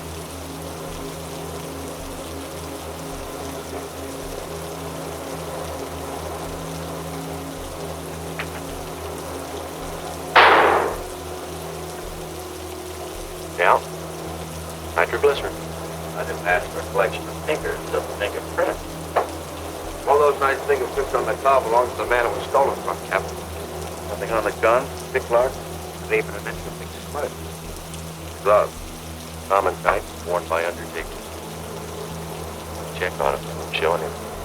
What did the scientific test show? A couple little things. Tool identification. Picklocks. I got one under the scope. Yeah.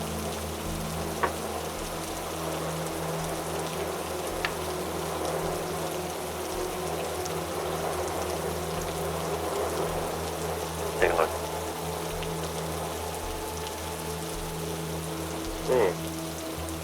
Well, it seems to tie the tool up with the lock. Now, if that microscope could only tell us who did it. Working on that. No, only an amateur would carry that liquid dynamite in the car.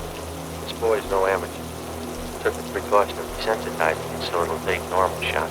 A lot of other precautions, too. No fingerprints, no identification, nothing definite. Except scientific. No electricity. Method. Yeah. Happy on the trigger. This is Captain Breen. Get me Captain Stevens at burglary, will you? I hate to disappoint you, Lee, but I think you've come up with something. Hello, Steve.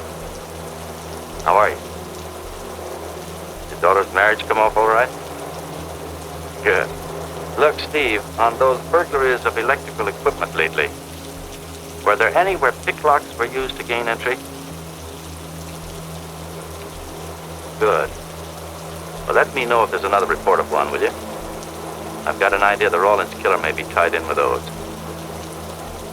Fine. And give my regards to the newlyweds, too. So long, Steve. Well, what are you waiting for? You've got a job, haven't you? Get going. Yeah, let's go, Junior. Hold this for me, will you, Lee? Thanks. Thanks. And so, with no fingerprints and only a vague description to go by, Sergeant Brennan turned to the modus operandi file. A criminal, like any human being, has his own habit patterns, unconscious traits that can lead to his downfall.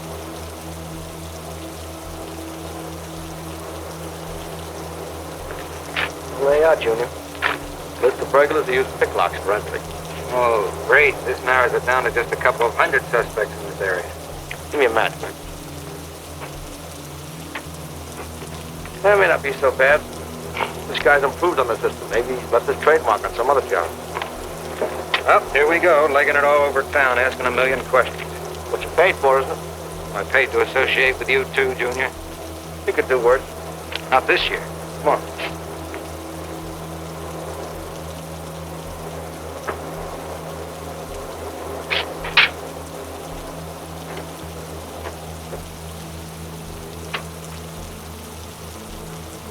Car 12, car 12, in the 10,000 block on Mississippi.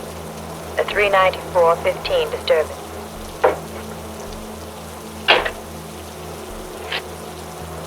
Car 80K, code 1.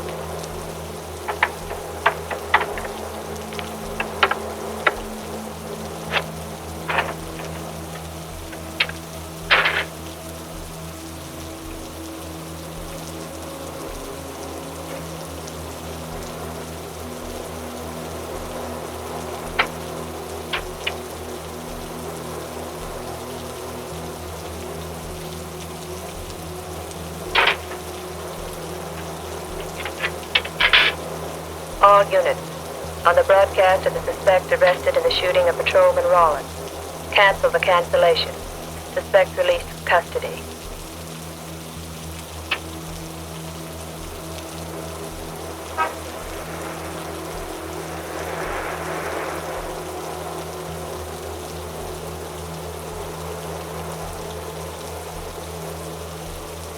Oh, hello, Mr. Martin. You find Mr. Reeves in the machine shop.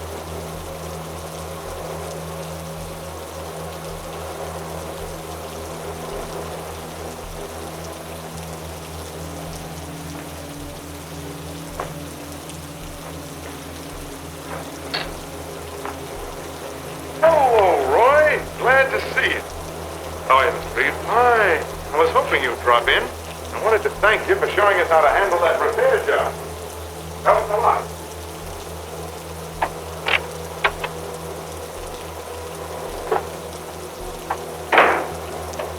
Well, what have we got this time?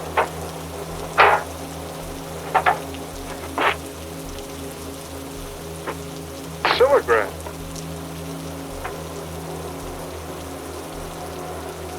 There are plenty of these around, Roy. Not like this one.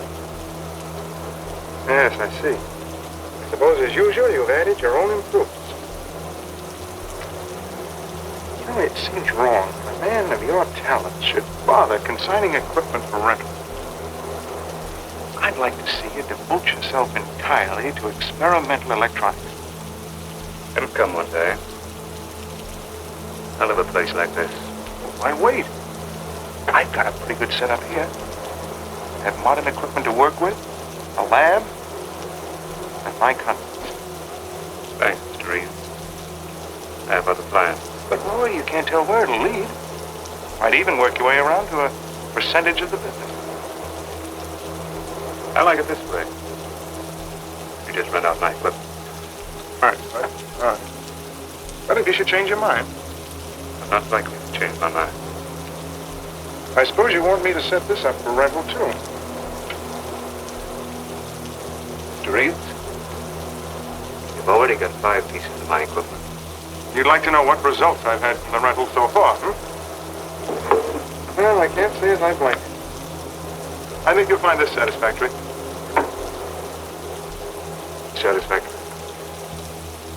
Goodbye, Mr. Reeves. You'll come back again soon, won't you? Sure. Oh, incidentally. How's that television projector coming along? The one you said would reflect a 12-foot image. Still working on it. Just wanted you to know I've already set up a rental on it. In fact, I think they'd like to buy. It'll come pretty high. Oh, money's no consideration with this customer.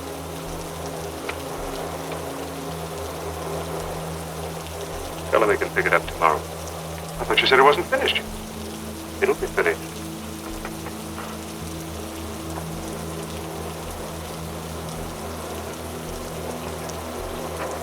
Uses an image fixer and then projects by ordinary incandescent.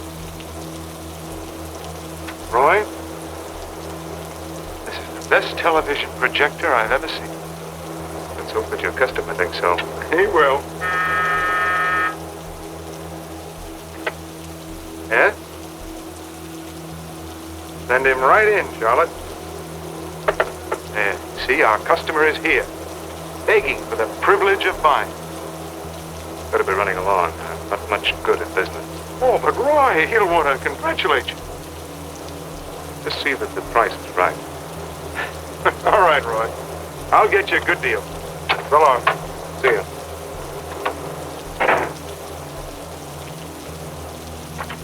Well, Mr. Dunning, come in. Isn't it a beauty?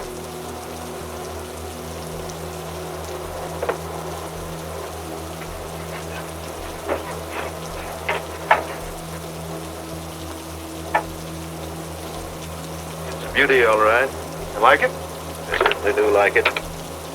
See, it's mine. What do you mean? Let me have the police. I built it. Spent years on it. Oh, you must be crazy. Roy built this machine himself. Your friend's a crook, Paul. You've been taken in. Hello? Give me the burglary details. Dear Jim, regarding your inquiry on a 38 caliber Smith & Wesson revolver, oh, come in, boys. Burglary detail just sent this report through. A man named Dunning reports tracing a stolen television projector to the Reeves Electronics Lab. Think it's tie with the Rawlins case? Well, take a look at this fellow Reeves and see what gives. I'll notify burglary we're following up on it. Right. Come on, Junior. What else did he place with you for rental? Oh, a number of things. All war surplus that he bought on his veteran's rating. Oh, is this more of his equipment? Yes. Yes, he left it here on consignment. I'm sure that Roy can explain everything. Well, maybe he can, Mr. Reeves, if you'll tell us where he lives. But I don't know. Mr. Martin's on the phone, sir. I'd better talk to him. I think so. I'll take it in the superintendent's office.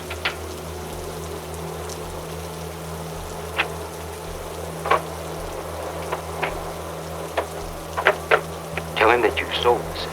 His money's waiting for him here. Find out what time he's coming by. Put Mr. Martin on.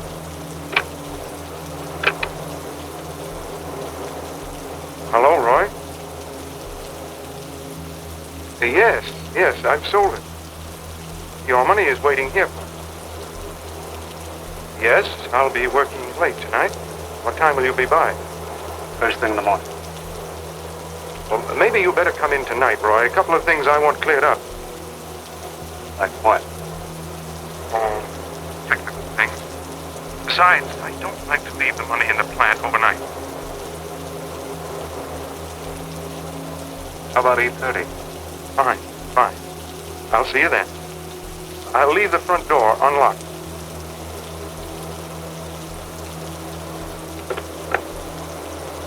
I'll be here at 8:30.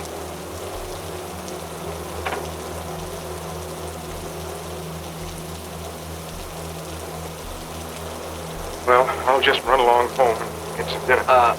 We'd like you to stay too, Mr. Reeves. Why? For company? Want to cooperate, don't you, Mr. Reeves? Certainly. Good. Now, you just wait in your office. We'll be around. Very well. This way, gentlemen.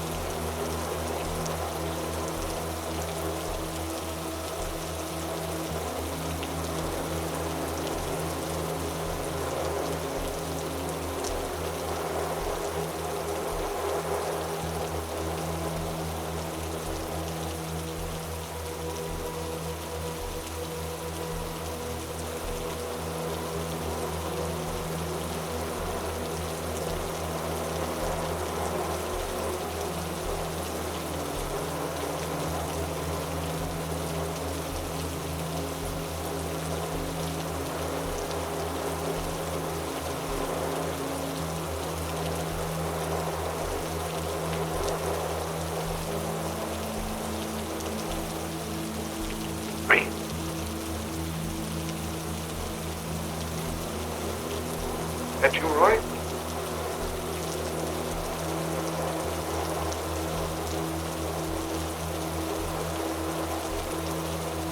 Lock that heavy door.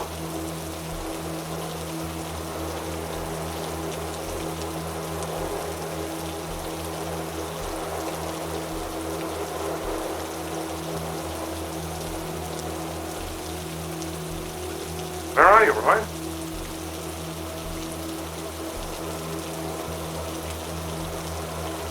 Who's in here? No one. Alone.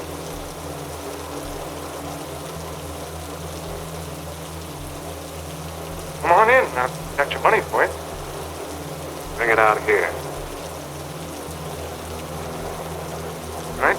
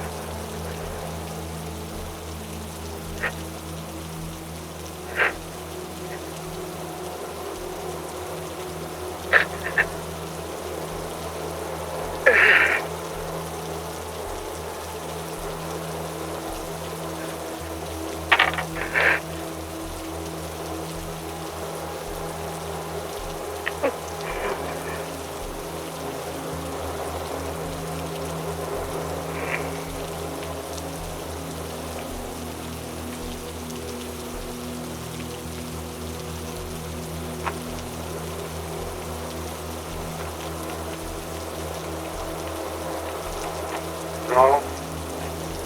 None of them even looks like Roy Martin. He had such a fine face. Keep him from carrying a gun. Or did you know that?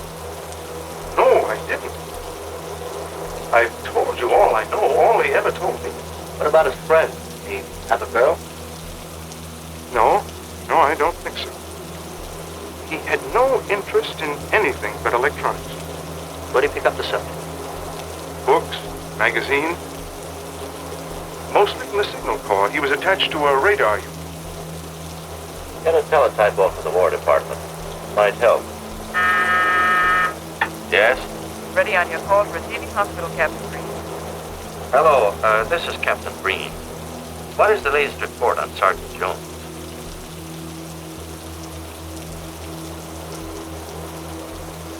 I see. Well, let me know if there's any change, will you? Thanks. Chuck's in pretty bad shape, Marty. He's paralyzed. May never walk again.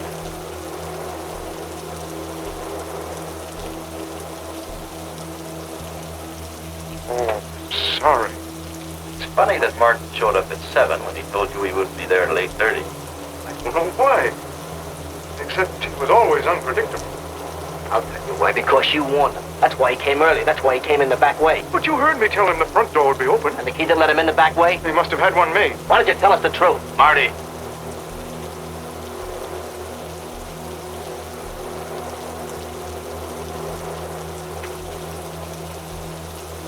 Now look, Paul. You can make it a lot easier for us to believe the story if you'll just give us some facts. Something that might help us. I told you all I know. I've been gullible, all right, letting him make a fool of me. But I'd do anything to make up for what he did to Detective Jones. Sure you will. You can go now. Oh, thanks. Thanks. My friend, they can vouch for my character. That's good. We'll call you if we need you. Thank you very much. I think he's telling the truth, Marty. I think he's just gullible, like you said. What about the stolen stuff he was trying to peddle for Martin? We'll use it for bait. Maybe Martin will come back for it, then we can ask him. Here. Nevertheless, I want a 24-hour tail put on Reeves, and I want to watch on his home and his factory. Right. You keep them. Okay, Captain.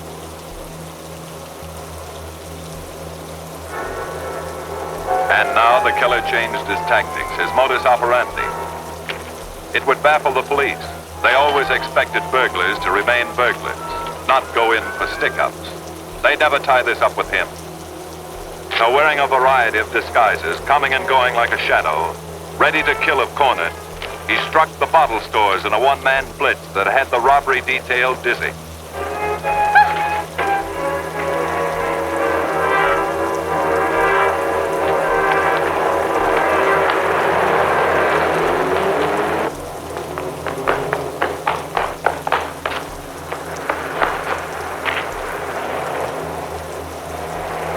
The killer, always resourceful, always thinking along lines that would baffle his hunters, had discovered an ideal avenue of escape.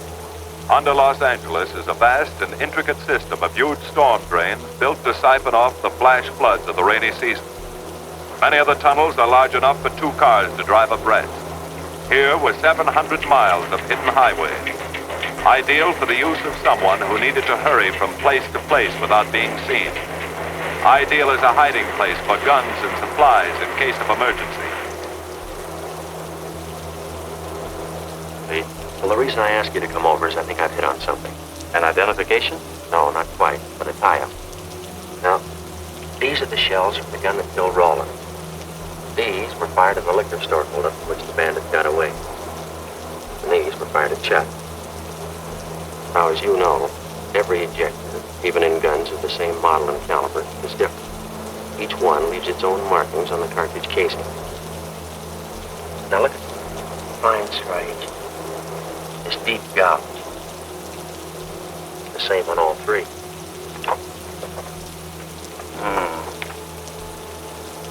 In other words, the man who killed Roland, the man who shot at Jones and Brennan, the stick-up was blitzing the liquor stores are all the same man. Right.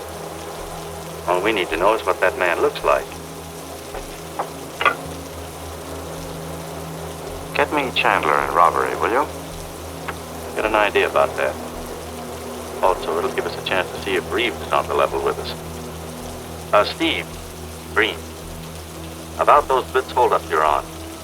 Round up all the victims and have them down here tonight, will you? Oh, it's just a little scheme. Thanks, Steve. That's good. I'll sketch another one of the same type, only this time thin it out a little, huh? All right.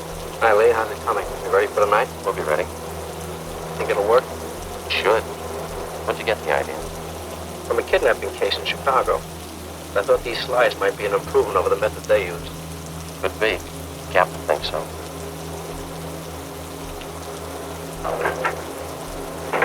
Good evening, ladies and gentlemen. May I have your attention for a moment, please? You've all been asked to sit in on a little experiment tonight.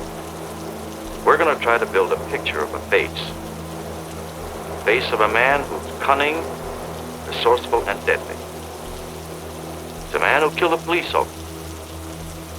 Now, some of you he held up at the point of a gun. You may have seen his face, remembered something about it. And we want you to tell us exactly what you remember. Whether it's his hair, eyes, nose, or mouth. And we're going to try to put those pieces together so that they add up into a picture of the face of the man we want. Now, you can see how we're depending on it. Right? Now, first, we're going to concentrate on the type of hair our man had. And if the picture looks anything like his hair, we'll just speak right up. All right, the first slide, please.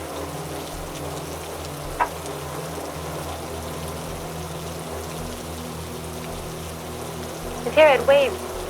Well groomed. That's the idea, Miss Smith.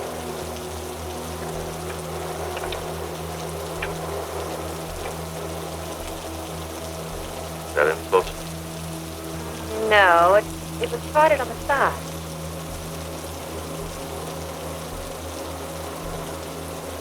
Oh, that's more like it, except it was thicker.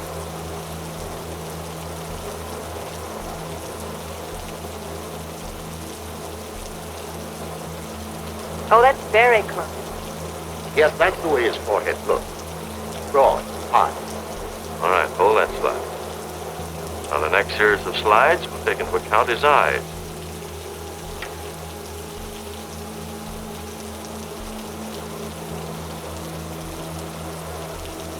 Oh, 1 minute, please. Wait, 1 minute. His eyes were a little like that. Maybe a little smaller. Like these. Go on.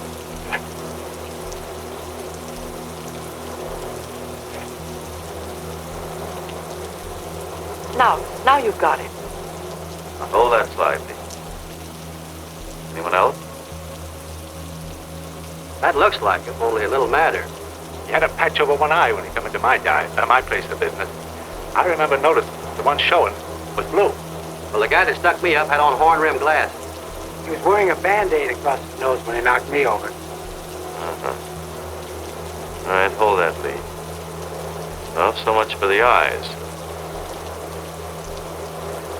Go ahead.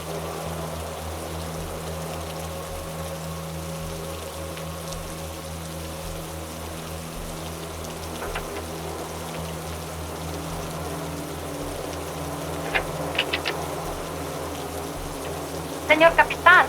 Yes, Miss Montalvo? Ay, ¿cómo se dice en inglés? Sus órdenes, señor. Ah, qué bien. En este bandido, la nariz fue chata, como aquella, pero un poco más chata y más ancha. Like that, Captain, but more snout, wider. Try another one, Lee. Como aquella, casi la misma. She says that's about it. Thank you very much, Miss Montalvo. Get breathed. Now, any more comments? That's pretty close, all right. Pretty close. Perfect. All right, now we'll start on the mouth and chin. The next series, please. I think his lower lip stuck out more. His mouth was thin and mean, like it never left. Something like that, but thicker lips. There. That's it. That's him. All right, now hold that right there, Lee. Oh, come in, Mr. Reed.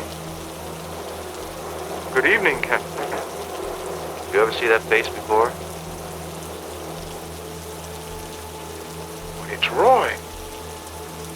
except for the hair being a little lighter and the eyebrows heavier. It's Roy. You're sure? I'm positive I'd know him anywhere. See? I want a retouched photograph. Now lighten the hair. Give more body to the eyebrows. Right. Lights. That's all. Thank you very much. You've been a great help. Positively amazing how you found out what he looks like. Well, we're looking for an amazing criminal, Mrs. Johnson. Thank you and good night. Good night, Captain. And so the face of the unknown killer, built up from fragments of evidence, was sent out all over the country. To chiefs of police, to sheriffs, to county constables and county jailers, to the wardens of prisons, to all postmasters and postal inspectors, to the agents of the Treasury Department, to the FBI. They showed that picture to the inmates of jails and prisons, to men with a wide acquaintance among the cat burglars and the violent boys. Informers and con men and sharpshooters were quizzed, those on the fringe of crime and those deep in the rackets. Many wanted to help. Nobody could. No one in the underworld recognized that mysterious face. He was as unknown as if he had lived in the 16th century.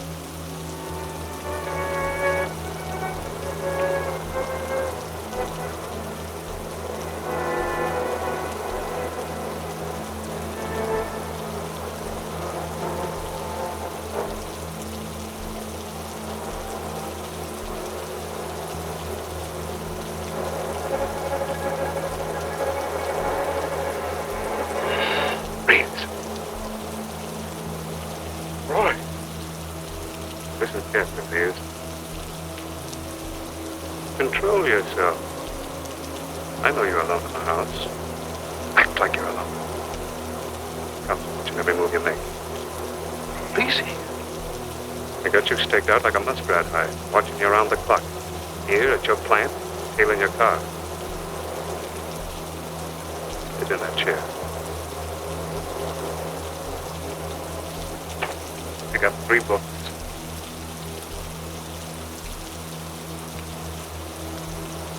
Don't look up and don't answer me. All right? The Brunette book.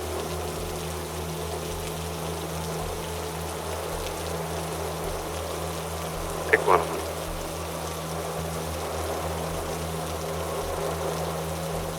Okay.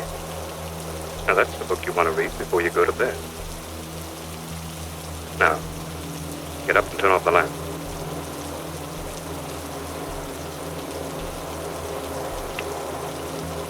Come here. Come here.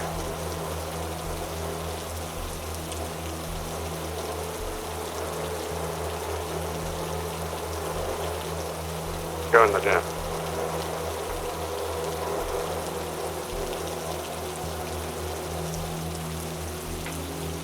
Follow the strip stag.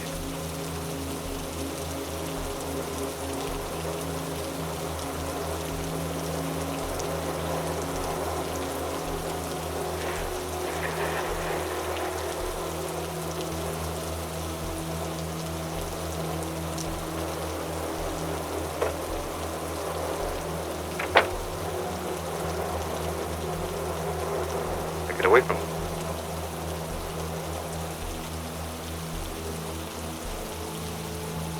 cops know about me? Not very much. No fingerprints. They haven't even got a picture of me. They're trying to make one.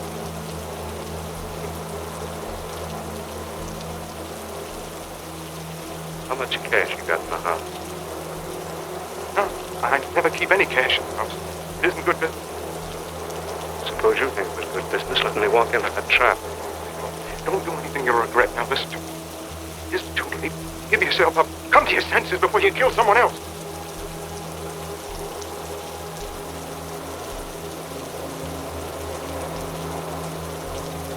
What do you mean?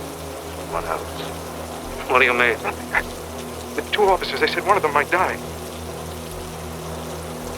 He's still alive, isn't he? Breathes? I thought you'd stooge for the police. Almost got me killed. Boy, you know the police are right outside. You'd never get away with it.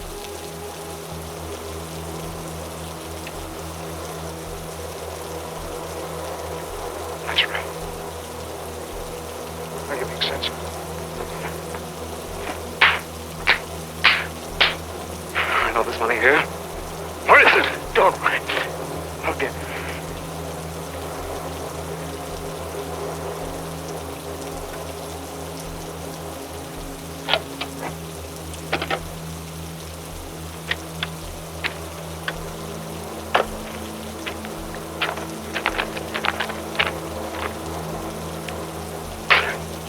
Not enough.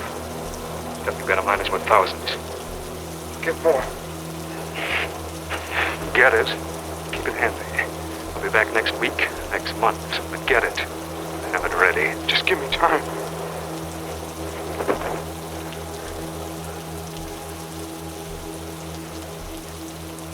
Oh! Look, I don't want policemen outside my house following me around. That's what made Roy suspicious. Leaving in the morning. I'm afraid I'll have to disappoint you, Paul. Unfortunately, you're our bait. Won't do it. I've done enough. Look, no one's done enough until we find this killer. I asked you to keep a sharp lookout on this house, Marty. I did. Two of the best undercover men of the department were assigned here. I didn't keep Martin from getting in. What's the matter? You tired?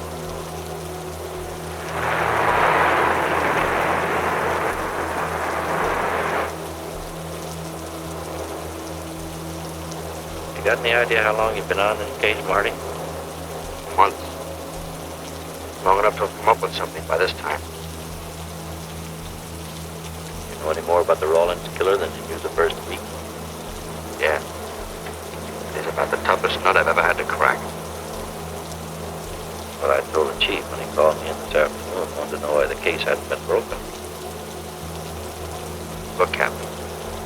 Rawlins was a friend of mine. So's Chuck. I've got a bigger stake in this than the chief knows. I'm doing everything I can. Well, I'm afraid it's not enough, Marty. Maybe you're too close to it to see it clearly.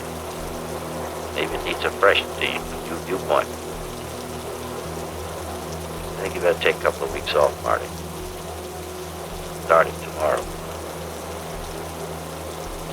Anything you say, Captain.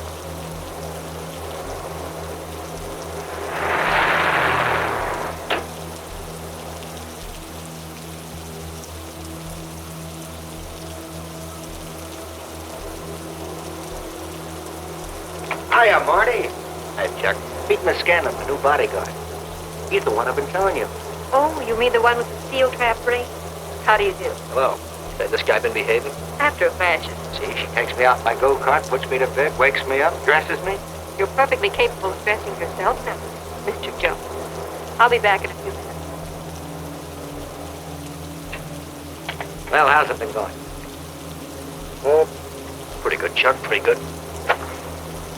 That why you're off the case? How'd you know? Breen was in to see me this morning. Oh. Suppose he also told you they put a new team on the case. He told me everything. Let's see what his new boys dig up. Well, maybe they'll examine the facts of the case a little more carefully. What facts? Our man Sharp, And he's intelligent and works alone. And he has no record, never leaves a fingerprint, knows every move we make. Sure, plenty of facts, only they add up to nothing. Sure, forget it. You got yourself a 10-day vacation. Go on down to the beach, get a suntan. By the time you get back, the case will be broken. Is that what you want? You know better than that. All I know is what I hear. You sit there batting your gums about how the old man let you down. Maybe he's trying to wake you up. You got a funny way of showing. You go flying off the handle. Always taking things for granted. I wish I could get up and boot some sense into you. He knew what this case meant to me. He still does. That's why he's trying to get you mad enough to do something about it. You don't really figure that's his idea, do you? I know it is. Ah, it's a tough case, Chuck. Not an angle, nothing to go on. You'd know what I meant if you were out working with me. I have been working with you. That's all I've had to do lately. Just sit around studying what little facts we have. Trying to figure out who he might be. You know the kind of a guy we're up against, that. I tell you, Chuck, this guy's a genius the way he operates. Said you were right there with us every time you go out after a lead.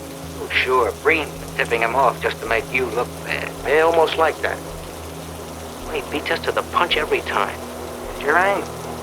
You just hit it on the head, but you don't see it. Look, start at it. 1, he's unknown to the other. 2, he beats you to the punch, right? And 3, it's almost as if he were with you. Isn't that what you said?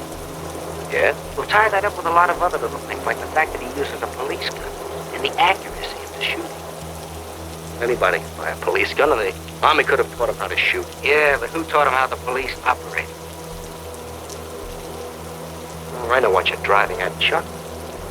But a cop, those things happen. Yeah. Now, if I were still in the case, I'd start with our own department first, then Santa Monica, Culver City, Burbank, Pasadena. See you later, Junior. Hey! Don't let him out of your sight, Bill. It's the first time in years he's used his head.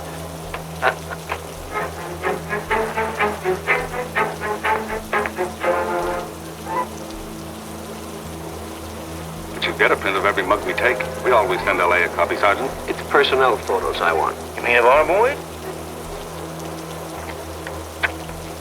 That's Roland's killer, isn't it? That's right. You checked your own department. We did that first.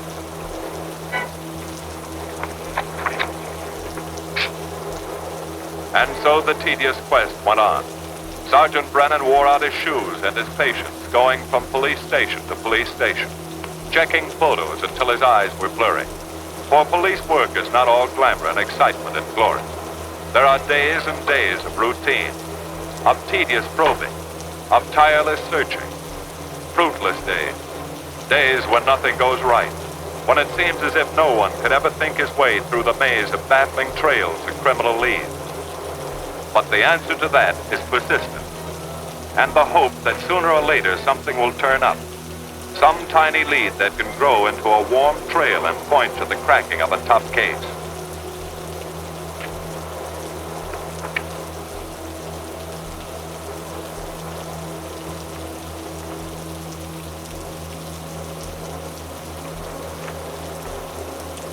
Well, that does it, boys.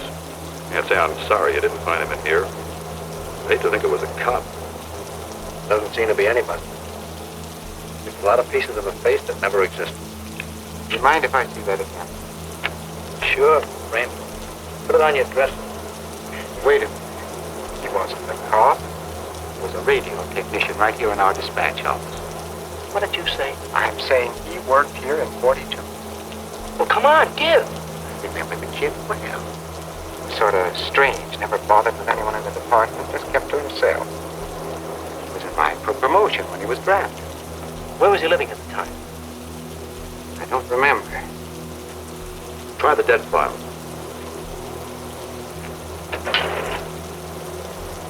Never asked for a job back after the war. I remember writing to him. Excellent work. Oh, yeah, here we are. Yeah, this is it. Took a while before he answered, but like he says in the letter, he wasn't interested.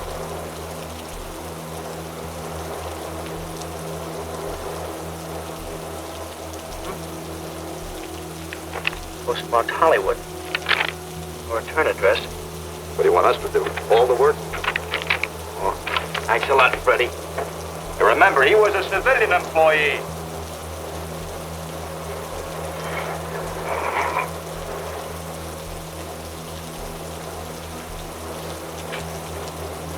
Well, how about it? Anybody recognize him? Not on my route. I never saw him before. Okay, fellas, thanks very much. I thought for a minute. You get that face? What? Yeah? Well, this may not mean anything, but he looks like a guy that's on my route. He never gets any mail, but I see him around there all the time. He lives in one of the courts. Where? I'll show you. It's not that easy. What time does your route take you past those courts? About 9 o'clock. What? Just think.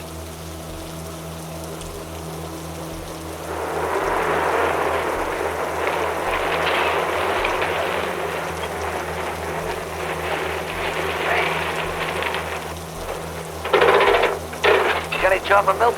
Sure have, buddy. Yeah. Thanks. What's your partner? Straight on back.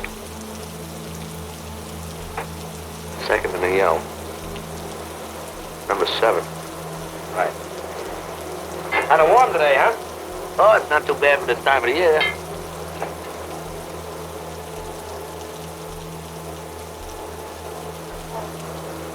Morning. So you and the router? We had a substitute. What happened to the other guy? Sick. Oh, what's the matter? I don't know. I catch him. Heard about it on the radio, and next morning I gone. Too bad. You aren't very social. The regular fellow always stops and talks. Sorry, lady, I'm a little late this morning. I was hoping maybe you could help. There's something very funny going on. Yeah? I'm scared to go to sleep. I thought maybe I might be poisoned. What? Yeah. By the manager. She's a witch. He's a what? A witch. She puts poison in my milk. Oh, I see. Look, you switch the bottles when she isn't looking. Drink our milk, and you'll be safe, right?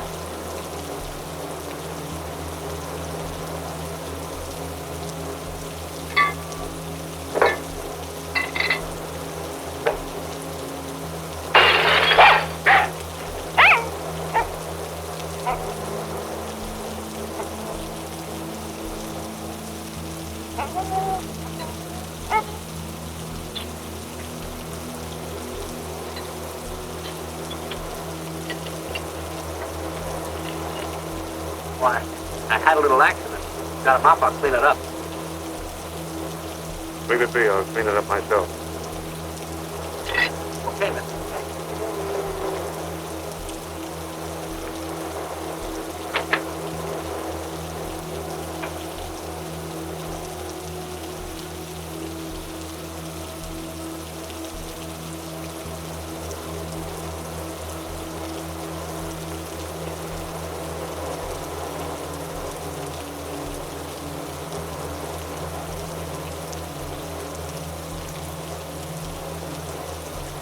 The place is called Bellevue Court.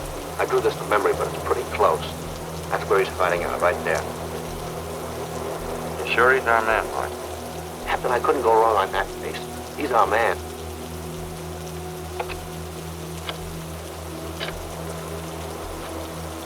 There are 5 cottages in this area. 2, 6, and 7, L at the end of the row. Our man lives at number 7. Building department plan will show you the whole layout. Bounded on 3 sides by Fuller, Santa Monica, and Woodson. Now, the court, the park is surrounded by a high wall. Bringing homicide. Good. Keep your eyes open till we get there. Morgan has just gone into his bungalow alone. Any questions? All right, you all have the instructions. Let's go.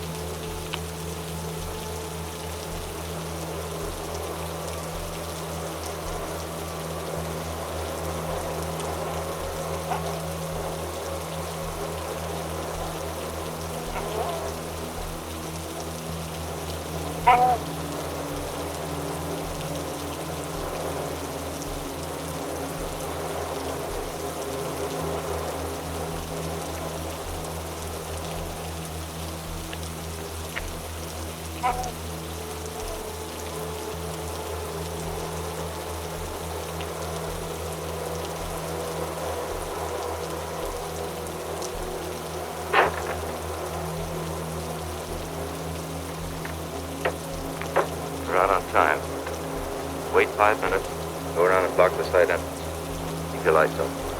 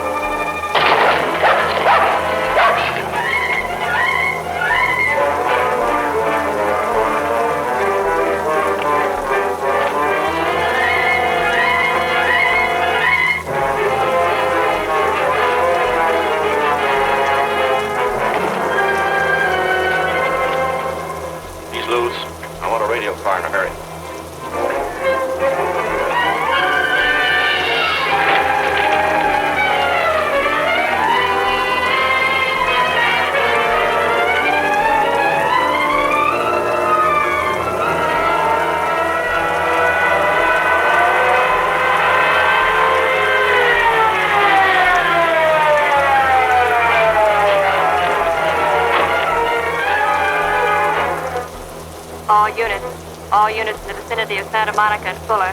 The murder suspect in the Rollins killing is at large.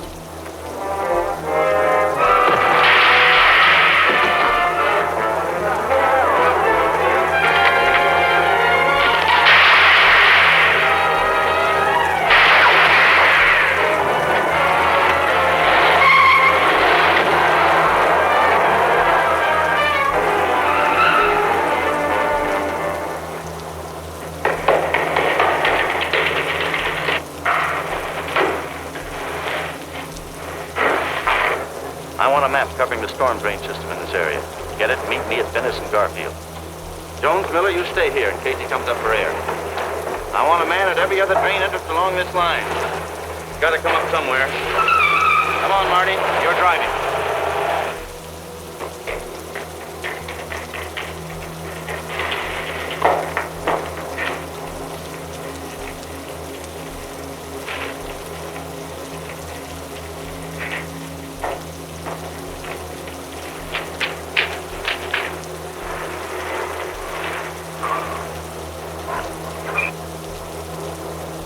Keep this drain covered. Liable to pop out anywhere.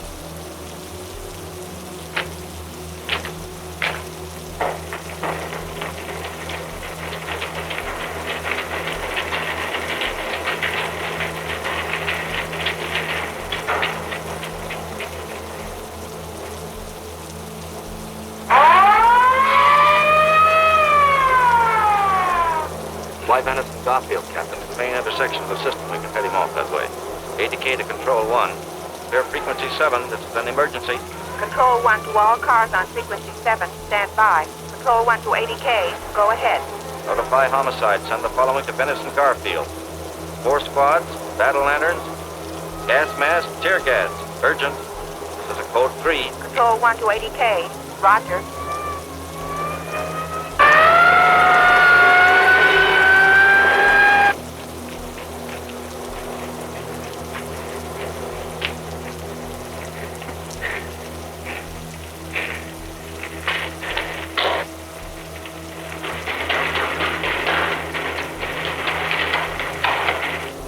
Probably head down this main drain to where it comes out of the Rio Hondo. Now you take your squad and cover that exit. Right. Keep all spare radio cars cruising back and forth along this main street. Watch the curb inlet. We'll go in here.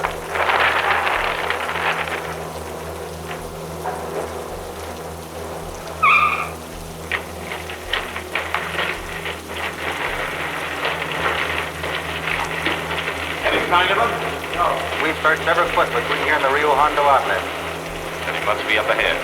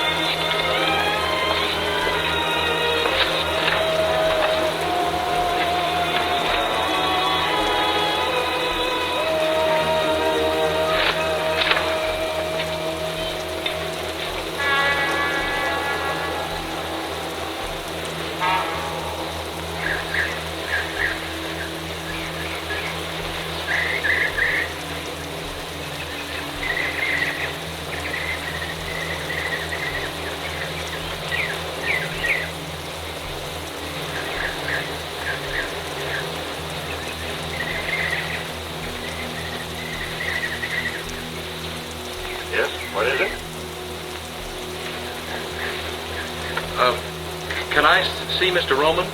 What do you want to see him about? Well, I'd like to give him something that belongs to him.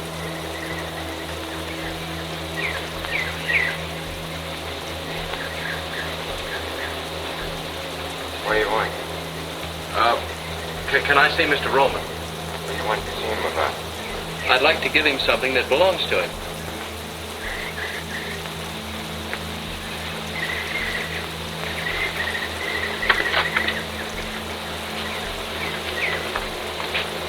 Come inside.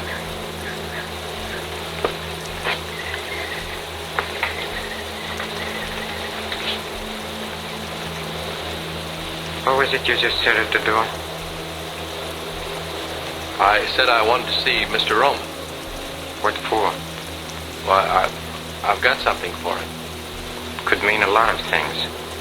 What have you got? You're not Mr. Roman. How do you know? You just don't fit.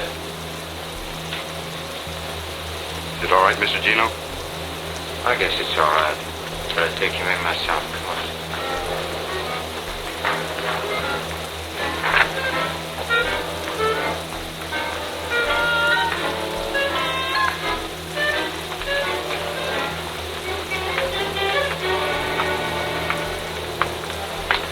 Wait here.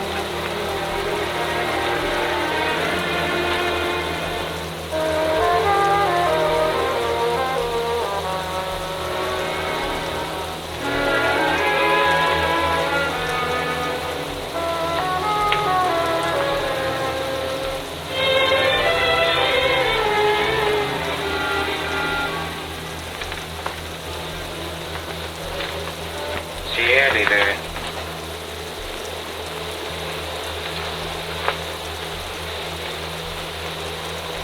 You like it? That's all right. You're a good barber, Miss Carnage. Oh, thank you, Mr. Rowan. How do you feel? I mean, how do you feel being a barber? Cutting men's hair. Feels good.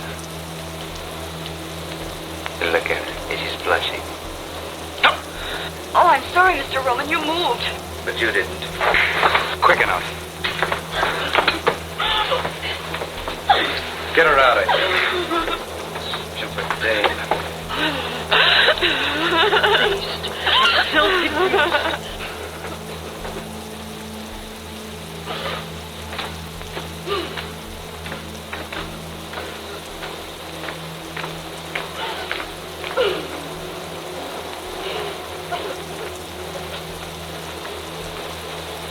Hey, you.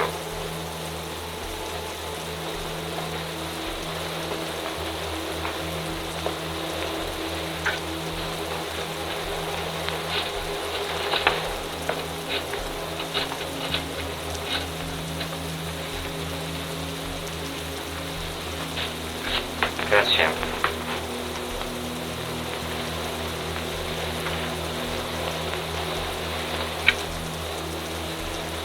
Well, what can I do for you, Jack? Are you Mr. Roman? That's right.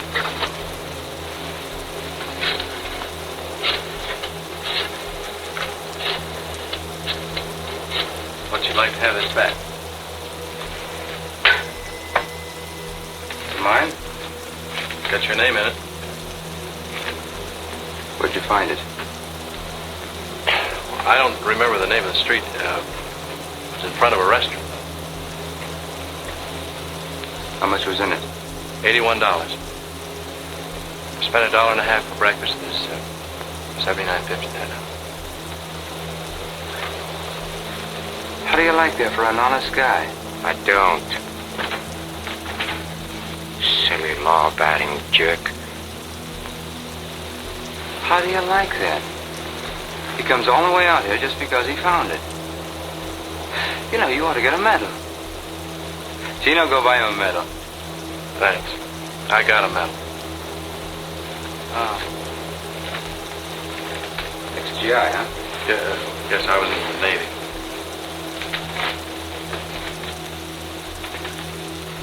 I like him. I want to do something for him. Give him a sawbuck.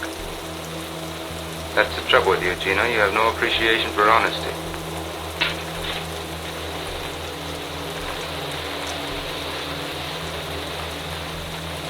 Tell me something. What made you bring the wallet back? Well, I don't know. Now that I'm here, I wonder myself. I guess I'm just a sucker.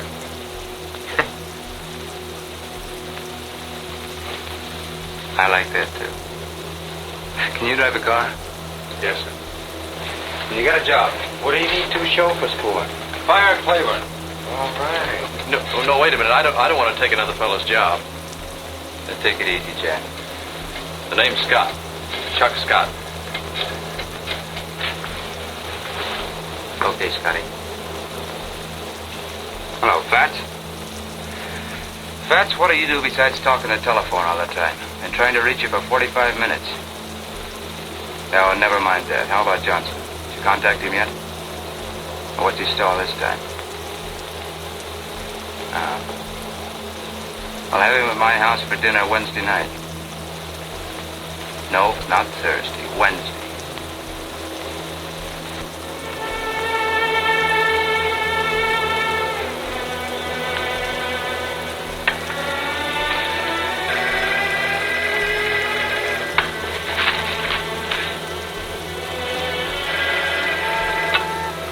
Yes? Right. Be right there. Thanks, Job. Oh, Job. Like in the Bible? Kings, Chronicles, Ezra, Nehemiah, Esther, Job? Fine, I won't forget it. Bye.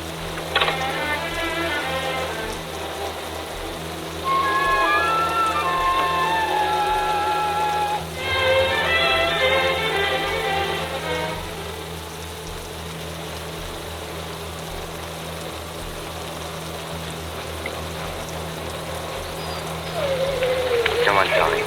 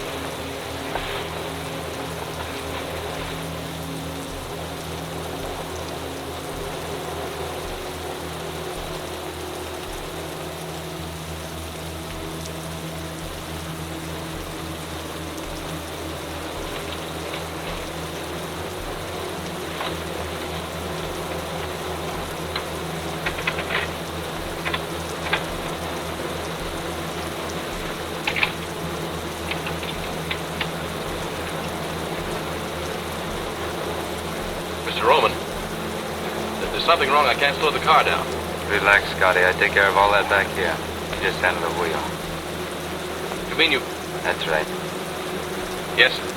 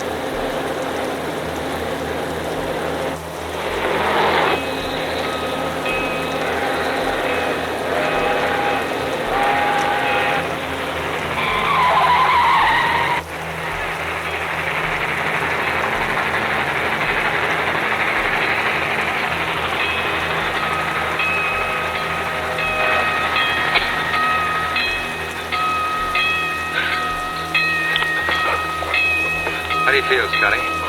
Fine. But I don't get it. Who does? Hey, he's all right. He's a good chauffeur.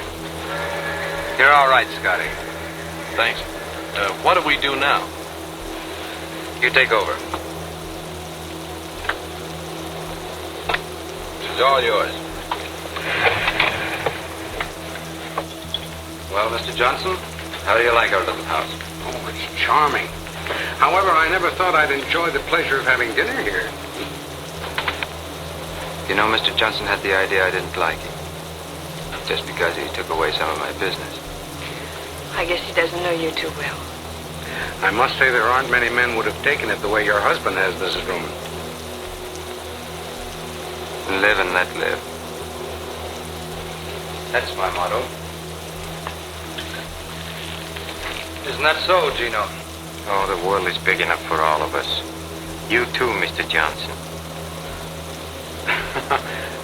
Well, thank you, Gino. I have a very interesting house, too, in Havana. I'd be very pleased if you'd all come and visit me sometime. You've been in Havana, haven't you, Mrs. Roman? No, I've never been there. No, Mrs. Roman doesn't travel very much. Oh, I'm sorry. Doctor's orders? No, mine.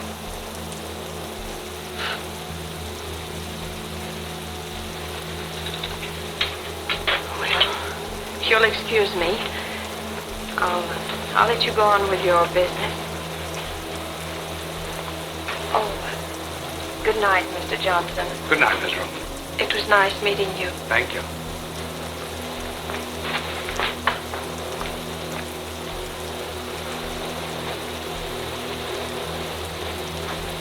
She's lovely, isn't she? Oh, she's beautiful. How about a little brandy? Well, I don't mind if I do. Where's Tommy? No, he behaved badly. I put him in a cellar. Oh, Tommy's a dog. It's a big dog. Oh. I'm not drinking alone, am I? No. Mr. Roman, could I ask you a very personal question? Yes, of course. What is your business, really? Gino, what business would you say we were in? Really? Oh, I'd say the amusement business. The amusement business? Yes. Strictly for laughs.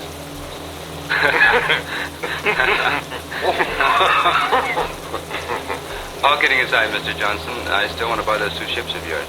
But I don't want to sell. Oh, maybe we can talk you into it. What do you say, Mr. Johnson? Well, I'll think it over. Oh, no, that'll be too long. I can let you know tomorrow. No, tonight. Now.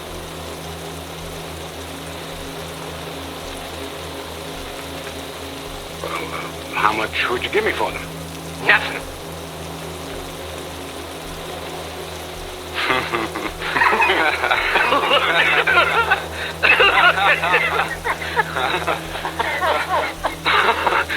Oh, you're joking, huh? Oh.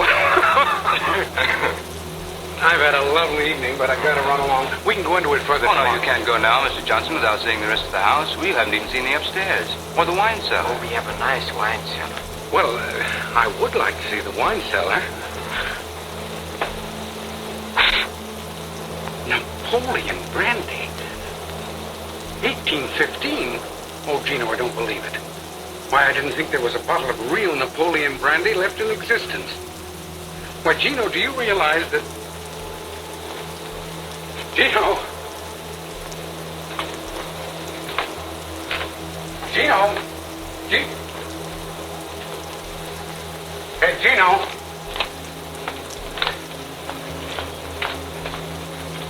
Gino!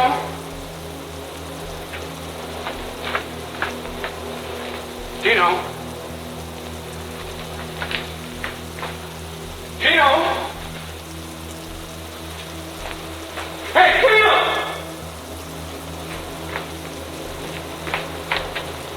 Gino! Gino!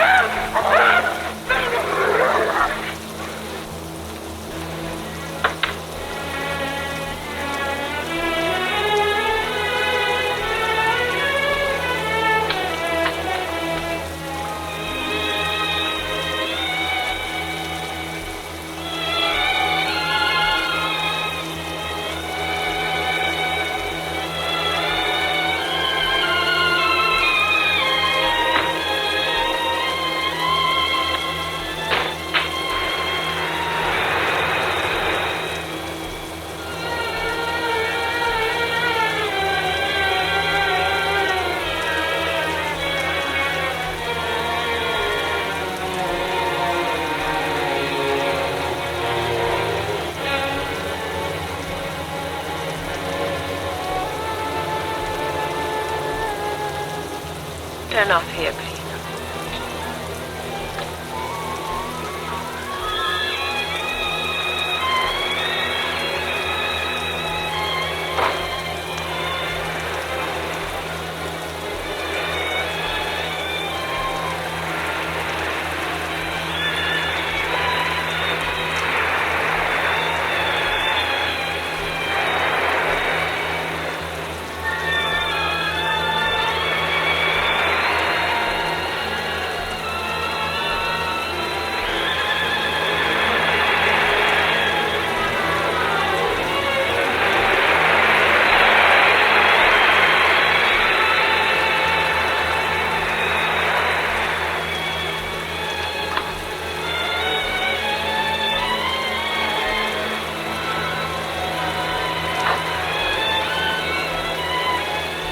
Standing off in closeness. Think you better step back. What happened to Claiborne? He's gone. It's Mrs. Roman.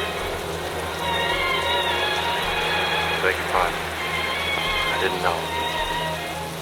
Oh, that's all right. I think I like it better the other way.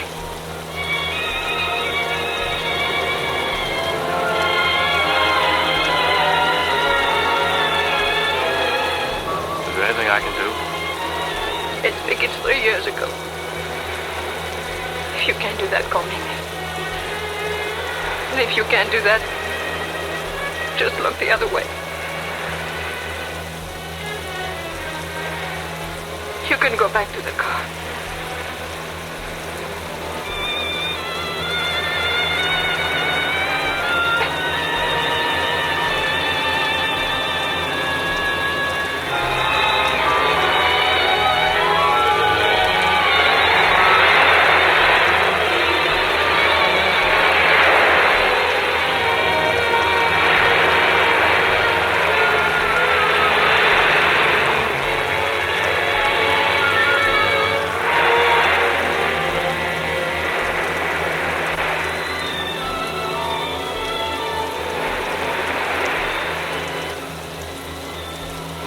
What's out there, straight ahead? Well, Havana, I think. Have you ever been there? Yes, I was a long time ago. What was it like? Oh, for me it was cheap hotels, cheap restaurants, cheap friends. All places are like you're drunk. It would be worth $1,000 to me to get to Havana. $1,000? Steamship tickets only about 30. I could never make it alone. Why not? Have you ever been afraid? Really afraid? What do you want me to do? I want you to take me to Havana. But why me? I think I can trust you. You mean you think I look like I need $1,000? Have it your way. But I still think I can trust you. When can we go? How soon can you leave? Now, right this minute. That's a pretty long swim. I'll check the sailings tomorrow. Think I better take you home now? All right.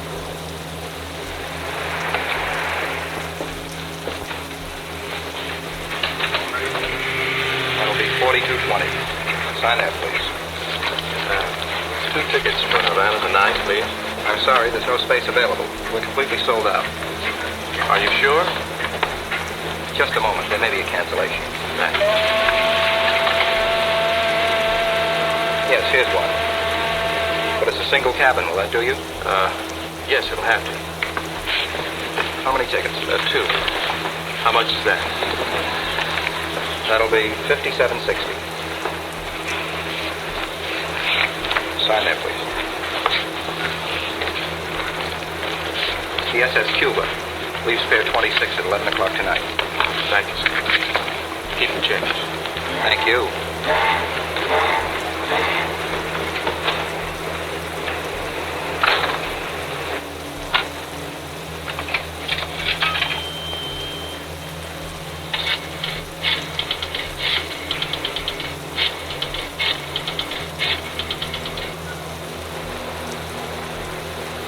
Hello?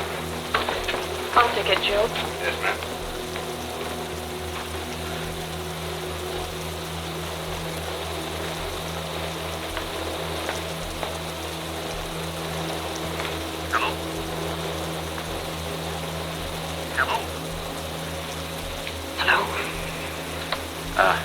I got the tickets for Havana. It's on a ship called the Cuba. Leaves 11 o'clock tonight. Now listen carefully. Have dinner with him as usual. At 9:30, say you want to take a drive. I'll be waiting in my room. Now don't you call. Have Jove call as usual. I'll bring the car around. No, don't worry. They don't know where I am. Yes, I'm picking him up at the Union Bank now. Good. See you later. Bye. Thursday. Any particular boat? Let's see my tune happen.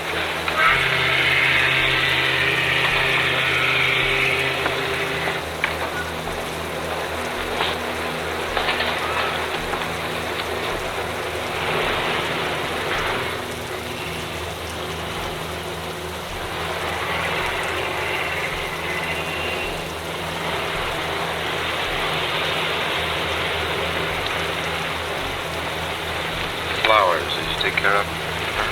Yeah, red and white roses, big anchor. $150. You know, Eddie, 15 years ago in Cicero, same roses, the same anchor, could have picked it up for a double sawbuck. Maybe 2 bits. $150. Brother, I don't care what they say, that's inflation.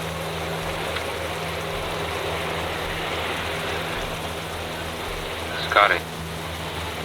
Yes, sir? Mrs. Roman goes for a drive almost every day, doesn't she? Yes. Where does she go? Nowhere in particular. What do you mean, nowhere? Well, just along the beach. Always the same place? Yes, same place. How do you know that? I didn't. I want to go there, Scotty. Now? Now. Yes.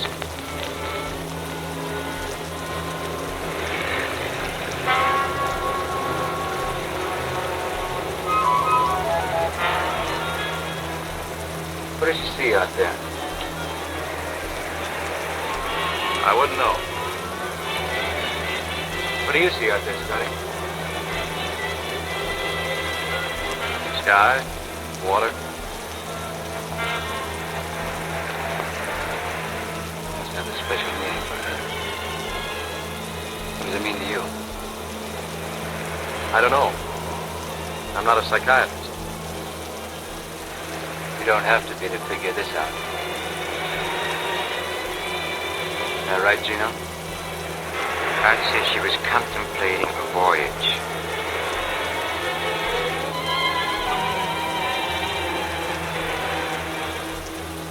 Did she ever say anything to you about it? Why would you tell me? You've got the kind of face women like to talk to.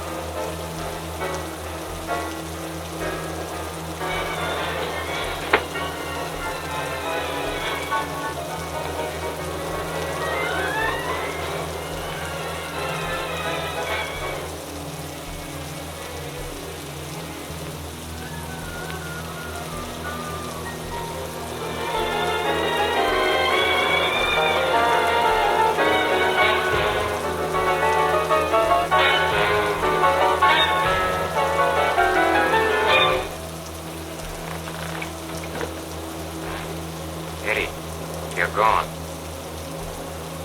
Where do you think they've gone, Gino? I don't have to think, I know.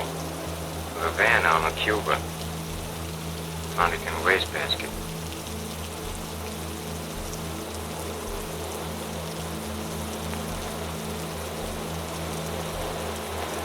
What do you want me to do? Play the other side.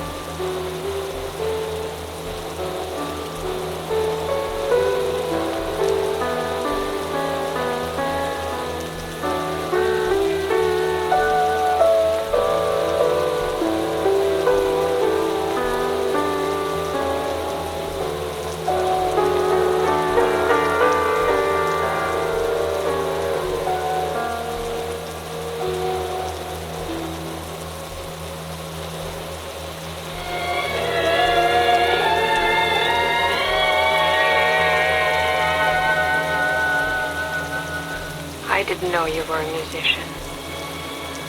I haven't played in a long time.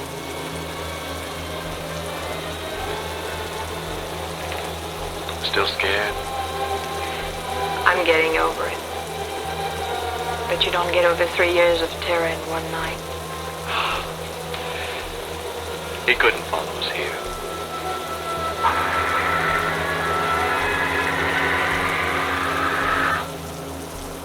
What's our first stop? Havana. Looks like all roads lead to Havana. That's what you want, wasn't it? I owe you $1,000.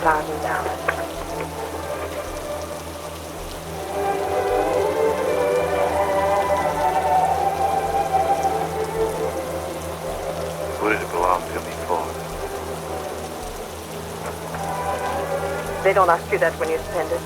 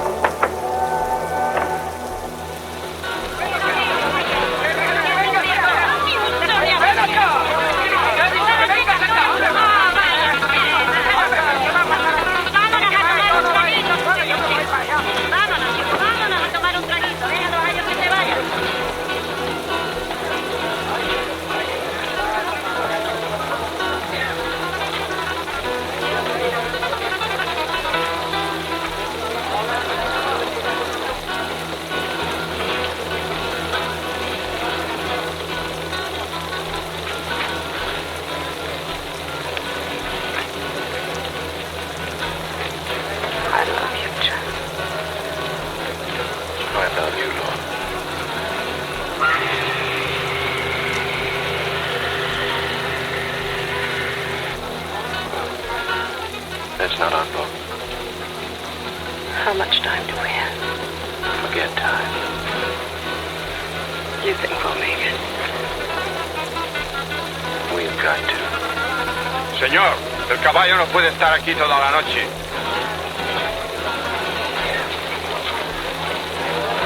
Hey, what are we stopping here for?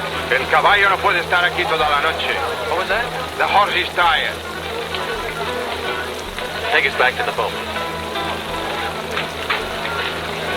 Did you hear me? Take us back to the boat. I already told you the horse is tired. Chuck, let's get out.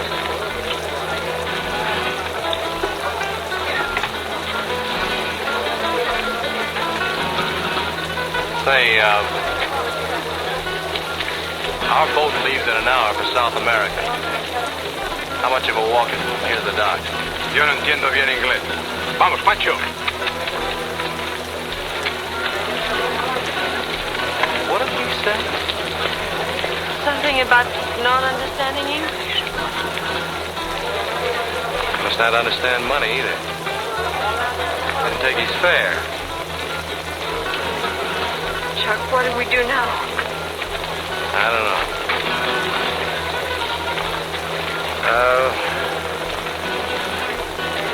Let's get a drink.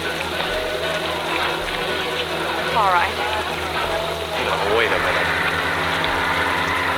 We should go back to the boat. Who's afraid now?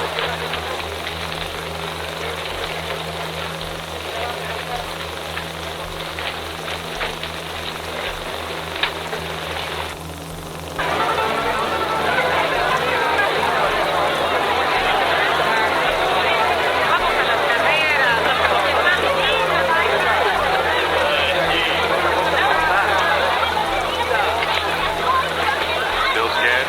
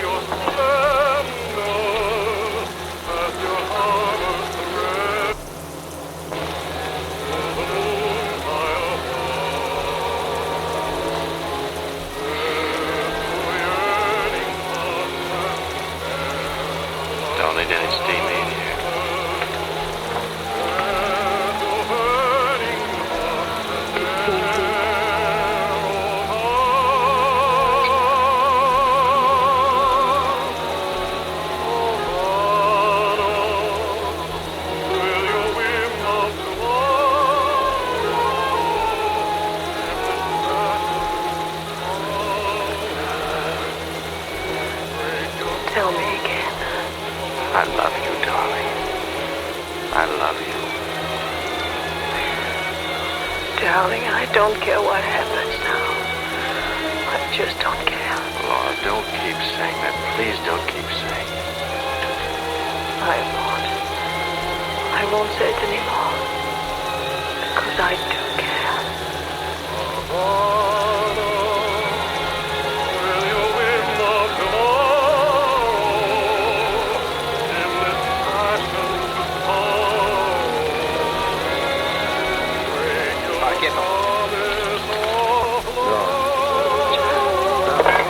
Laura. Laura. Laura.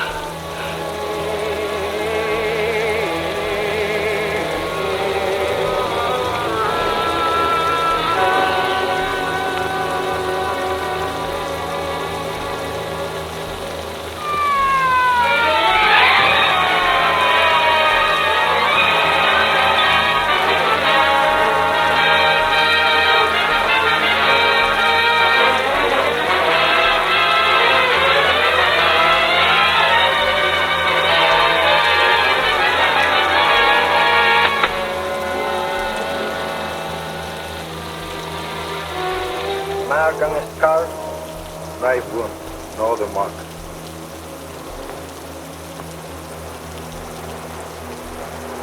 We're waiting, Mr. Scott. Oh, can I make you understand you've got the wrong man? I loved her. You loved her, so you killed her. That's understandable. She was all I had. So you made sure no one could take her from you. Oh, you're blind. Why would we come all this way together? I let you tell me why. Just answer 3 questions. How long has this woman been in Havana? Oh, we got off the boat around 6 o'clock today. 8 hours ago. Has she ever been here before? Does she know anyone here, anyone at all? No. There is your answer. You still insist somebody else did it? In a place where she had just arrived, in a place where she had never been in her life before, and above all with your own eyes. It wasn't my knife. But you just admitted a moment ago it was yours. I didn't admit it was my knife. I merely said it looked like my knife, but it wasn't. Oh, yes. Now I remember. The knife you bought. You did buy a knife. Yes, I bought a knife! Save your strength, my friend. You may need it.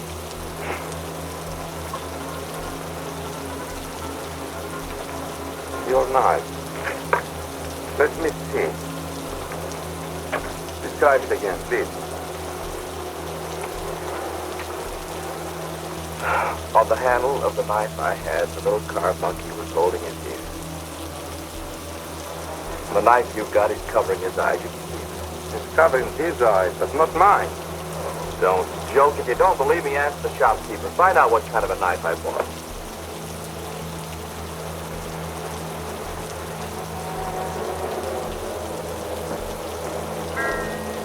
Are you sure this is the place?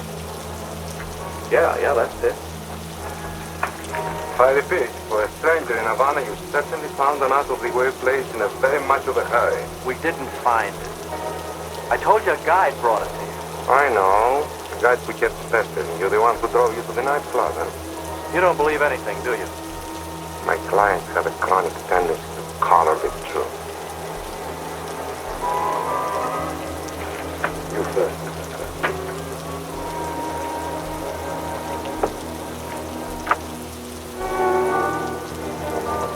Just a moment, please. Not so quick.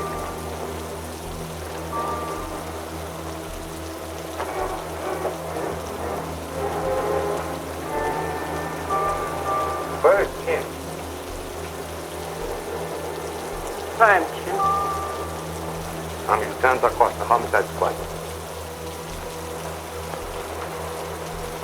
What can I do for you? Madam, will you please tell these gentlemen? We'll ask the question. Take a look at this man here. Did you ever see him before? Yes. When? The gentleman was here earlier tonight. Alone? No, he was with a lady. Did he buy anything? Silk handkerchief for a lady. That all? The gentleman also bought a knife. What kind of knife? A knife with a jade handle. Got letters, got fruit. To hang on the wall, maybe? Describe the jade handle. The jade handle had a carved monkey. We know that. Describe the monkey. Monkey was holding his eyes. So.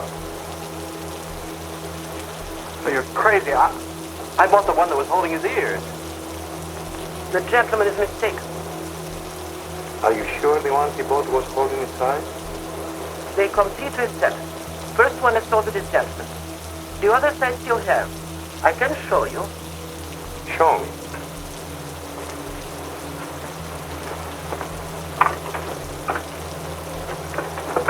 These are imported from Hong Kong. I only ordered one set. Cost too much. Never sold any except to this gentleman. See?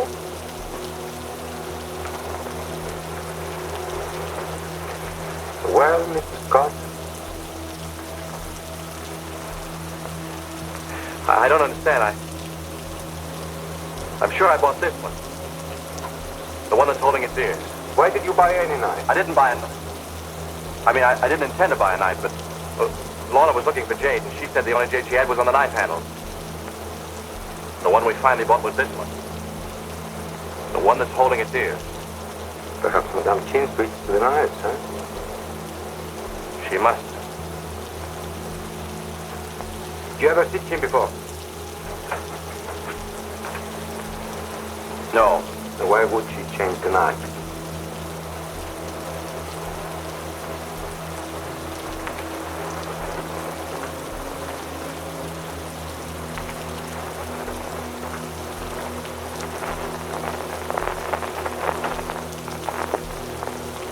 Why would she change the knife? I don't know. Because you are a stranger, and only because you are a stranger, we've given you every chance to clear yourself. You should have been locked up an hour ago. Admit it. You know you killed her. Admit it! All right. Then you did kill her. Yes. Why, Mr. Scott?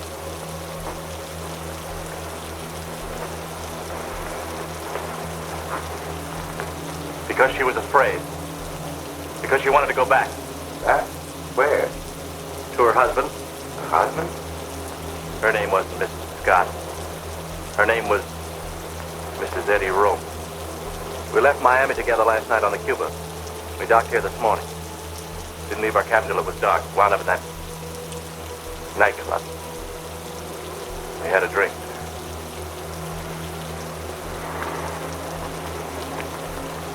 Mr. Scott, you're a gentleman. Only from the viewpoint of the police report. How does he do it?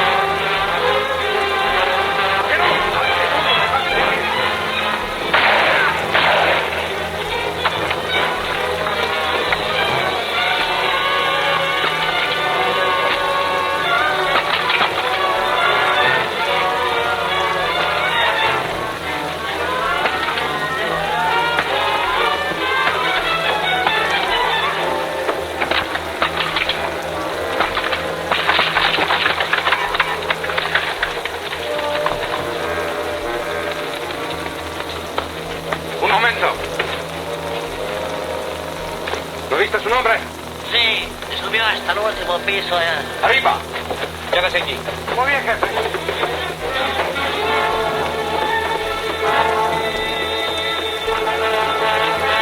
El escape del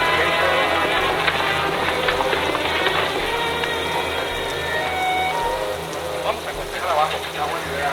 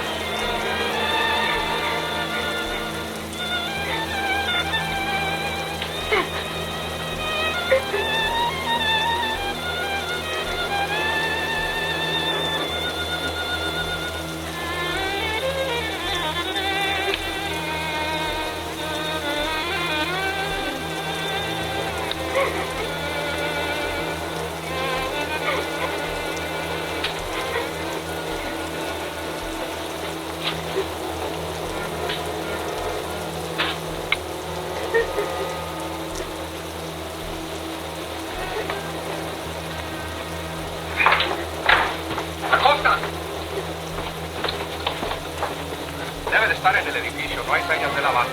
Puede haber escapado por la escalera de emergencia. Busquen en todos los cuartos. ¿Y este cuarto qué vamos a hacer con él? Debe estar aquí en este edificio. Vamos a buscarlo. Tiene que estar aquí adentro. ¡Abran la puerta! ¡Es la autoridad! ¡Abran la puerta! ¡Adelante! ¡Fuera de aquí! No tiene ningún negocio aquí en mi casa. No te calles, me la llevo a la no cárcel. No calle nada. No está en este piso. Vámonos para abajo. Sí, él está en el edificio. Lo encontraremos. Seguro, vamos. ¡Pronto!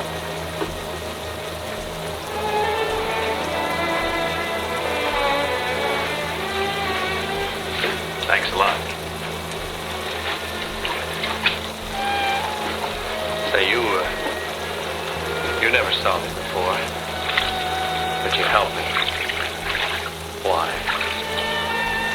Cops. I hate cops. Is there, any other way out of here? Only the way you came in. Americano? Yeah. Yeah, I was American. Miss, I just thought of something. Do you know the man that takes the pictures at the La Habana Club? You know, the little flashlight photographs? Not that it matters now, but I just thought that maybe he did get something. And if he did, it might...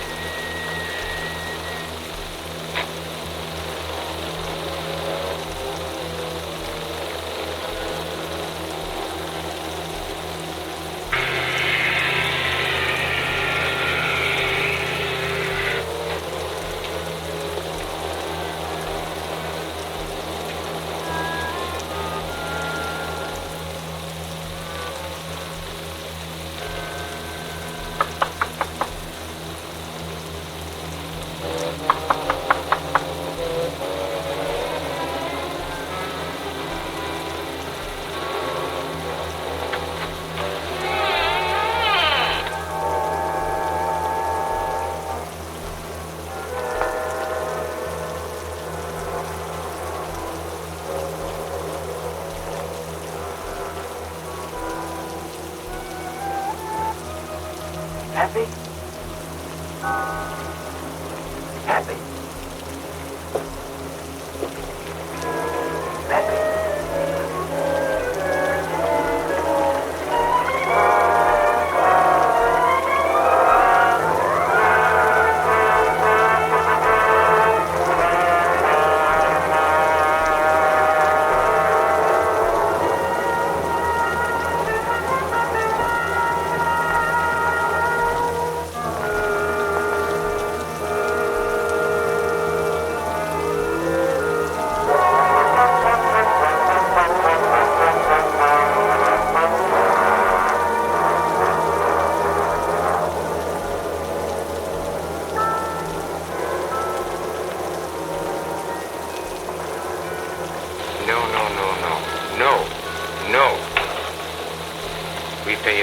As we paid the last time, and not 1 cent more. Then perhaps I do business elsewhere. Look, we run the stuff across, not you. What do you have to do? Just wear out that seat. Of course, that you do. I don't mind assuming the usual business risks, but when it comes to knifing women... Knifing women? All you did is switch a couple of knives. I had a visit from the police tonight. They asked a lot of questions. In our business, you can't afford visits from the police.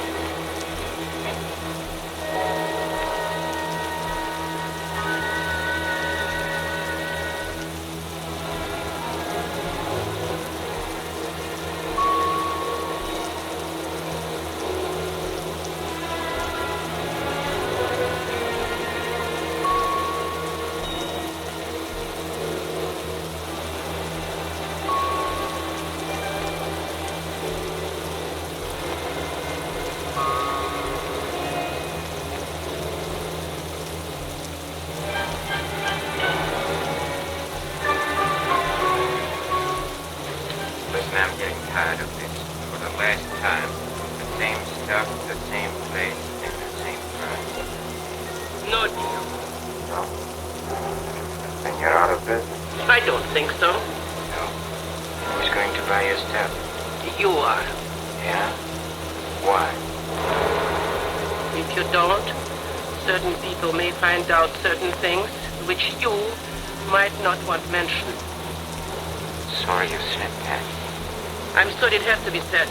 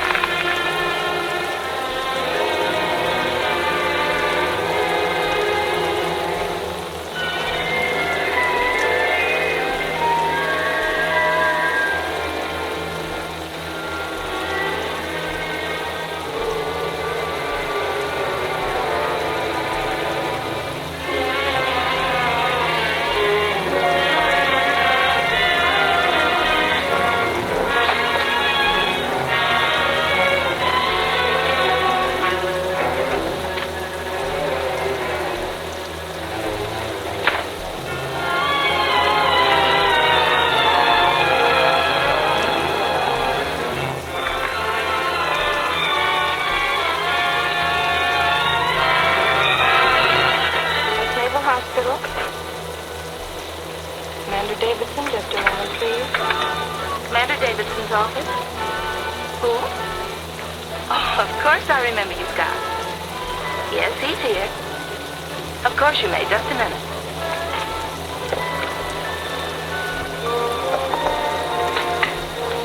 Chuck Scott would like to speak to you, sir. Fine. He's on the phone. Oh.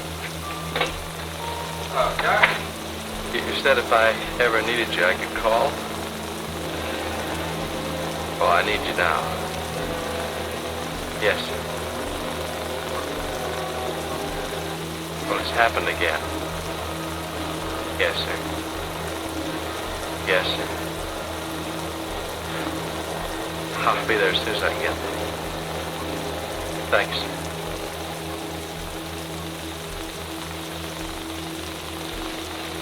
Take it easy, Chuck.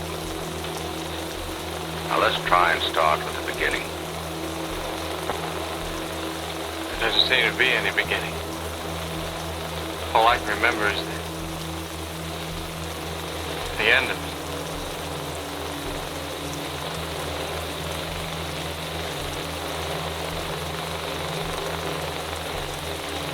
Sit down, Chuck.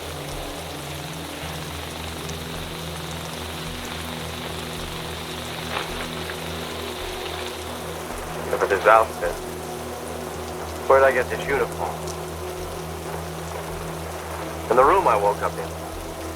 How'd I get in that house? Let's talk about what you remember. Forget about the uniform. Well, yes, I was running away from the police. In Havana. In the middle of the night. But Chuck, you haven't been to Havana in 3 or 4 years, to my knowledge. So we can eliminate that. That's dream stuff. But the girl that you met here in Miami, that's real. The girl that you drove to the beach. The one that wanted to know what's out there straight ahead. That girl. Yes. But that's all I remember. What she said. But the beach, you said you remembered the beach. Yeah, the beach.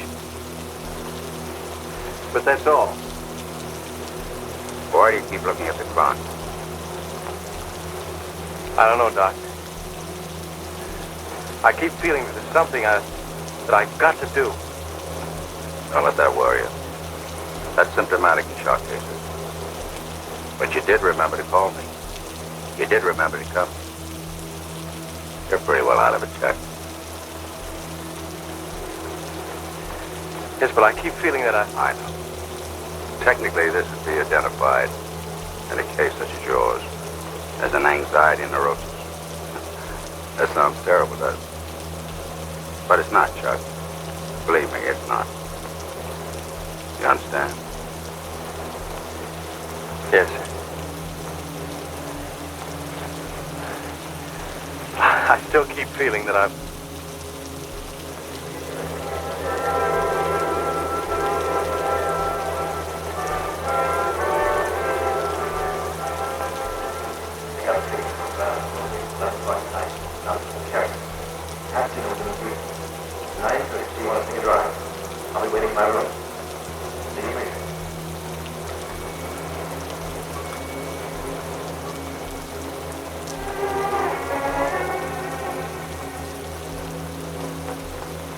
Happy, Lorna. We're going to have fun tonight. I'm going to take you out. We'll go to the Florida Club. Or would you rather go for a ride? Take a look at the ocean. Scotty showed me a rendezvous this afternoon. It's got a very nice view.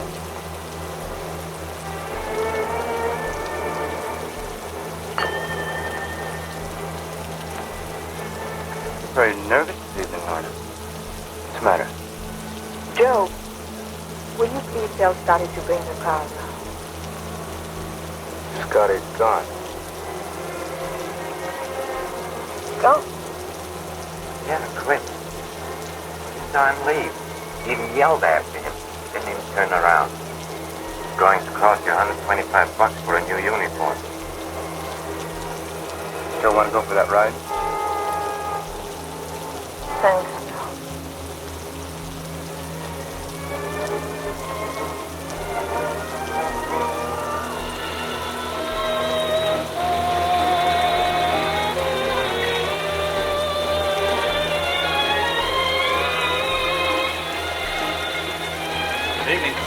Good evening, Ben.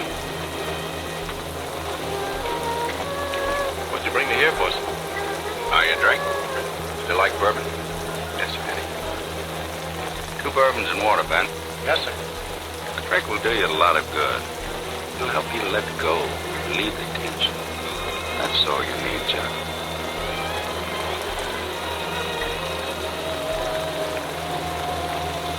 Ben, turn the clock to the wall. What's the idea? My friend is a clock watcher.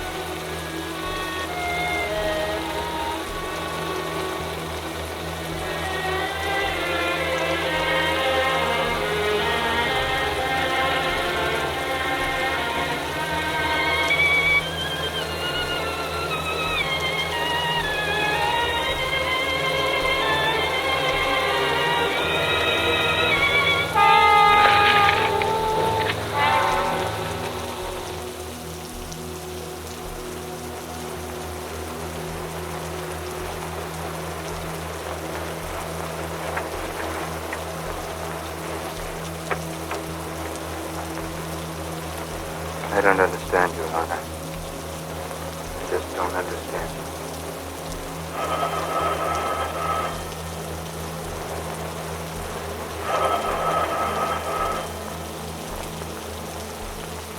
But on chances, might be Scotty. It couldn't be Scotty. How could it be Scotty? Gino said Maybe he could.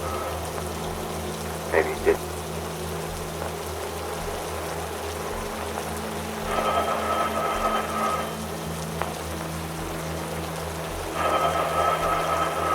Answer the phone. Answer it. Hello? It's for you.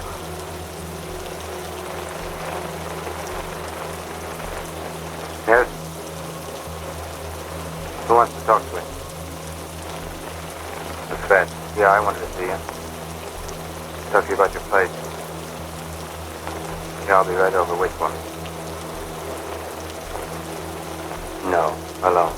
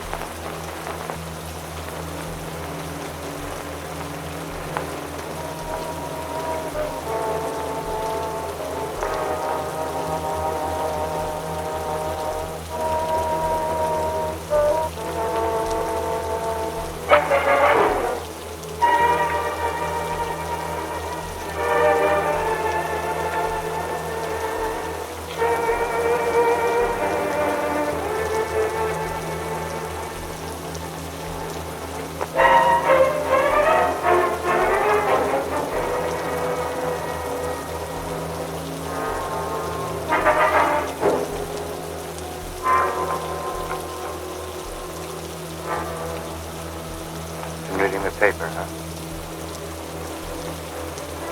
Mr. Johnson was an obstinate man. I don't like obstinate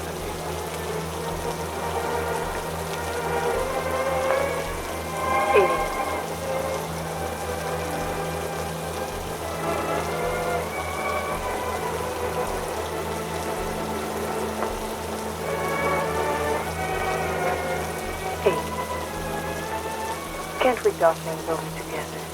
Like two civilized human beings. All I want. I know. All you want is to leave this house.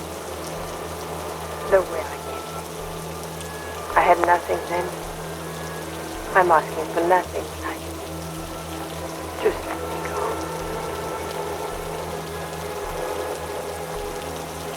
Living in this house for 3 years, you must have found out a lot of things. I wouldn't tell anyone.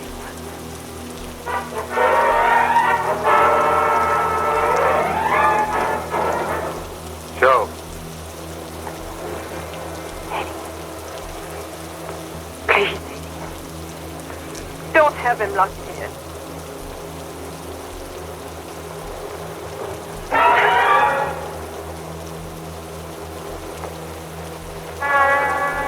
Joe. Joe.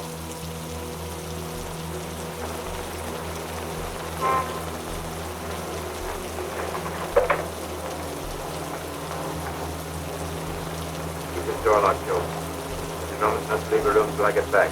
Understand? Yes.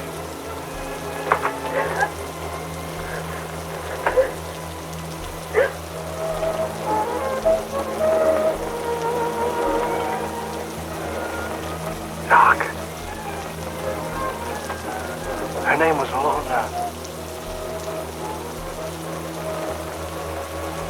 Lorna.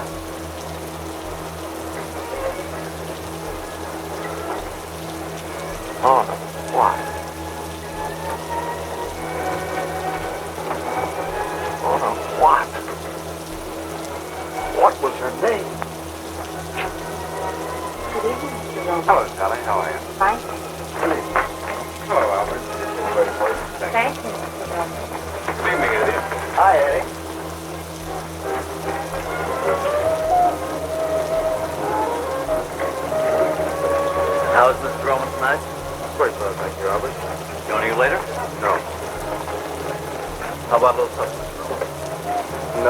think I'd like a bottle of wine. Lanson 28.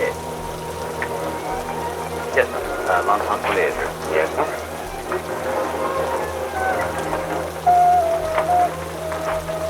Eddie, why don't you let me have it picked up? How far can he get in that uniform? He'll grab it in a minute. Chuck, I've got to make a phone call. I'll be back in a minute.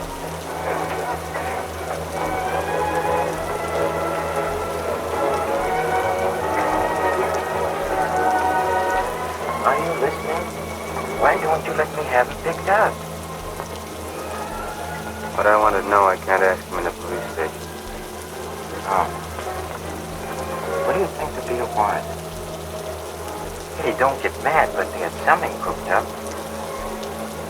What I can't get is the guy running out. Maybe he did. Look, Doc Davis.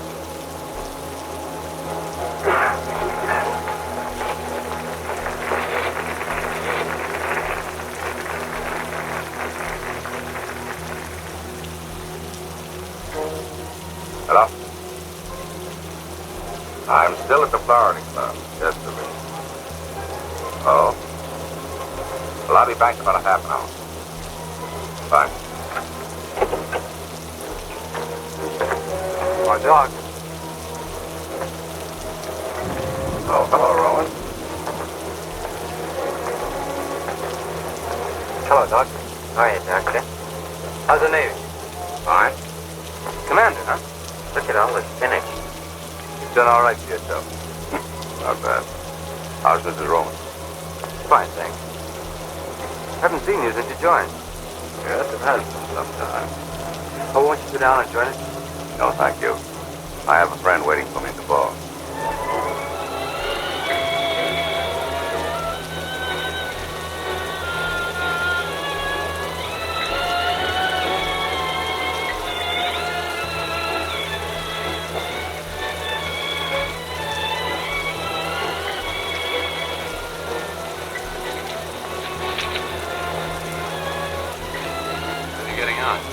Stay in. How do you like Sawyer? Turned your practice over to a swell guy. I like him very much. So does Lorna. Lorna? Lorna? This is Lorna. Why, of course. It was silly of me. Sure you want to join us for that drink? No, thank you. My friend's still waiting for me. Nice seeing you. Remember me to your wife.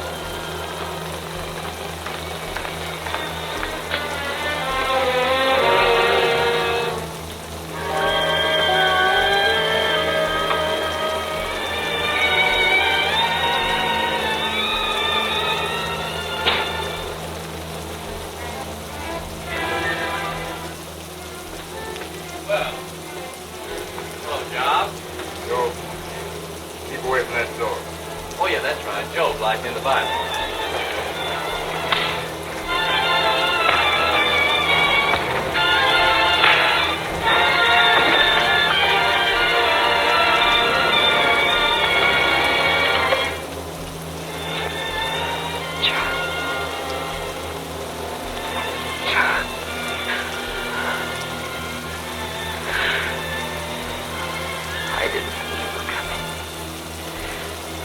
I didn't think you believed any of the things I told you. I believed you.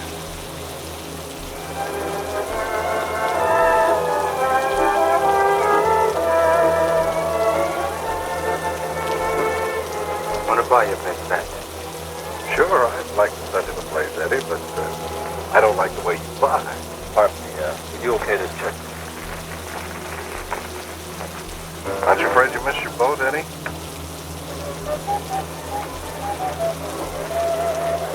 What did you say, Pat? I said, aren't you afraid you'll miss your boat? What boat? Aren't you leaving for Havana tonight? What are you talking about? I swear I saw your car at the doctor's that minute. Okay. It's a secret. It's all right. Start all over. Only slower. I saw your chauffeur buy 2 tickets for him. Skip it. I didn't see a thing. Chino, call the house.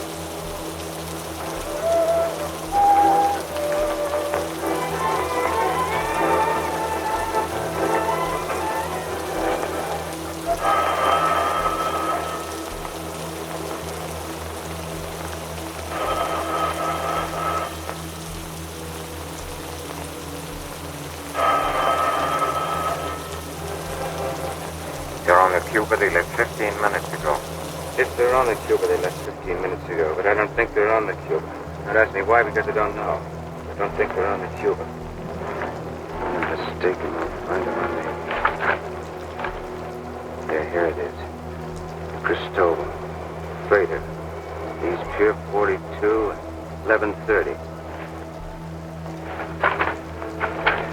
Watch the road. I'm taking over.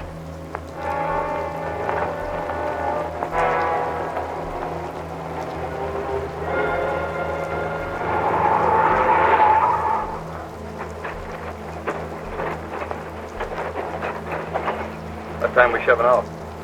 Right, they're loading. Another hour, maybe two. No, they're still loading. We won't pull out of here for another hour yet. I'll stay down on the pier till we leave. Bad break. Only 2 ships leaving for Havana tonight. This and the Cuban.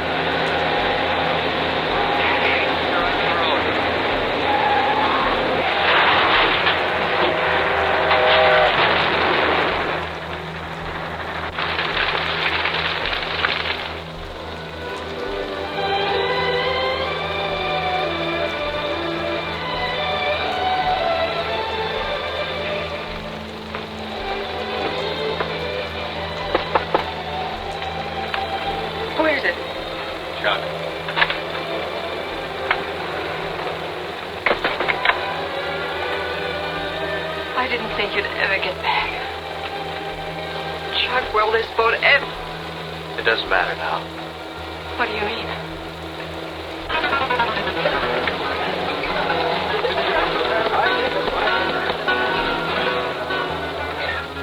Tell me again. I love you. I want you to keep telling me that as long as we're together. That'll be forever.